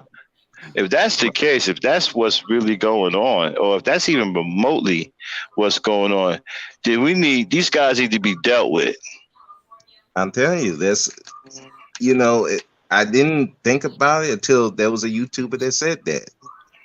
All this stuff is that fear of female sexuality. And like, look at some of Yeah. the if you look at some of the marriages that happen even in this country, a lot of these marriages, especially like in white communities, it wasn't because these women like these guys. It's so that if the women had a choice, they wouldn't date some of these guys. It's just so these dudes can get a woman to be under Well, them. it can't be about that. It just can't. I mean, that's got to be the weakest. I don't even know what to say to something like Well, how do Cause, you how do you cause how do you how do you how do you look somebody in the face after they know that's the way you think? that's why they hide it behind That's religion. why they hiding. That's why they hiding. They can't say this in real life. Some of this stuff. Hey, can we get another woman up here because this shit is driving me. I can't get. I'm staggered, man, can by I the say something? weakness. Yeah, go ahead, Rozzy. Yeah, because I wanted to respond to what Max was saying. You said how does dating coaches help us, progress in Black America, right? Mm. Right. So it doesn't help us progress. But now me, I don't like. I wouldn't like. It's like dating coach, like that dating coach shit. Like, you know what I mean? Like, if you got charisma, if you got personality, you know what I mean. You know how to. If you're a people's person, you wouldn't need you wouldn't need a dating coach, right? No, So I have to counter Max's point though on that, right? I would have to say no, it doesn't help us progress as a people, but at the same time, you have a lot of men who, they're out there dating and they need advice. Well, They actually, don't. right? Like you want to make a bet on what the Hello? I think somebody got an echo. Um, I think dating coaches encourages low self-esteem, and it But also encourages low confidence. okay, explain that. Because if you need help getting a girl, Right, right, that you're not progressing with on your own, then that is to me that is saying that it's okay for you to have less confidence in yourself. It's okay for you to have low self-esteem because you don't believe in yourself. You don't believe in yourself. And that person, that dating coach, to me, is condoning the fact that you don't believe in yourself. I have to It's like a disagree on patient. It's like a patient going to a doctor, right, with an illness, and the doctor's supposed to help you get over the illness. Instead of a doctor helping you get over the illness, he try to help you cope with the deal with the illness rather than actually cure the illness. Okay, if you have an issue approaching women, that. Right, that's a confidence issue. That's right, something that has to come from. But then can't nobody teach you confidence, right. Okay, I see what you're saying. right? That's something you have to trial and error. You got to get knocked on your face, right? And you got to feel the pain, and that's where that confidence needs to come from. When you But get knocked on your ass and you get back up, okay, and then you go forward, that's what builds your confidence. right, but see, you have dating coaches that say, "Go out there, approach women, build your confidence." Though, what we have to say to that? Now, what you see, they're not telling him anything that they shouldn't already be doing. That's not even any advice, as far as I'm concerned. Okay. right. But Like, there's Yeah, but yeah, that's not. You're not even telling them anything. yeah, true that. But and at the same time, they give them other tips that they Yeah, but here's the that thing. can, Yeah, but let me right, go back to what you just said, right? First of all, as a man, naturally you should approach other women. You're a right, right, male, right, right? You're a right, male. At some point, you become. When we real little boys, right, we don't like girls, okay, because we don't know any better. The testosterone hasn't kicked in yet. But once that all kicks in, and you start developing as a young man, all of a sudden you discover you like girls. So right, from there, right from there, it's natural for you to approach a girl and try to talk to her. So right, somebody telling right. you, well, go out there and approach girls, not telling you anything. That's something you should be doing naturally. So let me ask you something, Max. Let me ask Hmm. you something. Now, because there's all different types of dating coaches out here in the world. Do you think dating coaches should not exist? Because I understand everything you said, though, bro. I'm not going to disagree with that. But I'm just saying, like, would you say like dating coaches are like a waste of time? Because some people do need help, man. What would you No, say, though? no. I just say, first of all, right, if a man has an issue with women, period, a dating coach is the last person he should be going to. Right, now they should be right, going to a therapist. Yeah, because a dating coach can't help you fix what's wrong with you. No. All they can do is okay, try to give you a couple of pickup lines or some shit. Okay, say if the pickup lines work, right? But you still effed up inside. Yeah. mm-hmm. So you're That, gonna mess that relationship up too. So dating coaches, to me, it's just scam artists, man, guys who are just making money off of something that a man should already be doing naturally. yeah, I would think that a dating coach for a lot of these guys is a replacement for their father. Because I think again that should be learned. Some of the stuff that how to treat women should be coming from the father. That shouldn't be coming from another. You shouldn't be having to pay for it. Now I understand why they do it because again, this society right now is you're bombarded with all this different stuff of what a man's supposed to have, all these different women, all this money and stuff, and that I think for some guys that's a that causes a lot of insecurity and you know but so I can understand why guys do it, but I think a lot of that stuff that they have, dating coach can't solve. Uh, they need therapy and being involved in some kind of martial art or something like that. Something that's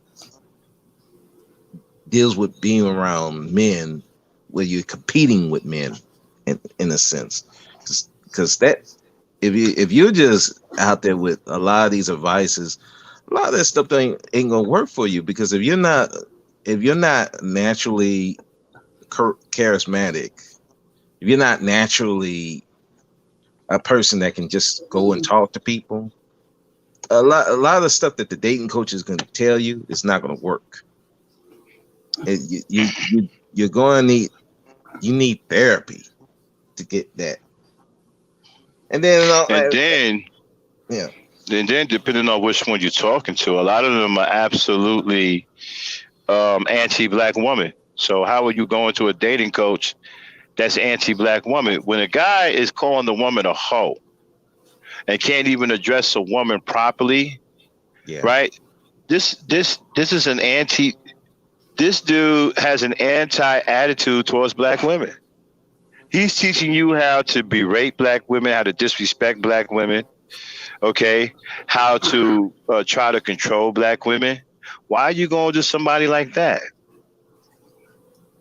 That's not even he's not even a gentleman. I mean, you can't be taught by somebody like that on how to get women. no, I mean the only women you're going to be able to get is low value women. You're You ain't not going even to get getting them. You ain't even getting them. And first of all, what is a low value woman? well, just a woman that's just low self esteem. That's all I can think of, because You know, we got to be careful how we throwing this value word around because it sounds real sexist to me. I hear this bullshit talk from the manosphere putting value on things. First of all, you yeah, can't put a value on somebody's life simply because you got a problem dating and women right, don't like you. That don't give you the right to devalue somebody's life because you're an right, absolute sucker. That's no one else's fault. And because you have a miserable life that you can't get women and you awkward and socially awkward, that don't give you the right to devalue somebody's life or lower or raise the value of somebody's life. right, Last I yeah, checked, all men was created equal, right? right.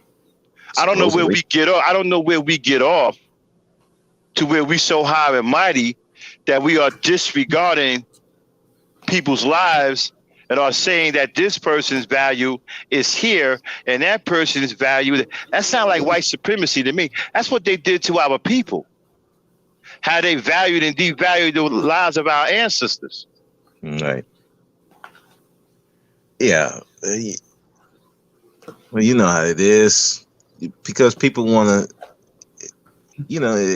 they try, if they don't do what they do, or they don't fit in, they try to shame people. And Well, I'm going to tell you like this here, right? The mhm, more we buy into this, well, not me. I ain't going to say we because I'm not a part of that. The more you guys start buying into this low value and high value and all this other bullshit, let me explain something to you. One day the chicken's going to come home to roost. Because if you got daughters, understand that what they're doing in real time, they are creating a dangerous environment for women, period. Even little girls. And eventually that danger is going to catch up to somebody's child. Because some well, nutcase is going to listen to this BS, and there's a lot of them following these people. I don't seen the numbers in their chat. These bums, they fire up. They got 500 people in their chat. So one or more of these lunatics going to actually get it in their mind that just because a woman don't have a job and she's living off welfare, that she's somehow low value and her life is insignificant. and then he's going to think that he can do whatever he wants to her because nobody is going to care, and that's where you're going to fuck up at. Because whether you think that woman is low value or not, somebody loves that woman and somebody cares about that woman, right? And it could be the very last thing you do if you harm that woman because of what these dudes are putting out there in the environment that they are creating for our young girls and our women. Well, it's just like when, you know, how I treat the inmates at the prison. I always look at them as people because, because somebody loves them. You know, they get, well, we're not doing visits now, but everyone, not everyone, but majority of them, there's always a mother. Roger, you okay? Hold on 1 second, bro. Speak. Who is that? I was drinking something. I was drinking something. Oh, okay. I was breathing hard. I'm sorry. Yes, yeah. So, yeah. This low value. Well, first of all, who the fuck are they to value or devalue somebody? These niggas don't have. These niggas ain't done anything. They haven't accomplished anything. Yeah, that's that's what they be saying. I'm like, okay. What are they talking about? That? Can you prove it? Can you show me? I mean, yeah, I don't know. I don't know none of these niggas. I don't know none of these niggas. One of these dudes, what Kevin Samuels keep bragging about, he was some high salesman, whatever. But yet you can't find no evidence of that nowhere. Yeah, there's been a lot of stories about him. I don't even want to. Yeah, but you know they keep running their mouth about all this. You can't find no evidence nowhere. None of this shit. No, it's all talk. It's like you can't prove it. You're just saying it. I don't know. Who knows? I don't. Right. I just take. I take it like, okay, whatever, bro. That's, you say you are okay. Well, then one question: why are you here in the man? Why, like, these guys talking about? Well, I make 6 figures and all this. Okay. Shout out to Marsha M. Okay, if you why are you here complaining? Well, here's my whole problem, though, right? But has anybody noticed that they're doing the same thing that white supremacists has done to us? You are devaluing the lives of black people. Where the hell do you get off judging a woman's value? Who the fuck left you? Who gave you that authority? Look where they learned it from. They learned it from white men. That's I mean, that's where they learned it from. Are people blind and deaf? Do you see and hear the type of niggas who are saying this shit? What the hell is going on here, man? Why the fuck should we give a damn about what Obsidian says? Or any of them punks from the goddamn fucking Manosphere? I have been stuck with it. I tell you, when I what first the fuck, man, I cut him off. We're talking about somebody value, trying to devalue something. You niggas don't have no value. I don't see no value in none of them niggas. Not one of them. What the fuck are they? The goddamn authority on fucking people's lives now? Low value women. The fuck, you niggas are low, but you niggas ain't got no value.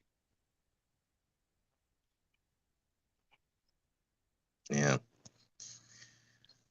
Yeah, some of us content creators, we like high value, low value. Okay. Oh man, them niggas ain't shit. Them niggas are on YouTube fucking taking pictures in fucking clothing stores and shit, talking about they image coaches and whatnot. You know what I'm saying? Dressing like fucking Little Richard, taking pictures in front of goddamn department stores, acting like they own it like that. Get the fuck out of here. They be doing the most, man. I just think, what is this?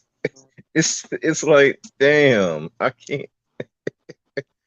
Nigga got that Yeah, same we out of there goddamn right fucking pin. They got that same skinny ass pinstripe suit, taking pictures in front of fucking department stores like he big time. Man, gang, get the fuck out of here, man.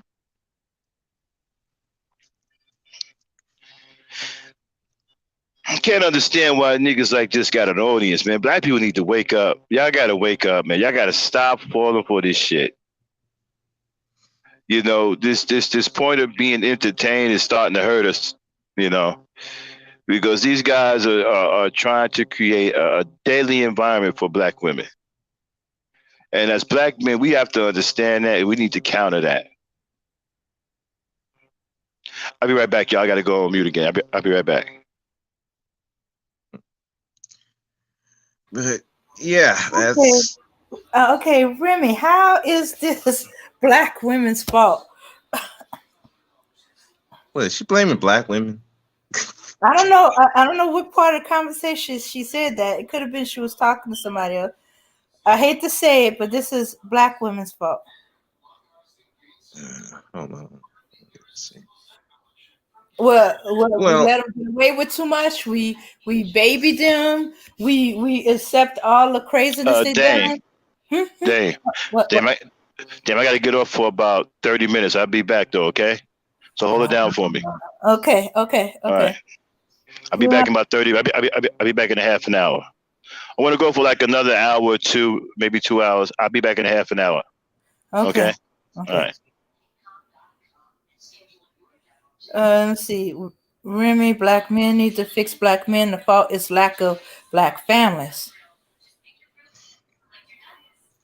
well, yeah, I would say that, but I think y- the issue is that a lot of people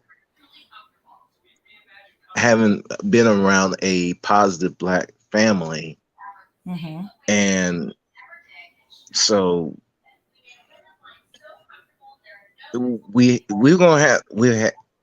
it's gonna have to take showing a positive black family and actually, having them come on the mic and talk about how they keep it together. I think, uh, and have others support them when they do that, because I know there's some content creators, they got their families and they get attacked, like especially by the manosphere people, Mm-hmm. they get attacked hard. And, and I think that's something that we're gonna have to we'll have to do, you know, support, have them people come up, show everybody, hey, not everything's gonna be rosy. There's gonna be give and take, but we make it work, and this is how. Mm-hmm. And I say it's our fault because we paralyze these men to know. Uh, I will agree with that, Remy, only because I think that we seek these people out, either just to argue Oh, with okay. them. We seeking them. We seeking the bomb, the worst, the worst, and that's on both sides of the coin. We seek them every time. We give them more shine than they really need to, and we don't promote the positive people that we should be promoting. You know, Mm-hmm. that's just what it is. So yeah, it's partially it's part. I mean, I'm not just gonna blame it It's all on black women, but it's black people in general. We seek out the worst and put them out on a pedestal. So I don't want to just put the title okay. oldest on black women, but we as people do that a lot. Okay. Well, yeah, that's true. We tend to gravitate where the drama, where the negative, where the fight is. Hmm. Hmm. And I know. Instead of just ignoring that and ghost them and don't give them any energy. Okay, well then I'm not going to your channel. Yeah, there's a lot of people that I used to listen to. I've just left alone because they're on that bullshit. And it's like blame the women 24/7. I'm like, dude, I'm not listening to that 24/7. Look, yeah, some women have some faults. You hear me say that. But Oh, I'm not going to put the oldest on all of them, and I'm not going to put it just on black women. There's some of these dudes who are failing, and they're failing hard, and they're hey, not. And you got a majority is just getting by to getting by, and they just not you doing know enough. what? I'm glad you said all that because I've been wanting to ask this question for a while. Let's Mhm. start with this, Yeah, right? What are you guys actually blaming black women for? What did black women do? you what I think they're blaming them for, or just Yeah, me yeah, personally. yeah, yeah, yeah, yeah. What are they blaming black women for? What exactly is black women's fault? Shoot, there's a list. I mean, do All we right, got an hour for this? 'Cause- throw it. okay, Come with it. Come with it. okay, okay. First, their dating choices. Okay, Then they stop right there. accepted. No. Let's stop right there. We'll Yeah. go one at a time. Okay. Okay. Got you. I'm the right dude to do this with. We're gonna go one at a time. All right. Dating choices. Right. Dating choices are directly connected to black male leadership. Because if you are raising proper young boys to be decent, upstanding men, then there will be an abundance of good dating choices for them to choose from. So if they are making bad dating choices, it is because you have bad men in the community for them to choose from, and that comes from not properly raising your boys. Okay. I agree with that. My father, and I don't want to keep bringing my father into this, but my father's friends raised upstanding, respectable, strong men to make sure all of his boys were great dating choices for black women. That's why all of us are married. And that's good. Like I said, like my father-in-law, all his sons are married. Um, they're good husbands. Now, well, except for the youngest. But I feel that once he find his way, he will be a good husband. Right. Okay, but yeah, but here's another thing too, right? You can't blame a black woman for making a bad choice, right? When you've allowed your boys to run around in the community, not being raised properly, allowing them to be raised like wild animals, right? And you've Right. allowed this to saturate the neighborhood. And so this is what's in her community. This is what's in her environment. So you've left her no choice. She now has to choose the best from the worst. Yeah, and also So if you add, if you want her to make better dating choices, you need to raise better young men. Because that's what it's going to come down to. yeah, and I think O'Shea said this one time. The men that if they claim to be these better choices, then you're going to have to put yourself out there and make it appealing for it. Even if these women are if their if their environment is around all these terrible guys that they say they are. Okay, you're going to have to put yourself out there so they see, oh, okay, yeah, I know these, I got these terrible dudes out here, but I see this guy over here, stable, got a job, got everything, got a house, Yeah, I'm gonna ignore these motherfuckers and just go right. over I there. get all right. I get where you're going with that, but here's my thing, though. Right, the situation is this here. You have too many unraised boys, improperly raised boys with no fathers, right? With a Yeah. mother can. First of all, you can't leave a woman with a house full of boys. No, Two boys will drive a woman nuts. One boy is a handful for a woman to deal with. Imagine 3 and 4 boys. They will drive the mother absolutely out of her skull. It is hard for a woman to raise 3 and 4 boys by herself and keep a no, rein on all 4 of them. no. That is too much to ask of her. The man is supposed to be able, I'm sorry, the man is supposed to be there to deal with all of that. And so, because the women are being overran from all these absentee fathers, now the environment is saturated with a lot of bad men. And if And, these guys say that there are better choices, they aren't. Because if they were better choices, they would be married. They would have women. They wouldn't be up here crying. The reality is that they are the worst choice, and they're not being chosen. They're not being picked out of that bad that the black woman has left to be picked with. I'm sorry, that she's been left with, where she has to choose the best amongst the worst. Well, they're not even the best. They're not even in the best of the worst. yeah, they're not even in the. Right, exactly. They're It's not like even in the best of the worst. That's why they're crying. it's like you got a chick on welfare, um, barely able to pay Oh, rent, whoa. and Okay, they so let's go there still too. not Right, choosing you. right. That's a problem. Exactly. Still not choosing you. You're not even at the top of the very bottom. No, Okay? that's a that's funny as fuck. Well, I'm I'm serious. sorry. You're not even at the top of the very bottom. It's And so you sitting up here running your mouth.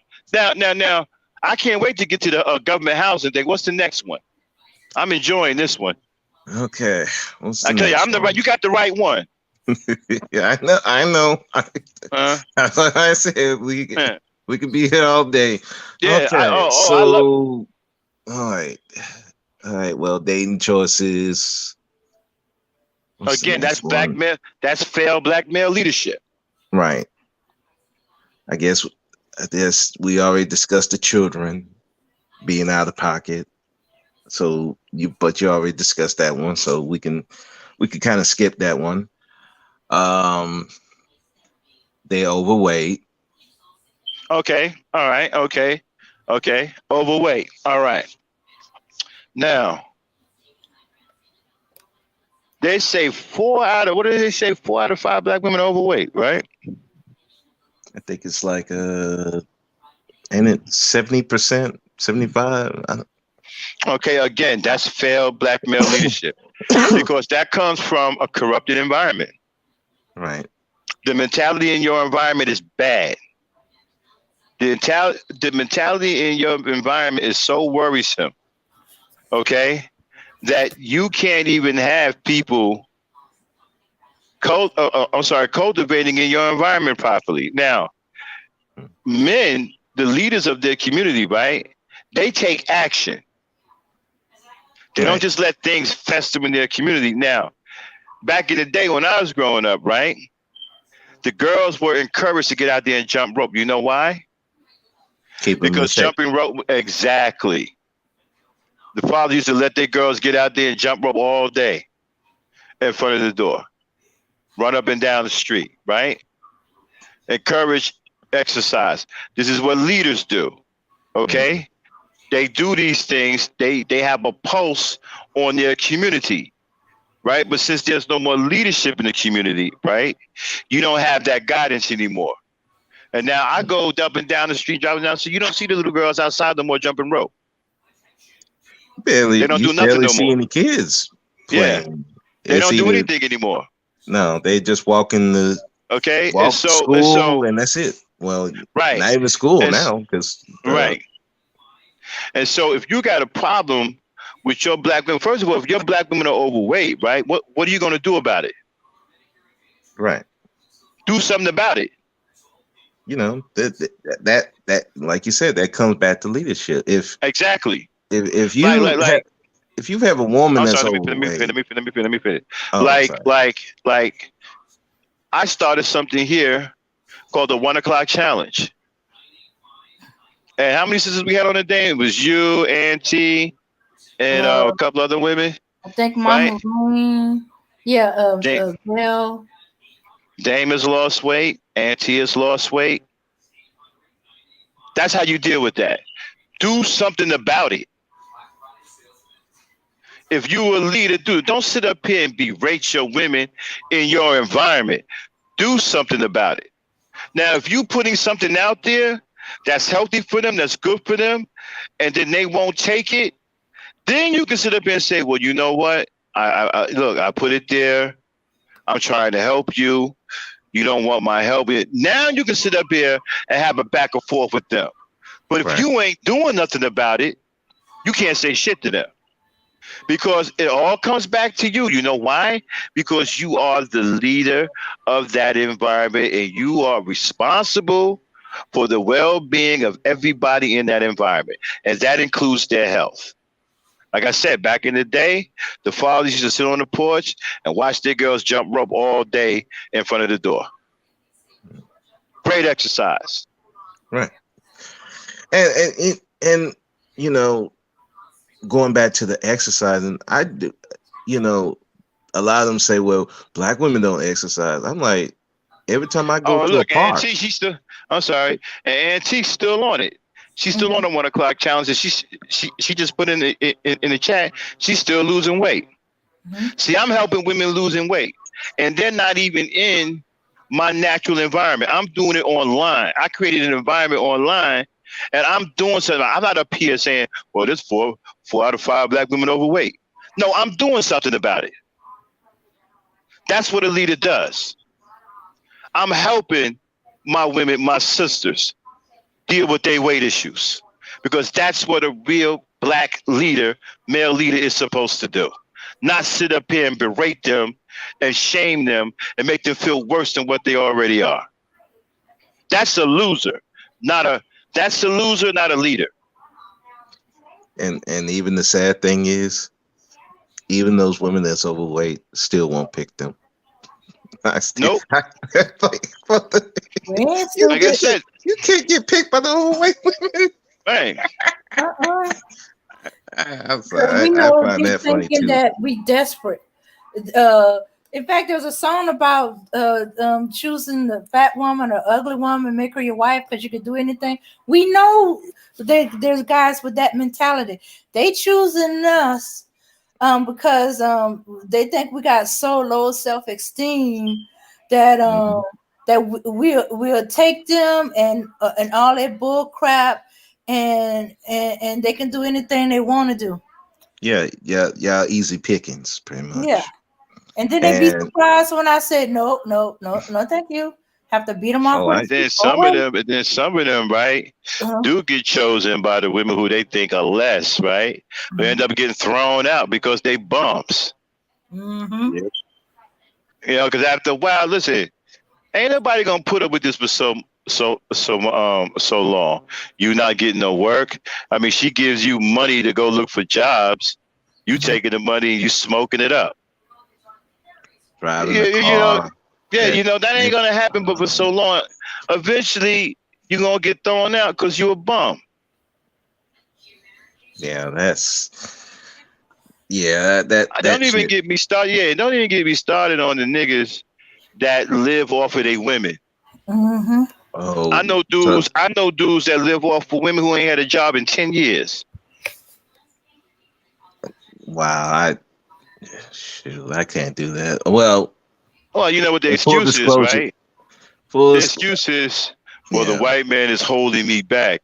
I can't get a job. You keep crying and playing victim. There's many things you can do. You can get your CDL. First of all, you get your CDL, man, you pretty much straight. You straight. You got a CDL, you getting work. Yeah. Ain't no you ain't getting no work unless you're an absolute total fuck up in life. Shoot, You can even have a prison record as long as it's not no. I think they don't do murder and they don't do rape. Like you can't have no kind of rape. You can't have no kind of murder and drugs. Drugs is a case by case basis. It depends. Like if you just got caught with drugs one time and you did some time and then you never did it again, because they do it over a period of years, then you can still find work. But if you're a constant user of drugs, whatever, then it'll be difficult for you to find work even with a CDL. Because nobody wants a drug head driving their trucks or their commercial vehicles. They just ain't gonna want to do that. So so drugs, you got a problem with murder, you got a problem with those three things right there. If you ain't got none of them on your jacket, even if you drunk driving, you can still get a job. As long as it ain't drugs or murder or rape, you can get a job with a CDL, bro. Even if you've been to jail before. You know how many felons who are driving trucks? Yeah, I'm pretty sure there's a bunch of them. Driving trucks. Done turned their life over. Driving trucks. Making good money out here. I meet them all the time. Cats just got out of jail. Yo, man, this truck driving job saved my life, bro. I meet them all the time. So I don't want to hear about you can't get no work. You just don't want to do nothing. You just a lazy so-and-so who want to sit up under women and be taken care of like a little child. Right. That's all that is. They want to be coddled. That's why. That I hated doing that. And then when we find a woman that does do that, they bitch and moan and complain, and that she's not letting me do anything. She's treating me like a child. Well, that's what you want to do. Yeah, they were, and the funny thing is, they rebel against that, like a teenager. Yeah, but my thing is, how the hell are you asking for submission, right? And you want her to treat you like a child. You want her to cook your food, feed you your food, wash your clothes, pick out your clothes, iron your clothes, buy your clothes.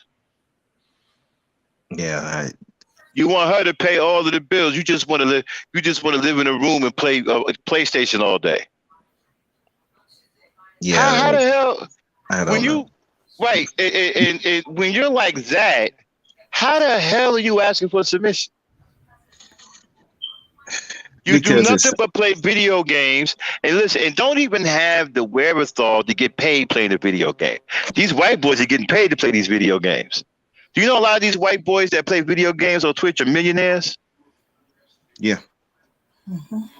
Yeah. There's a few black ones on there too. Right, but you don't even have the presence of mind to get paid to play the video games. You playing them for nothing. For bragging rights instead of getting paid. Y'all, you and your boys, you and your homies got a tournament on Madden against each other in the hood, and whoever wins can just go up and down the street with a 40-ounce and brag, yo, we kick y'all butt, man. Nigga, man got $1 million tournaments out here you should be in. Right. Yeah. These video games got big time money tournaments. Yeah. You niggas up there wasting. Y'all don't even have the presence of mind to get paid to play the video games. If you got paid playing them, I would have a little bit more respect. But you don't even have the presence of mind to do that. You're playing them for nothing while you don't have a job living off of a woman who's paying all of the bills and feeding and clothing you too. Like you a teenage boy. Wow. But yet you asking for submission. I know it sounds. She's buying for her teenage son. She's just doubling up. One step exactly. Forward, one step And you know what? Honestly, I think some of these black women take these dudes like this because either they always wanted to have a child, or they can't have a child, and they wanted to see what it's like to have a child until reality hits. Okay, it may be cute for a month or two until the reality start hitting. Hey, wait a minute, this is a grown ass man. Yeah, And then she started hitting like this motherfucker ain't about shit. And then he gets thrown out as rightfully right. He said, "Look, ladies, I'm gonna tell you right now.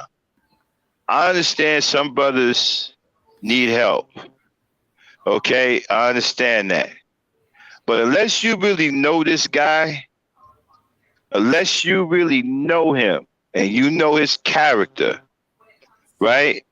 please don't do it. Yeah, Don't do don't that do it. shit. Keep Don't keep do it that moving shit. because a I man is supposed to find a way to get up on his own 2 feet. Now, I'm not saying you can't help a brother, but make sure you understand the character of the guy you helping. I'm not saying don't help dudes. What I'm saying is know who you helping first. yeah, vet the Yeah, person before right. you Know who you do that helping. stuff.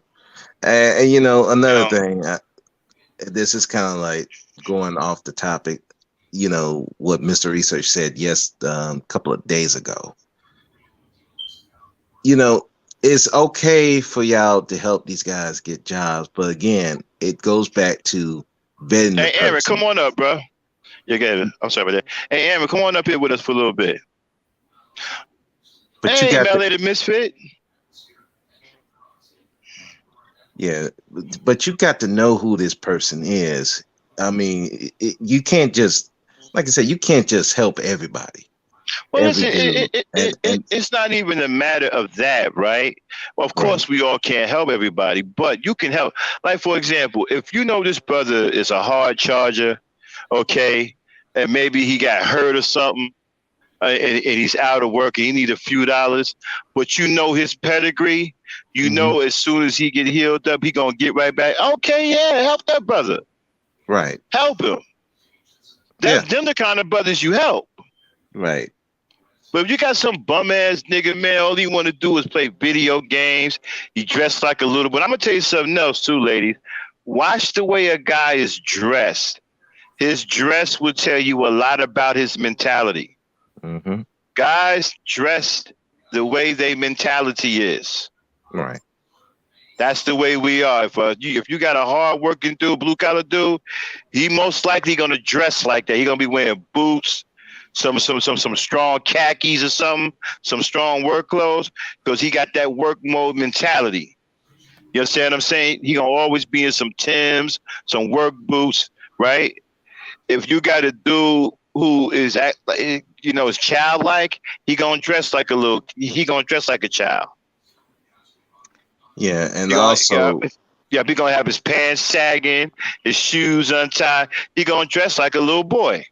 right, and also I would say kind of be wary of the ones that's just they dress up every time Mm-hmm. because that can throw you off too because that could be a disguise to them being broke because sometimes you dress up to show that you got money but when you really look in their bank account they ain't got shit, so Nope. I think you have to be careful of that too. And ladies, if a guy ain't got no job, I hate to say, I know this is gonna sound hard, and he ain't got no job, keep it moving. You can try to Nope. find out why he ain't working. Okay, if he hurt or something, right? He can't work at the moment, but as soon as he get healed up, he gonna get back to work. He got the mentality. Okay, that's one thing. But if dude ain't got no job and ain't nothing wrong with him, man, don't even do it to yourself. Don't even do it. No, I mean Don't even I do it. Yeah. I've known. I remember there was this one woman when I was working at this group home, and she just run in there like 7 in the morning. Her shift started like 3 o'clock in the afternoon, and she was like, I need my checks to I need my checks to my boss was like, wait a second, what are you doing? We don't give that out till late. No, my boyfriend's in jail. I'm like, she's like, can't you wait? I mean, it's not like he ain't going nowhere. What did he do? Did something happen? Well, he was out drinking and he got himself in some trouble. And my Mm. boss was like, and you running up here trying to bail this dude out for something that he did. Not like he got in trouble with the cops or something. The cops harassed him or something. It was something he did, and you're running up there. Lady, y'all got to stop doing that stuff, man. I know. Even my one lady that I knew that I consider my sister-in-law. She never married my brother, but we consider her a sister-in-law. She used to bail out my brother so many times. And then she would call and cry about him. And my mother just she was like, look, why don't you just leave this guy? But you see that happens because some of these guys like that, right? These guys are very, very clever, man. They find something out. See, one thing about guys like that, how many of y'all realize that guys like that are great listeners? Mm-hmm. They're great listeners. What they do is they'll get a woman talking and then they'll listen, and they listen very, very well. And they Mm-hmm. listen until they hear something that they can use, right? And then once they hear something, then they do something to the woman to appease what they heard, and then the woman falls in love with them, madly Yep. in love with her. And then they're crying over him or whatever because they think that he's the only man that understands them. They think that he's the only man that's going to do what he. She may have a certain thing wrong with her. She may have something that she thinks embarrassing or whatever. She may confide in him. He may make her feel good about it, whatever. Then boom, she's out of there. She's gone. Yeah, That's how that stuff happens. they And then this well, fool, he knows he's got her, and he just strings her along like that. Every time you turn around, he getting locked up because he knows he's got to get out of jail free card. mm-hmm. That's why I tell women, if he ain't got a job, if you don't know him, and Mm-mm. if he ain't got a job due to some kind of medical situation, to where maybe he was hurt and he had to work for him, don't even do it to yourself. A man should go out and find work. That is required. That is basic. That is basic. Do not feel sorry for some nigga who don't want to go out and work. They're not even trying. Yeah, not even don't feel sorry. A man is supposed to find work. Because That is basic. what What's you my do, brother you saying? enable people like that. Yeah. That's enabling. My Yeah, mother Aaron. used to do that to my brothers. Yeah. So I trust me, I know how that game goes. Hmm. I Yeah, think that's salute what to Remy everyone was trying trying to to say. We've been enabling the men, and now they are the way they are. We've been hmm enabling them too much. Hmm.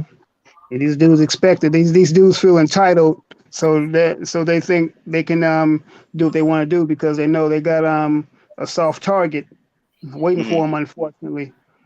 And I have no respect for dudes like that because they're moist and light in the ass and ain't gonna hold up. They like tissue paper because the minute they don't get their way, they go all to pieces. Yeah. And so yeah, it's Mhm. and and again, you Well, I wouldn't if you say put that a melanated misfit. I wouldn't go so far as to say black women are the unwanted heroes and black men's lives. Not all black men. Maybe those niggas, yeah. You know what I'm saying? Yeah, Maybe them sissy bims and them maniquids, yeah. You know what I'm saying? not But even definitely not all black men, no. every chance I get. not even them, man. Yeah, You see that the bitterness that they have for the women. Y'all yeah, not heroes in their lives. no, You are yeah, the villain. exactly. You may be the villain in their lives, but definitely not in other black men's lives. You damn sure ain't no villain here. No, Yeah, you're not not at Yeah, all. feeling Yeah, it. Like yeah. I've got made it perfectly clear how I feel about black women, and I get yeah. on the rooftop with a bullhorn and declare my love for black women. Okay, Cause I got, we need 'cause to I got we need to stop calling them black males. I mean black men because Yeah. they don't act like the black men love us. They appreciate us. They accept our support.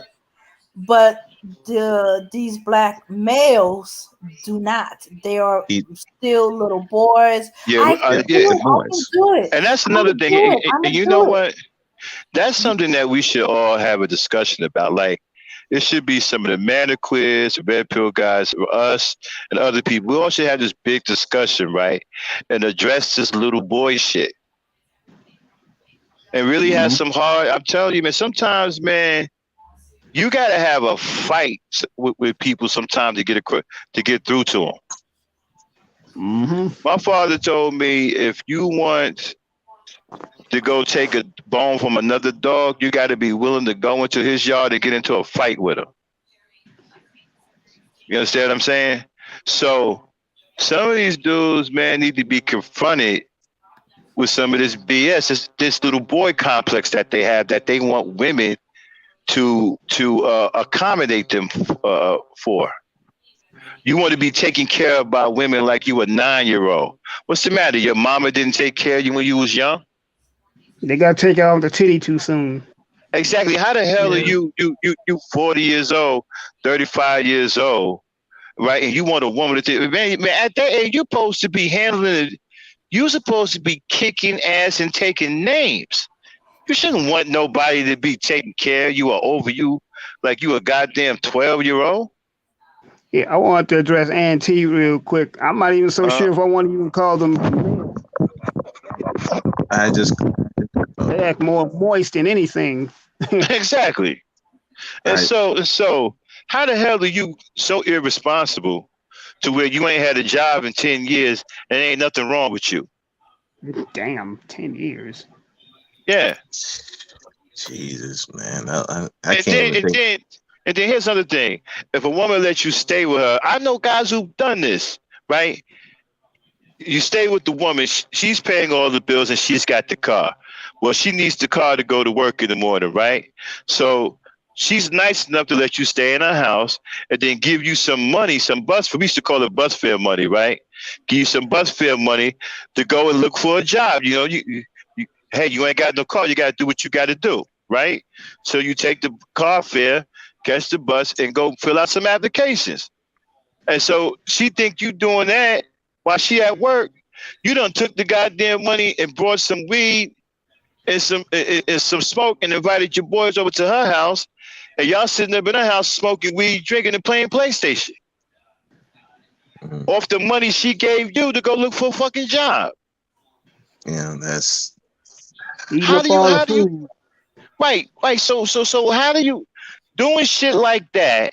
How do you classify yourself as a man? And at what point do you think that is what a grown man is supposed to do? A responsible grown ass man is supposed to do. well. I would say that some of these dudes have seen other dudes do it, and then they brag about it. Yeah. Mhm.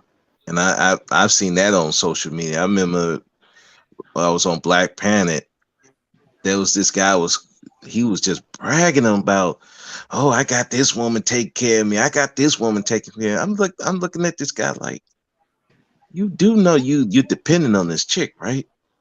Nah, Mm-hmm. nah, I got them under control. Okay, bro. All right. Money. But Wow. that's the thing. They see that, and then the tragedy of like the manosphere, that I feel that was the big tragedy, is that you had a bunch of guys who use women and could get women easily, have them doing whatever they want because they was dealing with women that had some issues and they were able to manipulate them. They got in touch with these guys who couldn't get women like that, and they got in their heads, and that created like this anger and bitterness towards the women. And You know, but you see, to me, that comes from terrible Fathers are just absolutely horrible, man. Yeah. When I was young, my father taught me and my brothers, what we needed to do as men. We knew that we needed money, we needed gainful employment or own a business, we needed transportation, and we needed a homestead, a home, right? And so these are the things that we focused on. We didn't sit around worrying about what the next dude was doing. No, we focused on building the things that we needed to build in order to stabilize a home that we can bring a woman home to and have some children. Yeah. That's what we were taught. And then we frowned on dudes who lived off of girls. We didn't think that was man. We didn't think that was anything you should be proud of. If you came to us talking about, I'm doing this to this woman, that woman, we wouldn't even want to hang around you because as far as we're concerned, you wouldn't man enough to be around us. And so it's just the poor upbringing of a lot of these boys, and they're growing into these men with these childlike mentalities. These guys are 35, 40 years old with these teenage boy mentalities. Yeah, that's why you can't just listen to every guy who's older. You have to look at their mentality, how they talk, how they look, what their mindset is before you can be like, okay, this is a person that I can listen to. This is a person that knows what they're talking about. A lot of these people are broken dudes, and they listen to older broken dudes who just have a better vocabulary of what they can say. Yeah, no shit. And you know what, man? You know what is missing that I had the luxury of when I was younger? I don't know if anybody remember the old men that be in the park playing checkers. Mm-hmm. Okay. We used to call them the they were kind of like sages in the community, They were older than your father. They were old enough to be your father's father, and they would sit in the park and play checkers all day. Master checker players, master chess players, right? And you could always go and sit next to them and talk about life, and they can drop some serious knowledge on you. I'm talking about they drop some serious knowledge. They can even get your father knowledge because they're older than your father, right? Right. Nowadays, you don't see them brothers around in the park anymore. And you know what? And when we used to go to the park, we would always see old man Mr. Johnson, or or old man Mr. Terry, right? Who was 75, and they're playing checkers, and we go sit down and they were always willing to teach. They love teaching the younger kids, the teenage boys, especially teenage boys. And you can ask them anything. And you can ask them questions about girls. You can, even as a grown man, you can go to them and sit down and talk to them and ask them for advice. That's how smart these old dudes were. That's how much life experience these old dudes had, right? And then they can guide you. Even as a grown man, if you having problems with your marriage or your home, whatever, and you ain't got nobody else to turn to, you can go talk to one of them brothers. And they can get your head straight for you because they done been there and did all that. You don't have that no more. We used to have that to fall back on. You don't have that no more. The old dude in the neighborhood like that, he gone, man. He ain't out there no more. Ain't nobody out there playing checkers no more. They ain't out there no more. Yeah. They they gone. Away with Big Mama. Yeah. The Big Mamas, the Medias. Yeah. They gone that way. Yeah, I had two grandmothers named Big Mom and Mother Dear. My mom, my mom, mom's moms. And we used to call them either old man or we used to call them pops because they were older than your father. Mm-hmm. And then your father respected them. You know what I'm saying? These guys had mad respect. These old dudes had the respect of the entire community. Yep. And they was and they were sages. You see fathers go to them for advice with their kids. You see young dudes go sit up on them and talk, and they just sit there all day and teach it. And they loved it. They loved every minute of it. Oh Mhm. man, especially if you bring them a drink, they sit there and talk to you all day long. You know what I'm saying? Tell you what you're doing wrong. Tell you what's about to happen, and be right. Because they done Yeah. seen it all. They done been there. These guys are 75, 80 years old. They done seen it all. But we don't have that no more, man. See, we had the luxury of that back when I was growing up. You don't have that no more, man. I don't see that nowhere anymore. Mhm. Where's Pops? Where's Pops in the neighborhood? Where's the old dude? Where's old man Mr. Johnson? Where they at? They ain't in the They hood no more. No, they in prison. they either in prison or they They're drugged in out. prison. Or they Yeah, died. And or they dead. yeah, Yeah. Mhm. yeah. There was no other pops to take their place when they went to glory. And I That was our believe that original. if That was our original village. That was the right, original. right, and I believe that if we still have men like that, that would go a long way. The community wouldn't be the way it is right now. I No, guarantee it. no, it If we still definitely had would. the Yeah, if we still had them old dudes around, man, because they knew how to man, they knew how to straighten dudes out. They'll talk to your pop. They have your pop. They'll tell you, man, tell your pops to come down here and talk to me. If they see you out here acting out, doing crazy stuff, they come here, youngster. Go tell your pops to come down here and talk to me. Tell them old man Ray want to talk to him.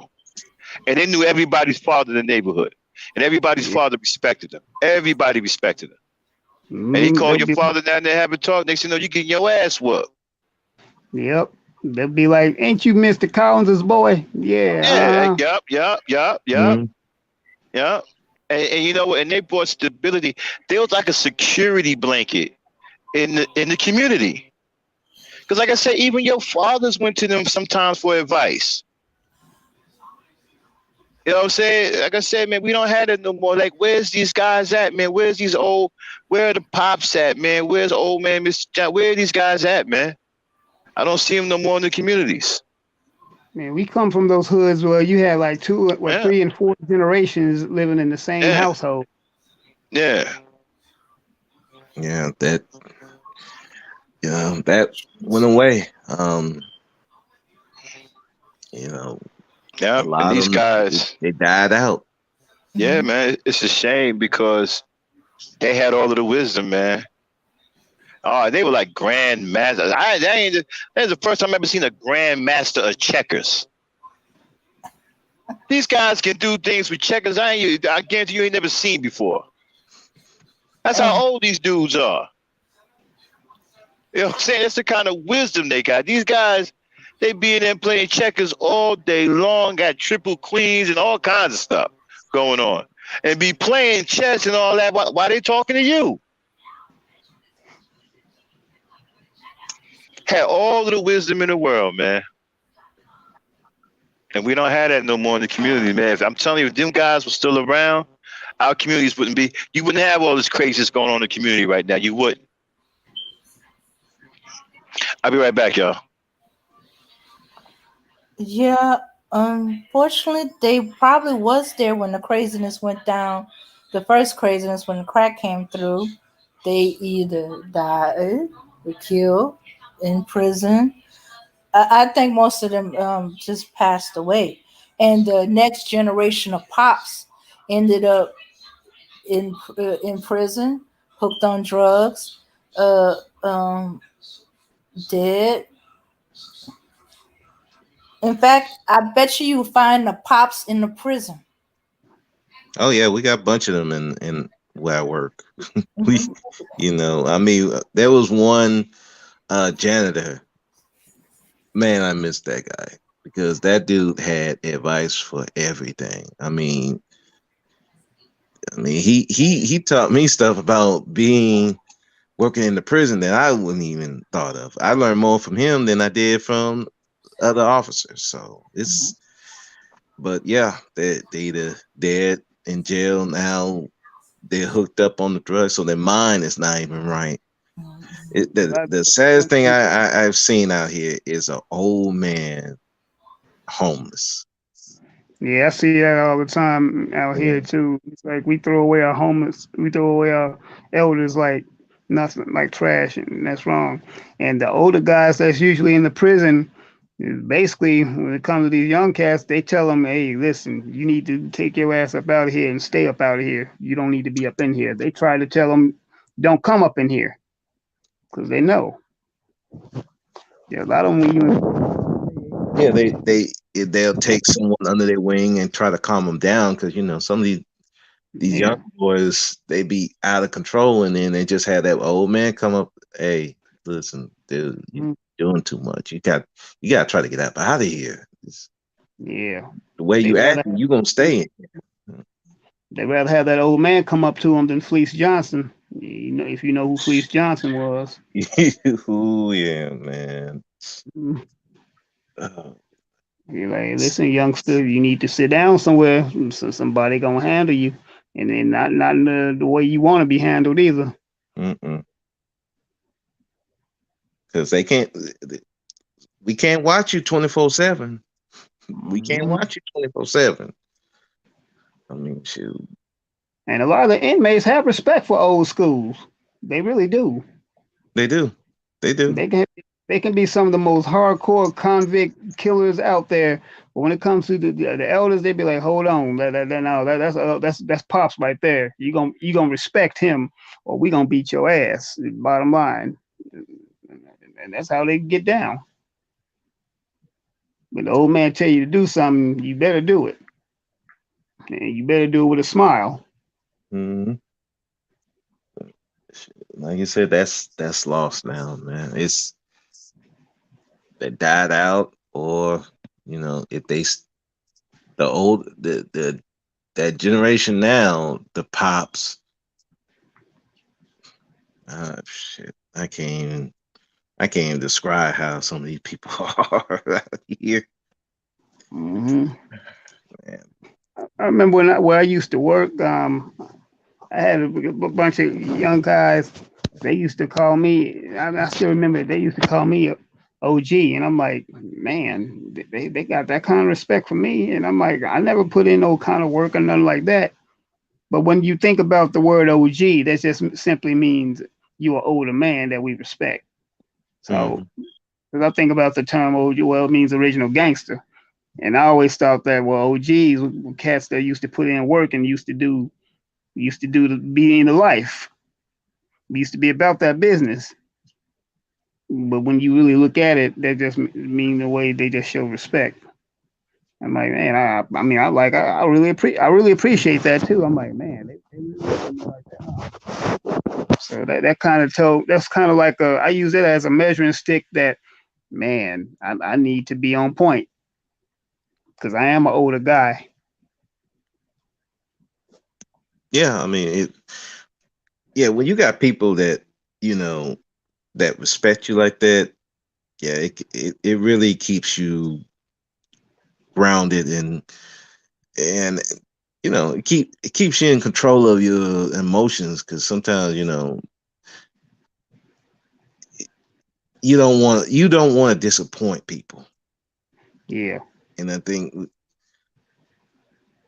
but you know Yeah, one thing about these youngsters today too, I realize this also. These youngsters are not really bad people. A lot of times they really want to respect us, but a lot of times some of us, because I kind of got to put the blame on some of us too, and kind of they mistreated them. Oh, you little young punk can't tell me. You sit your ass down. You can't say nothing. Hold on, old school. I just wanted to ask you a question. You don't know shit. No, I mean, come, hey, I mean, wait a minute. That's why he came to you. Obviously, he didn't know nothing. That's why he came to you. You know. So some of these old older people also need to you show a little bit of respect too. I mean, I understand that respect is earned, respect is given, but that goes both ways. right, yeah, because I know, like, my grandfather, he was one of those people that if you respect him, he respects you. He don't treat you bad. But my father, though, that was a different story altogether. Oh boy, if you want to talk about if these SYSBM are bad, meet my Mm-hmm. dad. He was the shit he was talking about. Everybody, black community, women. I'm like, dang, dad, are you that bitter? Jeez, like, damn. So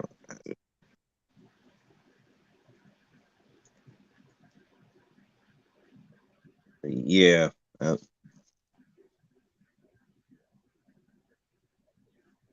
Hello. Yeah, Okay. I'm still I'm here. Oh, okay. No, no, yeah, no. here. I said something and I realized my mic was mute. Okay, yeah. Well, it's as I was saying, it sounds like your dad would fit right in with the manosphere. Yeah, yes, he would. Mm-hmm. He definitely would. That's why that some of the talking points that they have, Mm-hmm. I have heard, in certain groups. Some of the stuff they talk about the submission part, this is like, where are you getting this from? I never even heard of this alpha, beta, that kind of stuff. I didn't hear that till I actually got online. So, but some of the other stuff, like with women, that some of them that they talk about on here, yeah, I've heard that. I've heard that before. Well, I heard of the alpha, beta, alpha male before here. Don't remember where I heard it from though. Most of the time, I associate it with the animal kingdom and wolf packs and stuff like that. Right. Uh, yeah, but I've heard it before as applying to people and stuff like that, and they keep trying to make it about a dominance thing. Like they keep trying to. I remember getting into uh uh nobody was really listening to me. They kept saying okay, there's an alpha male, but there's no such thing as alpha female. And I was like, what are you talking about? In the animal kingdom, alpha just means first. So you're the first top dog. And since the male and female have their own separate components, there is an alpha male and an alpha female. First See, male, first female. Duh. whoever said But no, there's they no try such to make it thing. about a dominant thing. And they said, well, how can a woman be alpha? That means she's dominant over the male. No, no, it has nothing to do with dominance. It Yeah, means she's dominant over the other females that's in that pack whoever or said that there was no community. such thing as an alpha female, whoever said that, it sounded like a plain fool. Hmm. Yeah. Because yeah, the wolf pack does have the alpha male and the alpha female, and usually the rest of the ones that they just fall in line. Hmm. Hmm. Yeah. Yeah. And Yeah, it's like she don't have no dominance over the alpha male. They don't try to dominate each other. You know, but yeah, and they have their own parts and stuff that they do. They're a partnership. Now yeah, she may have authority over a beta male, but that's because the alpha enforces it. You know, yeah. he's not going to snap at no alpha female. One, she's strong enough to beat the beta male, but not to mention alpha will not tolerate that. You know, Mhm. and I was like, y'all keep quoting the animal kingdom, but then y'all butcher it up to twist it in your own little twisted way. And I was Yeah. like, dang, y'all need to watch more Animal Planet and all these animal shows. If y'all gonna keep Oh, right there. Oh, going I through the love it. Animal I love Kingdom. Animal Planet. I You love said animal. something. Hmm. I love National Bro, Geographic. speak. Bro, speak. You said something very interesting, right? You said some of their talking points, right? Hmm. What are they talking points? Like, other than like, as far as I'm concerned, from what I've heard, I just heard nothing but white supremacist talking points. None of them dudes even have an original thought that's their own. No. So, are we talking about white supremacist talking points, or they came up with something new? To be honest with you, Max, I don't know. You, I, you from from what So from I to be honest with you, I don't know. You know, okay, we some got it. people say that they're talking white supremacy talking points. Some of Yeah. them say that it's their own thoughts. But to be Okay, so honest, okay, throw some bias. Let me hear what you're talking about. okay, so we did the dating, the children, over the weight. Um, what else? The attitudes. Um, black women attitudes. Okay, all right, okay. Um, I like look, man.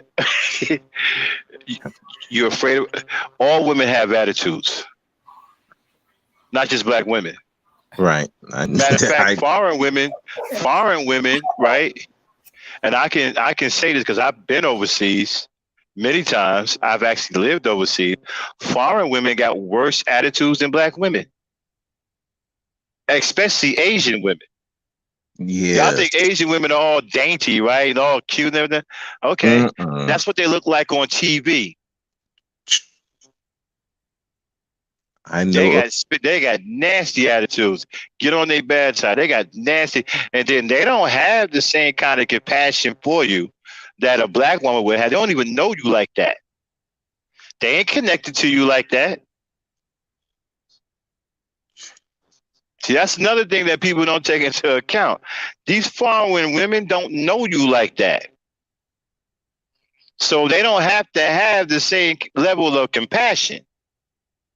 And they don't have to have no understanding of you. You're not their natural man. You're not their natural racer, man. They don't know you like that. Yeah, because at least a black woman, if she really likes you, she gonna give you a Oh, chance. a black woman But, knows but what you a black woman knows what you went through because she went through it with you. right. But These other races of women don't know that. mm-mm. If you're not producing, you gone. Exactly. And you see, that's another thing that they're not telling you. These other races of women, a lot of them are poor. So you got to produce to take them as wives. They're not going to come over here from a broke situation and continue to be broke. They're not doing that. No, you gotta have some money. Right. And then a lot of their families ain't trying to hear that either. Mm. See, they got a lot of traditions in other races, right? They have a certain standard. If you're going to take I know a lot about Japanese people. You're going to take one of their wives. The father going to want to make sure you can take care of his daughter. Yep. He ain't sending his daughter with you for her to take care of you. They don't believe in that. Even like the Africans, you could if you're gonna marry their daughter, you're gonna have to pay them. Yeah. You're gonna have to pay them a good sum. It ain't Right. And so the attitude thing, I don't know what that even supposed to mean. What does that even mean? Are you afraid because of a black woman raising her voice? You get all scared? What, you shook usually because a laugh. black woman catches an attitude? I usually just laugh. It's just like Yeah, I mean, these things are ridiculous, man. Like they don't have no. This is ridiculous. Okay, she got an attitude. So what? All women got attitudes. It ain't just black women. When even if they did have attitudes, they have a reason to be attitude. Look at how some of these moist niggas act. Yeah. And then a yeah. lot of I'm telling you, a lot of these foreign women got some vicious attitudes. You know, these foreign women. Jamaican women will go upside your head. Oh, yeah, I hate Haitian women will cut you. Yeah. Don't forget about the Latin women too. They get you too. Brazilian women, Brazilian women will cut you. Asian women, a lot of Asian women will try to poison you. The African Some of them women. will try to cut you I, too. Yeah. So I don't know where they coming from, man. With all of this, the black one has an attitude, and okay, just I don't know that the attitude thing. Look, it look if she had it one day, okay. It's just one day. Now, if she just continually having one, then just avoid her. It's not that. Yeah, well, just go find another woman. Just go Just find another woman. If yeah, you feel just that you can't handle that, you feel that you don't want to deal with that, to go find another woman. That's the ideal thing to do, but these dudes they want to continue to assert their so-called dominance and machismo, which is quite laughable.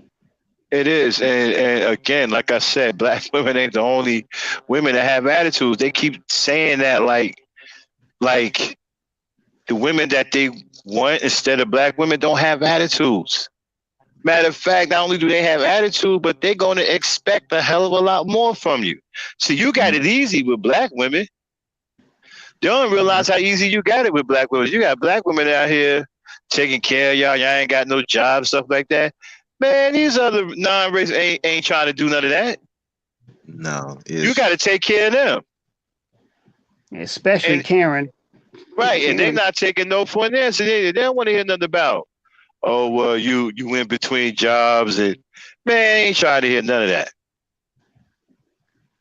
Not only They don't that, even, you got to. It not only do you have to produce, you have to overproduce more than the men in their group.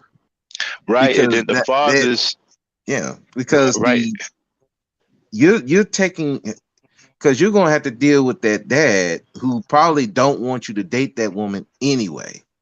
So and if you're gonna, Asians, and to me, Asians, if you a derelict, you definitely want to stay away from Asian women. Because they come out of a true patriarchy, a true traditional, where the man is expected to do it all.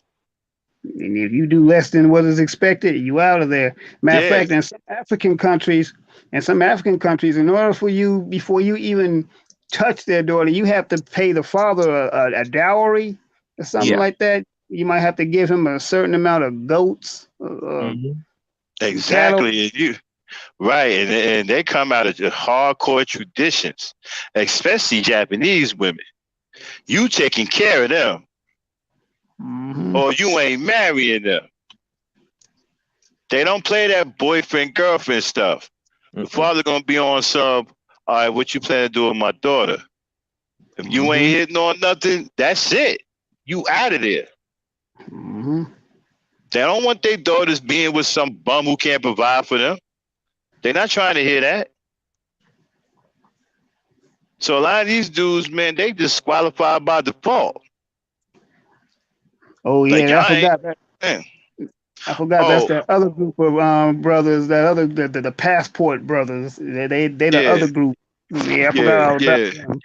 Yeah, go to a foreign country and be a foreigner and then have a baby with one of the nationals there and then try to get out of there talking about you ain't taking care of your child, see what happens. Yeah, you won't even get on you won't even make it to the airport. Yeah, especially the Philippines, right? You better stay away from the Philippines. They're gonna put your ass in the trunk, bound and gag. You might get shot over there. Yeah, you know what I'm saying? So Brazil, body parts. yeah. Yep. And so they keep talking about black women got attitudes. Man, you don't realize how good you have it with black women.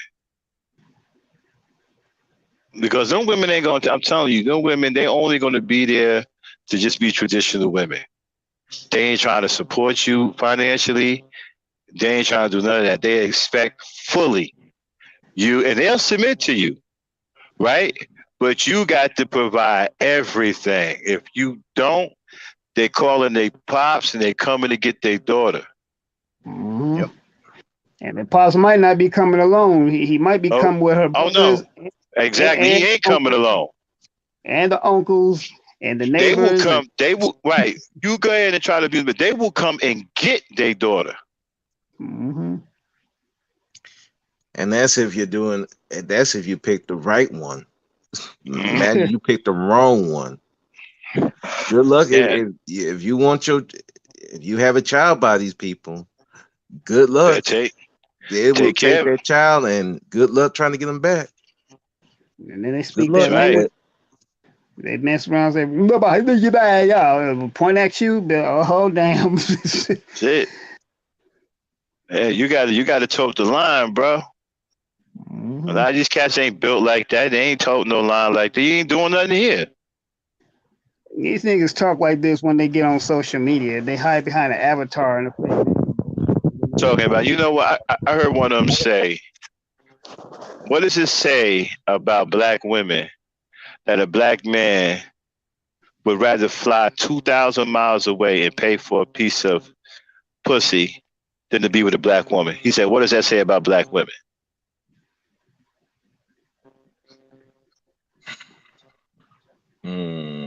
What does that say about black women? That usually means you can't get one. That's what Yeah. They don't want you. Yeah. Like, that nigga said that he'd rather fly 2,000 miles away and pay for some pussy than to be with a black woman. Well, and what does that say about black women? I don't say nothing. yeah, exactly. Say everything about you, though. You gonna mess around and catch something, mess around and getting the wrong stuff over there, and catch some foreign, unheard of disease. Probably something worse than this pandemic. And Sorry ass paying for a 2,000-mile flight to go be with a prostitute. Yeah, she talking about she gonna love you long time. No, she gonna infect you. Time. Flying 2,000 miles to go pay a girl's bar fine, and you're gonna try to make a wife out of her, and then brag about talking about you got her from the community over there, which you really did. Mm-hmm. Well, that's who they want you to get. get. Retirement plan from her former job, you know. I haven't heard nothing yet that makes any sense from these guys about black women. I haven't heard nothing yet. And if you sitting up here, if your argument, if their argument is about a black woman's attitude, right, then to me, that has more to do with you than her. Mm-hmm. I mean, I'm surprised. And Max, you served in the military, and I'm surprised there's so many Amerasian children. And you know what I mean by Amerasian. You know, children that were fathered by U.S. servicemen in Vietnam. Mm-hmm. I'm surprised there's so many of them. Oh, they probably are. Those are usually the ones that are put out to prostitute for the rest of the family because their father didn't provide for them. And I think back then the military had some additional benefits for them. If I'm not mistaken, they had some additional benefits for them. You know, I think what was I watching a movie with Tom? What's his face? Tommy Lee Jones. No, Tommy Lee Jones. Oh, okay. Yeah, where he was a soldier, and he got some Asian chick, I think out of Vietnam or whatever, and he brought her. He brought her back to meet her family, and all hell broke loose because he got kicked out of the military, and he couldn't provide for her, and he ended up going crazy. See, a lot of them, right, will marry you based off of they think you still gonna be in the military. Oh shit! I'll be right back, y'all. Yo, you know, I'm sick and tired of these niggas talking about, well, you know, black women got attitudes. Man, listen, man. Let me ask y'all something, y'all black men on here. When you deal with black women, right? Do most of the time they have an attitude though? Or is it like sometimes, like here, like once in a blue moon, you'll deal with a black woman, like you'll talk to her, she has an attitude. Do the black woman always have a fucking attitude every time you talk to one? Because it don't happen for me. Not to me. I mean, I've talked to some rather decent and pleasant black women. Some of them I have fun with. Right. So you know, don't get me wrong. You know, as long as I've been living, because I've been around black women and girls all my life. So yes, Yeah, me too. I've dealt with, I have, been in the presence with black women who've had attitudes. Of course, this is life. Motherfuckers gonna have shit. I didn't know, I had to fist fight black men throughout my life. You know what I'm saying? My point is, people, regardless of gender, be having attitudes. It's what I be saying. Like, you know, and another thing, if you listen to these men on YouTube, I mean, isn't it like justifiable why these women have an attitude with them? I mean, just look at the shit that they be saying. Like, of course they will have an attitude with these motherfuckers. I mean, listen, man, it's a lot of men that be on dumb shit, and then when the woman has an attitude with them, then they all surprised and they all mad. Well, if you doing stupid, silly little kid shit, a woman's gonna have an attitude with you. A lot of these motherfuckers, you know, that attitude comes towards them is because of them. Not all the time, but a whole lot of times. You feel me? So, you know, I've talked to black girls, black women, throughout my life, and most of them did not just have this fucked up antisocial type of attitude where you don't want to talk to them, you don't want to have a conversation with them. That's not my experience. You Yeah, know, that's not my experience, man. And these dudes, majority of the time, they're not around other groups of women. So when they hear about these other groups of women, like if you're not around these other groups of women like that, how the fuck would you know how these other groups of women operate? If you're not around them every day, all day, like you gotta ask these dudes.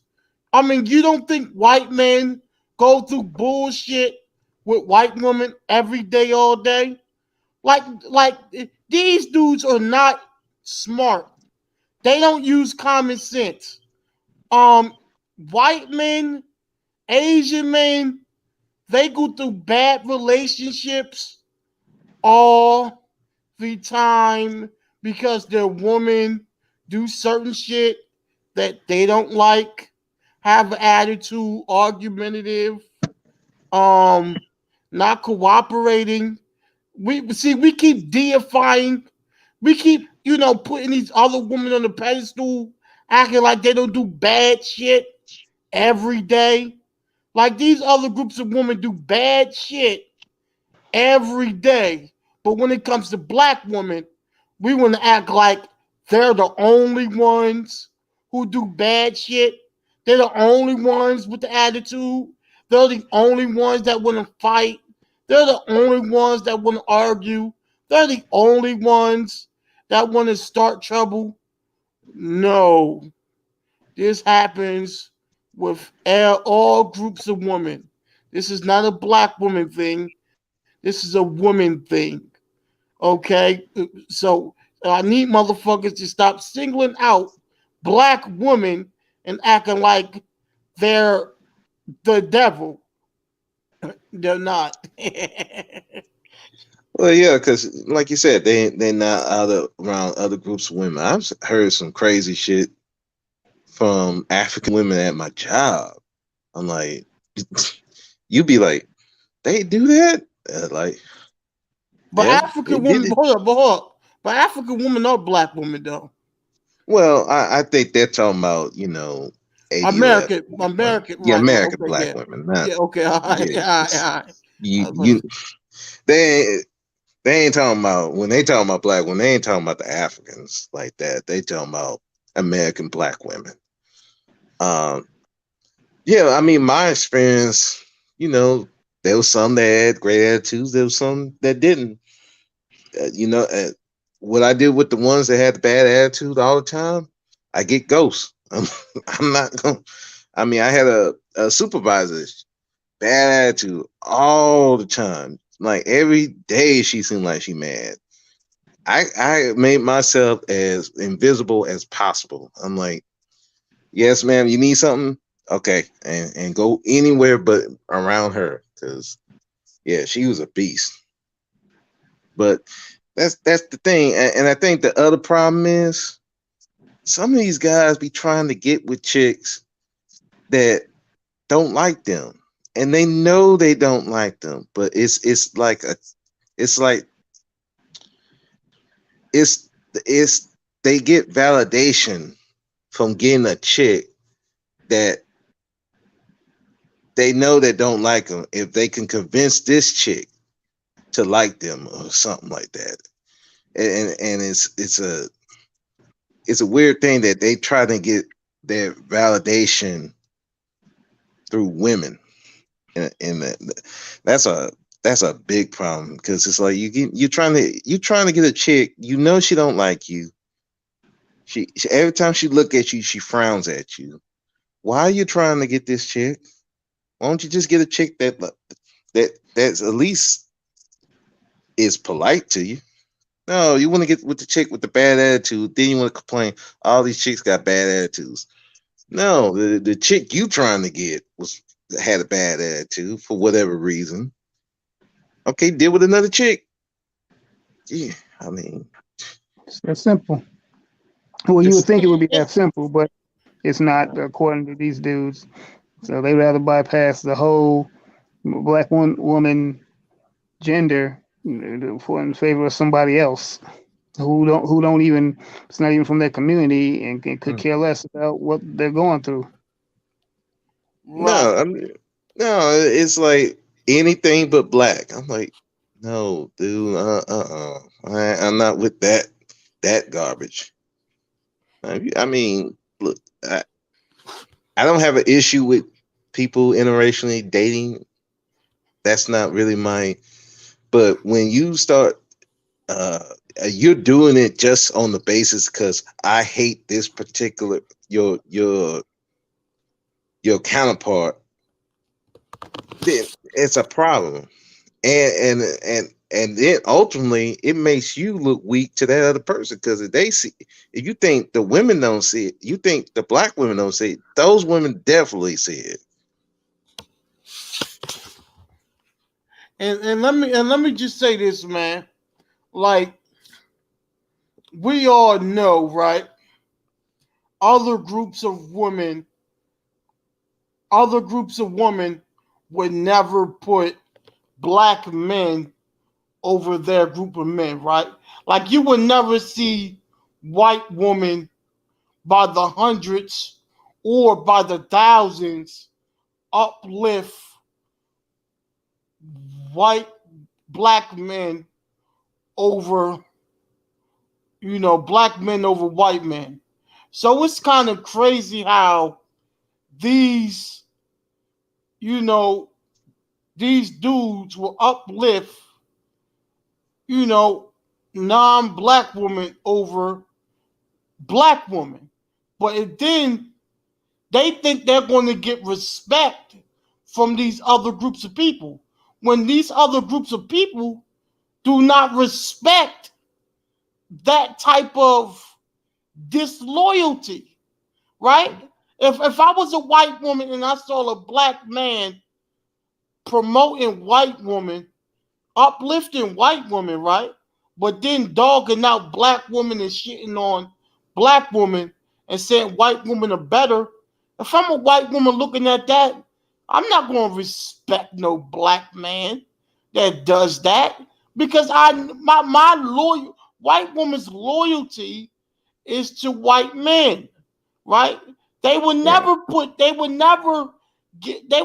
put you over there, man. They don't give a, like, there is no white woman who would give this, like, the type of respect a white woman have for white men. He would never give that same type of respect for black men.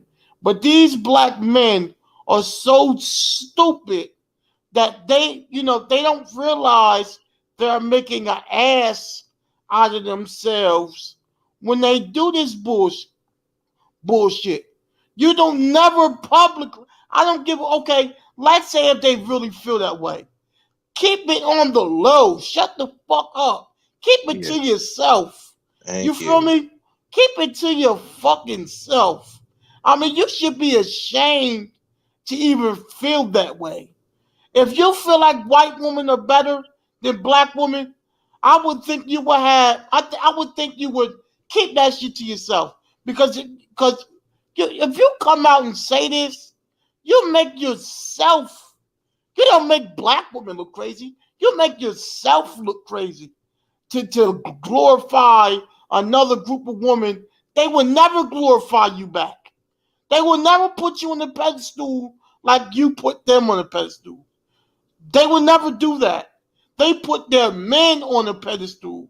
They deify their men. They love their men. They don't love you. And not only that, majority of white women are racist, just like their men. They never liked black men, by and large. But these dudes, since their self-esteem is so low, they'll sit back and they'll glorify white women. Bitch Yeah, ass well, niggas. yeah. I mean, it's anything but black. That's the thing. I'm like, like you like women, you love having sex with white women. Okay, great.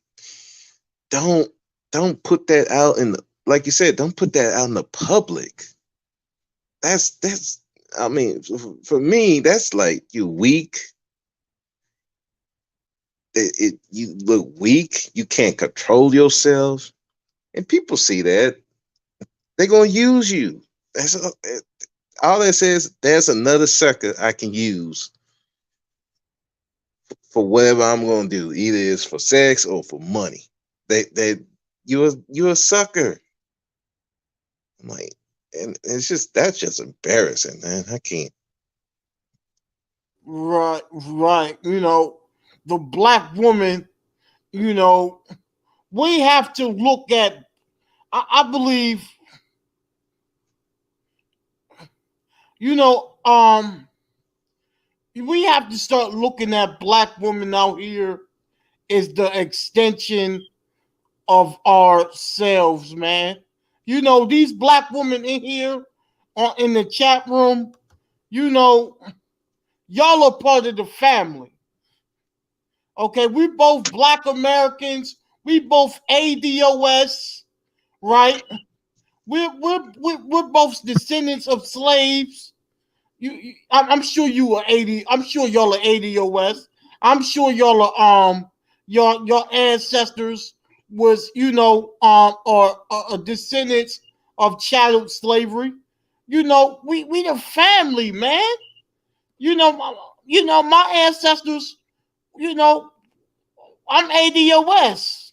I know y'all probably don't like using that word ADOS, but I'm just using an example. You feel what I'm saying? Like, Mhm. you know, my people, my lineage goes back to, you know, you know, my forefathers was on that plantation, right? So, and I'm sure y'all were too, right? So we're family, man. You feel what I'm saying? Our ancestors we survived slavery, Jim Crow. Our people survived all of that. You feel me? I look at y'all as people. This woman said we was never slaves. We were always here when the colonizers got here. Yes, a lot of black people migrated to the United, came over here before this cracker came here. Yeah, I know that. But I'm talking about the majority of us was brought over here. You know, we're descendants of the people. Majority of us are descendants of the people that was brought over here on slave ships, right? But my point is, we're family, man. You know, we've been through so much in this country, and I cannot fathom going against the black woman. As much as y'all done, as much shit y'all done went through with us, right? I mean, come on, man. Y'all know, man.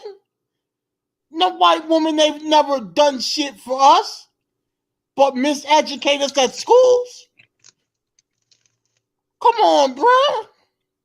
This is why it pisses me off when I see black men talk about white women. What has a white woman done for you? You're not from the white community. You feel me? What has a white woman done for you? We're not white. They didn't want to put us through oppression and racism. You feel me? They ain't done shit for us. When we we come from different communities. You know, a white woman never done anything for me, man. I'm sure a white woman never done anything for you or any of these black men that's uplifting white women. I guarantee you the only thing a white woman has done for them is get their dick wet and have sex with them. That's it. If that. If that. You know? Cause I listen to some of these people talk. I'm like, dude, how do you even get a woman? Any woman. Okay. Yeah. Any woman. I'm just, yeah, it's crazy, but yeah, like I said, I've had my problems with black women. Hell, I was even sad to say I was even bullied by a black girl when I was younger. But even then, I don't have that anger towards them. I'm like, I just couldn't fathom doing that because there's been other women that came and helped me and looked out for me. So the anger and it's gotten out of control, and then they just saying some stupid stuff.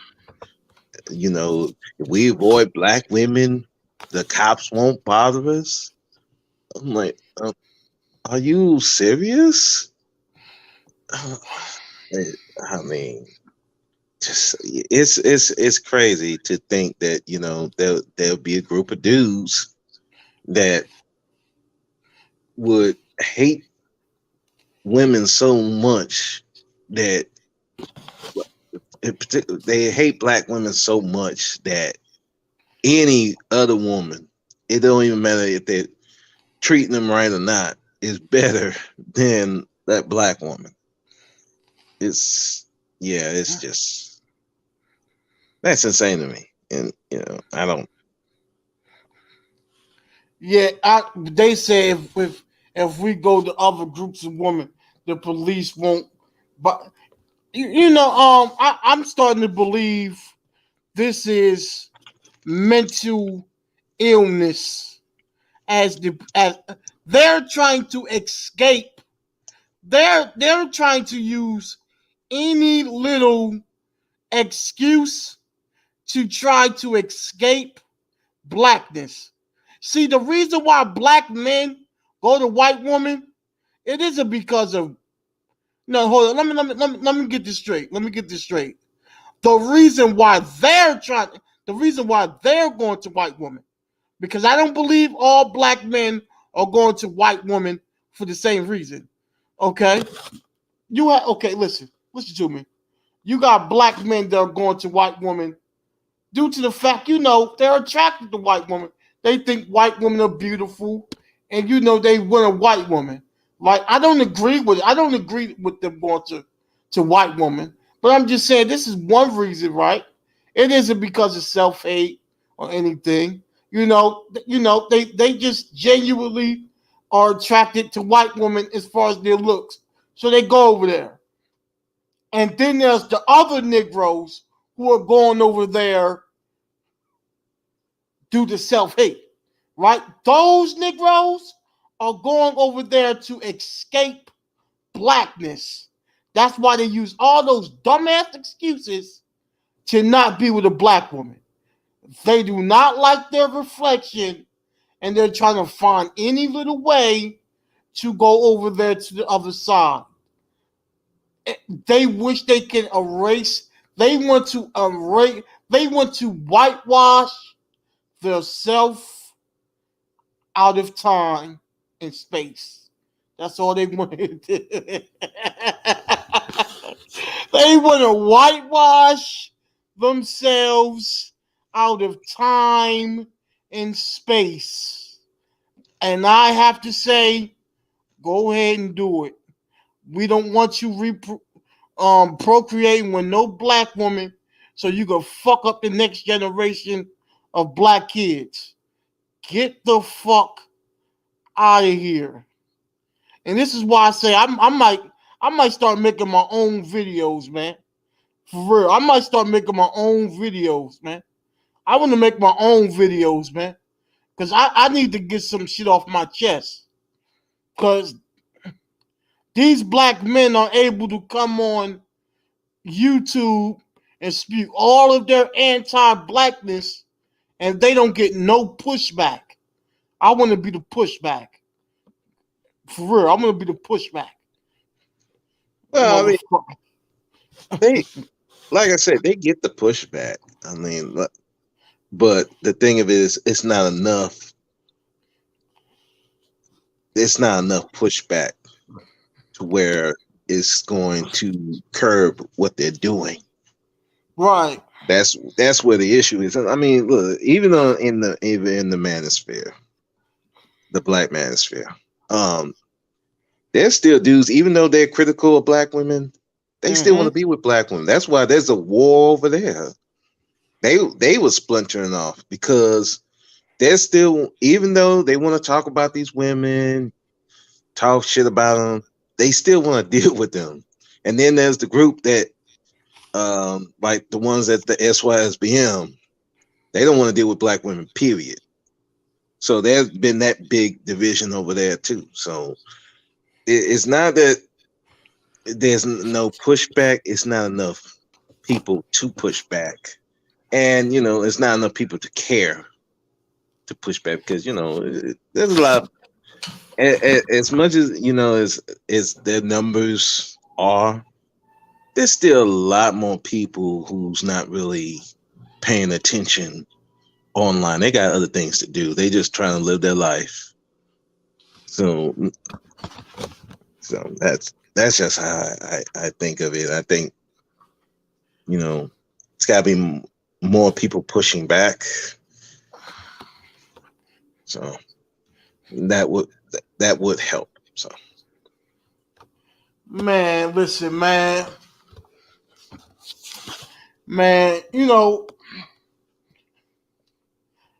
oh my God, man.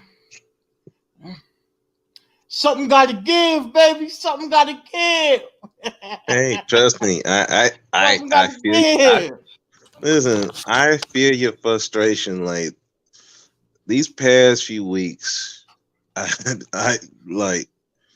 been listening to some of this stuff, and I'm just I get irritated. It's like, are you for real? Some of these dudes are goof. So, do you even hear what you're saying? Do you even see what you're doing? What are you doing? But I don't. Like you said, it's a mental illness. I think a lot of these people, they come on YouTube and use YouTube as therapy. But, YouTube's not therapy because you got too many broken people on here. It's hard to get therapy over here. You're going to have to go to an actual therapist. They got them online. Go see one. Not that hard. Online therapist. I said online therapist. Yeah, they got online therapists. Go see one. If you got insurance, even if you don't have insurance, it's not that much. But people got a lot of talk. People want to talk. People want to voice their pain, and they want people to share their pain, and there's too much trauma bonding. It's just too much damn trauma bonding, and it's like it get me depressed. I'm like, damn, I need a drink, and I don't even drink. I be wanting to get some alcohol listening to some of these people. I think they, I think they infecting each other.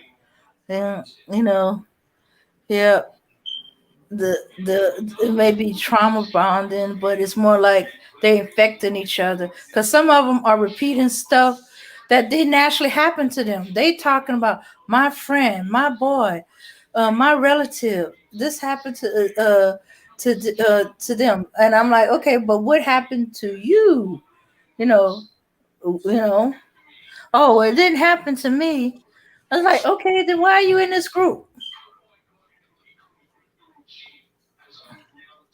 Yeah, that shit too. It's like, okay, oh man, I'm against marriage. Marriage is bad. It won't last. Okay, have you been married? No. Okay, so why are you so against marriage? You've never been married. What are you talking about? I'm like, well, the child support system is real bad. It's real bad. Okay, are you on child support? No. Do you have any kids? No. So what you talking about? Why are you why are you talking about something? Jeez. Yeah, yeah, Yeah. it's great. But let me get out of here. I gotta go. And great to talk to y'all again. Okay. And y'all keep up the good work. Okay. All right. All right. All right. Yeah, man. Yeah. Yeah, man. Dame Frankie, baby. Rozzy. Frankie. Now let me say something. Let me say something. You Mm-hmm. know, oh shit, did I just did some bullshit. I just did some bullshit. What I wanted to say, it's time for a change, Dame Frankie. It's time for a change. Well, You know, we need to change as men. You know, you know, we can't expect anything from these women, until we get it together as men. That goes for me too. My life right now is on the downhill. I'm not gonna sit here and lie to you. So this goes for me too. My life is not too good right now. But Okay. it's up to all of us men to elevate, right? Mm-hmm. So, I've been in and out of hospital. I've been having health problems, right? Mm-hmm. So, yeah, man, we just gotta just start, getting better, getting our money up, getting our mind together, Mm-hmm. just making sure everything is right. And we need to start trying to connect with this black woman, right? So that's it, man. Like, to the sisters out there, I just want y'all to know that, there's black men out there that's not like these goofy ass dudes that you used to. You got black men out there that's like me. You know, we on your side, sis. That's it. We on your side. We don't go out in the community and then look at you and think, oh look, that's my enemy. Nah, man. Nah, fuck all that. That's goofy talk. You know,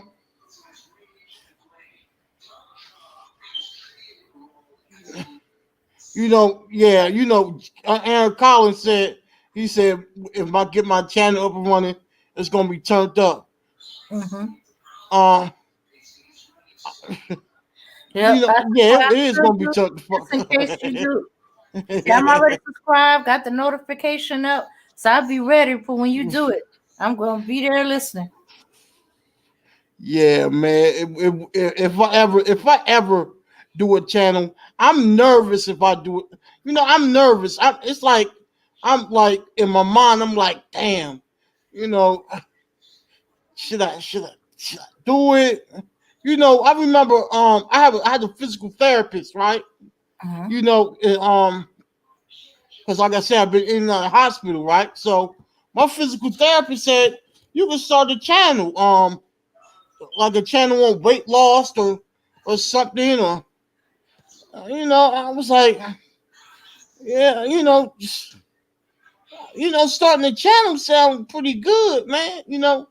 I'm like me in my mind, like if I'm going to start a channel, it's going to be about black community issues, man. You know Uh-huh. what I'm saying? Like, yeah, man. You know, and I just want to say this, man. It's time to um provide for our women. I know to y'all black women out here, I know y'all hate the fact that you have to go to the white man for everything. I don't y'all want to rely on the black man? We need. I want our sisters to rely on us. You know, if when we able to provide for y'all, then we will really gain the admiration and the respect that we want. Once we're able to provide for you, you Uh-huh. don't want to keep going to this cracker, this white man for everything, right? Right. Well, let's keep it real, man. So I'm contemplating on making a channel, making Uh-huh. some videos. You Okay. know, I don't know if I'm going to do it, but it's a big chance that I will do it. Um, it's a big chance that I will, man. I just gotta gain the confidence. It's a confidence thing. Um, if I, you know, yeah, man. Well, Shooks, you don't be lacking any confidence coming up here. Nah, I don't, cause I'm comfortable with y'all. I've been here for what, a year talking to Yeah. y'all. Mm-hmm. Mm-hmm. Yeah, right. So you know, I am I got the charisma. You know what I'm saying? I got the personality. You feel me? You got the truth Yeah, I got the truth too. and, and the passion, Yeah, I got the passion. and you got to discuss what's going on. Yeah, man. Uh-huh. you know, I might get this up. I don't. I might get. I'm gonna try. I'm gonna try. I'm gonna try. You know, I Well, just want. I just want. I'm tired of looking at the same thing, man. I'm tired, dang Frankie, man. uh-huh. I'm tired, man. I'm just tired, man. Same thing, decade after decade. Same old thing, man. We need something different. You know what I'm saying? We need something different. That's all. I'm gonna let you go. Yeah. Well, Max was saying that we don't think these idiots are exposed to the real world. They safe behind YouTube, but let's get them out in real world. See how real men respond to all that nonsense they saying, and run them out. hmm Put the pressure on them.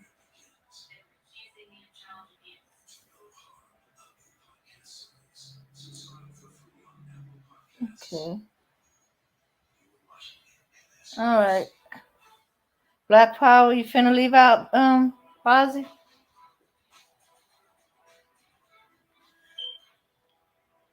No, I'm trying to find computer charger, actually. That's all. I'm Uh, not leaving out until you. I'm not leaving out until you ready. I'm just trying to find a computer charger. well, I'm ready, but Max said he was coming back, so I'm giving him time to come back. So, so we went over all their crazy talking points, and it's just pretty much meaningless. They ain't giving nothing real. They just, as we thought, just excuses, and and it still goes back on them. Anything that could be, but it requires them to work at it, do something, lead, take charge, stop crying and whining, and do something. Build, get themselves in order, work on themselves. Uh, Appreciate you, Rodley. Yeah. Okay. We've been hearing from all the guys, and none of the ladies want to come up besides me. Okay. All right. So, as I was saying, we need to stop them, make them realize, expose them to the real men of the world who's they don't know nothing about no YouTube. They just busy working. Because as I said, the few times I've brought it up to a few men in my community, and the first thing they will ask is, "Are these dudes gay? What are they saving themselves from or for? What they mean save themselves? Is somebody after them or something?"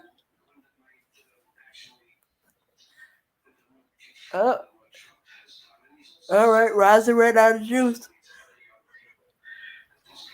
Okay, so yeah,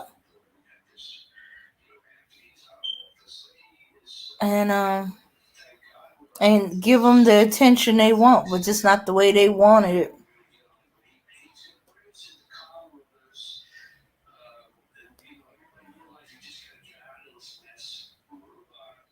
So that's why exposing the war against black women.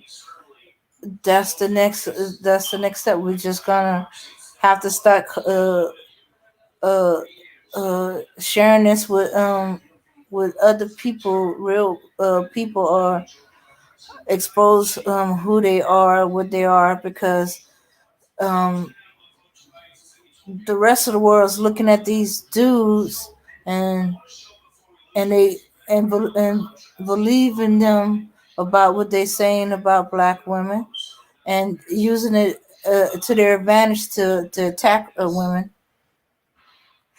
attack the black woman, and of course our children. Because if you don't love the woman, you sure ain't gonna love her children, whether you produce them or not. Or you hate her, you hate the children. How many men have said Yeah, I that? heard. Yeah, I heard something else about child support. I didn't hear the whole thing. You heard what?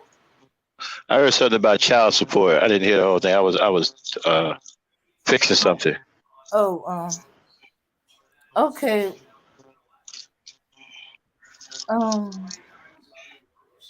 let's see. What was it Man, I about? hope these, man. Look, Mm-hmm. this whole child support. I mean, well, we're not gonna open that back up. Uh-uh. The fact that you have to be crying about child support shows that you're not fit to be a father. Mm-hmm.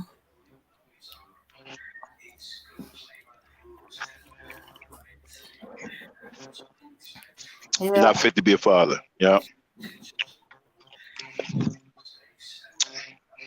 and that the mother should try to take you for everything you got because you're not fit to be a father. The Mm-hmm. fact that you don't even want to take care of your own seed makes you a piece of shit, as far as I'm concerned.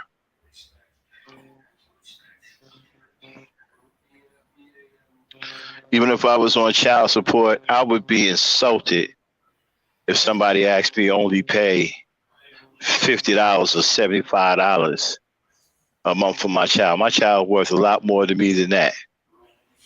These niggas is complaining about the bare minimum payment. That's embarrassing. Yes, that's definitely embarrassing. I didn't It's even know there was embarrassing. a bare minimum of payment. Yeah, all you doing is showing everybody how much you don't even love your own child. Sure. If all you can pay is the bare minimum payment, you need to offset that with, The thing hey, about it, but the thing about it is the fact that you would even go with a bare minimum payment. Now, it's one thing if you're out of work, you don't have any money, that's different. But you working mhm. and you only on some bare minimum payment, then you don't. Come on, bruh. Come on. And then complaining about that, Yeah. complaining about the bare minimum. Shoot, you shouldn't be opening your mouth to say that you paid a bare minimum. No.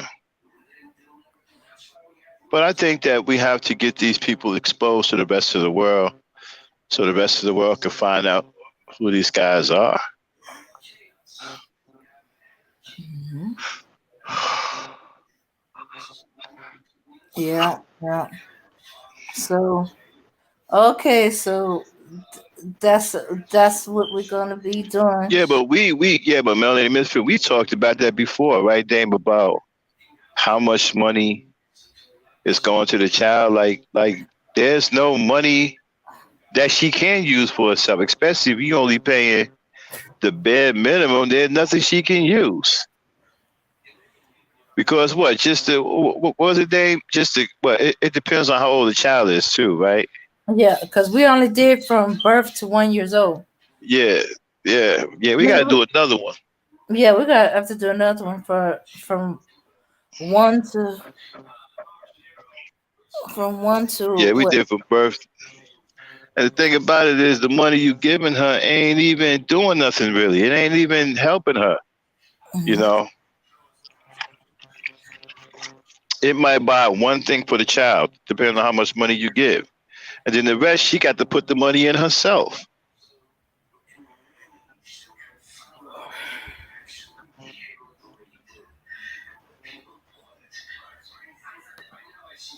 All right. Okay, everybody, we about to shut it down. Hey, Dan, get the music queued up. Mhm. Get ready to shut it down. We've been on long enough. We're going to be wrapping up our the War on Black Women series on Ladies Night Part 5 of the final edition to this series. We're going to be talking about counter hardcore counters, you know, and how to counter this war that's on black women. So definitely tune in for Ladies Night. Should be pretty good. The Lady Dame and Abinah will be on there. I probably won't be on there because it's Ladies Night. And that's definitely a night for the ladies. So y'all, don't be shy. Come on up and join the ladies on Ladies Night and throw your 2 cents in the pot. That's what it's for ladies only. I'm not really supposed to be up there, so. All right, so then you got the music queued up. Yes. All right, everybody, I want to thank y'all for coming and tuning into the broadcast. Again, look forward to the final installment of the War on Black Women. It will be coming up on Ladies Night Part 5. We will be talking about countering this war that has plagued our black women. So, Dame, hit that music. Want to thank Melanated Misfit for coming by. Rozzy, Yeah, son. Hassan, Burton, Getting cream for the 9 Fest. and all the E Nation. For a long All time. right. Shoot the game. Peace, power, and unity, y'all. All right. And this is the year when mad cats get peeled. I'ma spark this line, kick the rib, bang him out. With all this chaos in the realms of the street, your local street dog got to make ends meet. The average Joe's far too slow for the ghetto pro. You better know, when I hit the streets, I like to glow, I like to glisten. And at the same time, stay low, listen, motherfuck the thing. I'm pursuing the dope. My stilo is symbolic to a kilo. Cash is popping, cokies cooking, beans copping. Ain't that some shit? A player that used to live in riches, now a sticky kid. Caught up in a bitch. In 94, Giuliani kicked down the door. In 95, niggas flipped to stay alive. Peeling caps while I laugh. In the stats, the phone in the half. Remy in the glass. Spark the boom, then I flash. They wanna confine me. Sneak up from behind me. Bust a cap in my back and put me where they can't find me. They hate to see a young player pay. I don't wanna see that. They rather see him spray. But I'm like Diddy, a Terminator, squeeze the lead off. Birds and downs like rounds to blow your head off. Hitting up spots, heating up blocks. Invested in stocks like Colombian blow crops. I'm out to get cream and ain't no doubt in my mind. Fuck this broke shit, I'm hit, I get down for mine. I get down for mine. I get down for this. I get down for this. I get down for mine. I get down for this. On the regular shit. On the bed. I get down for mine. I get down for this. I get down for this. I get down for mine. I get down for this. On the regular shit. I hear you wanna be a player. I ain't some place you wreck. Let's play a game, a real nigga roulette. With this a DOA as I spray the melee. Contact and punctuation is compared to AK. You in the days. Overdose for pure funk. I'm fucking off like Tommy Gibb. The calmers of booty smoke. Decapitated rappers in my trunk. I'm sick, pumping skunk, bouncing with my click, popping mega jump. I'm getting back when these clowns be zigzagging. Once you talk about flipping keys, come on, you're nickel bagging. I'm blasting off wings and making doubters believe it. You see, I was packing heaters when jokers was banging cheerleaders. Ain't nothing changed, it's still the same in the rap game. I'm known for banging rookies out the frame. Y'all done forgot who was the best from the start. Sipping vintage wine, eating a la carte. I'm phenomenal from the abdominal. Far from comical lyrics that stick in the brains like barnacles. Never sleep. I'm bringing the drummers to the street with techniques and rolling in fleets. Ain't nothing sweet about the street, so I'm poetically ill. I'm pure like cook-up and lyrics sound like fish scale. I got the banger at your throat and you ain't showing no signs. Can't deaf, let them know I get down for mine. I get down for mine.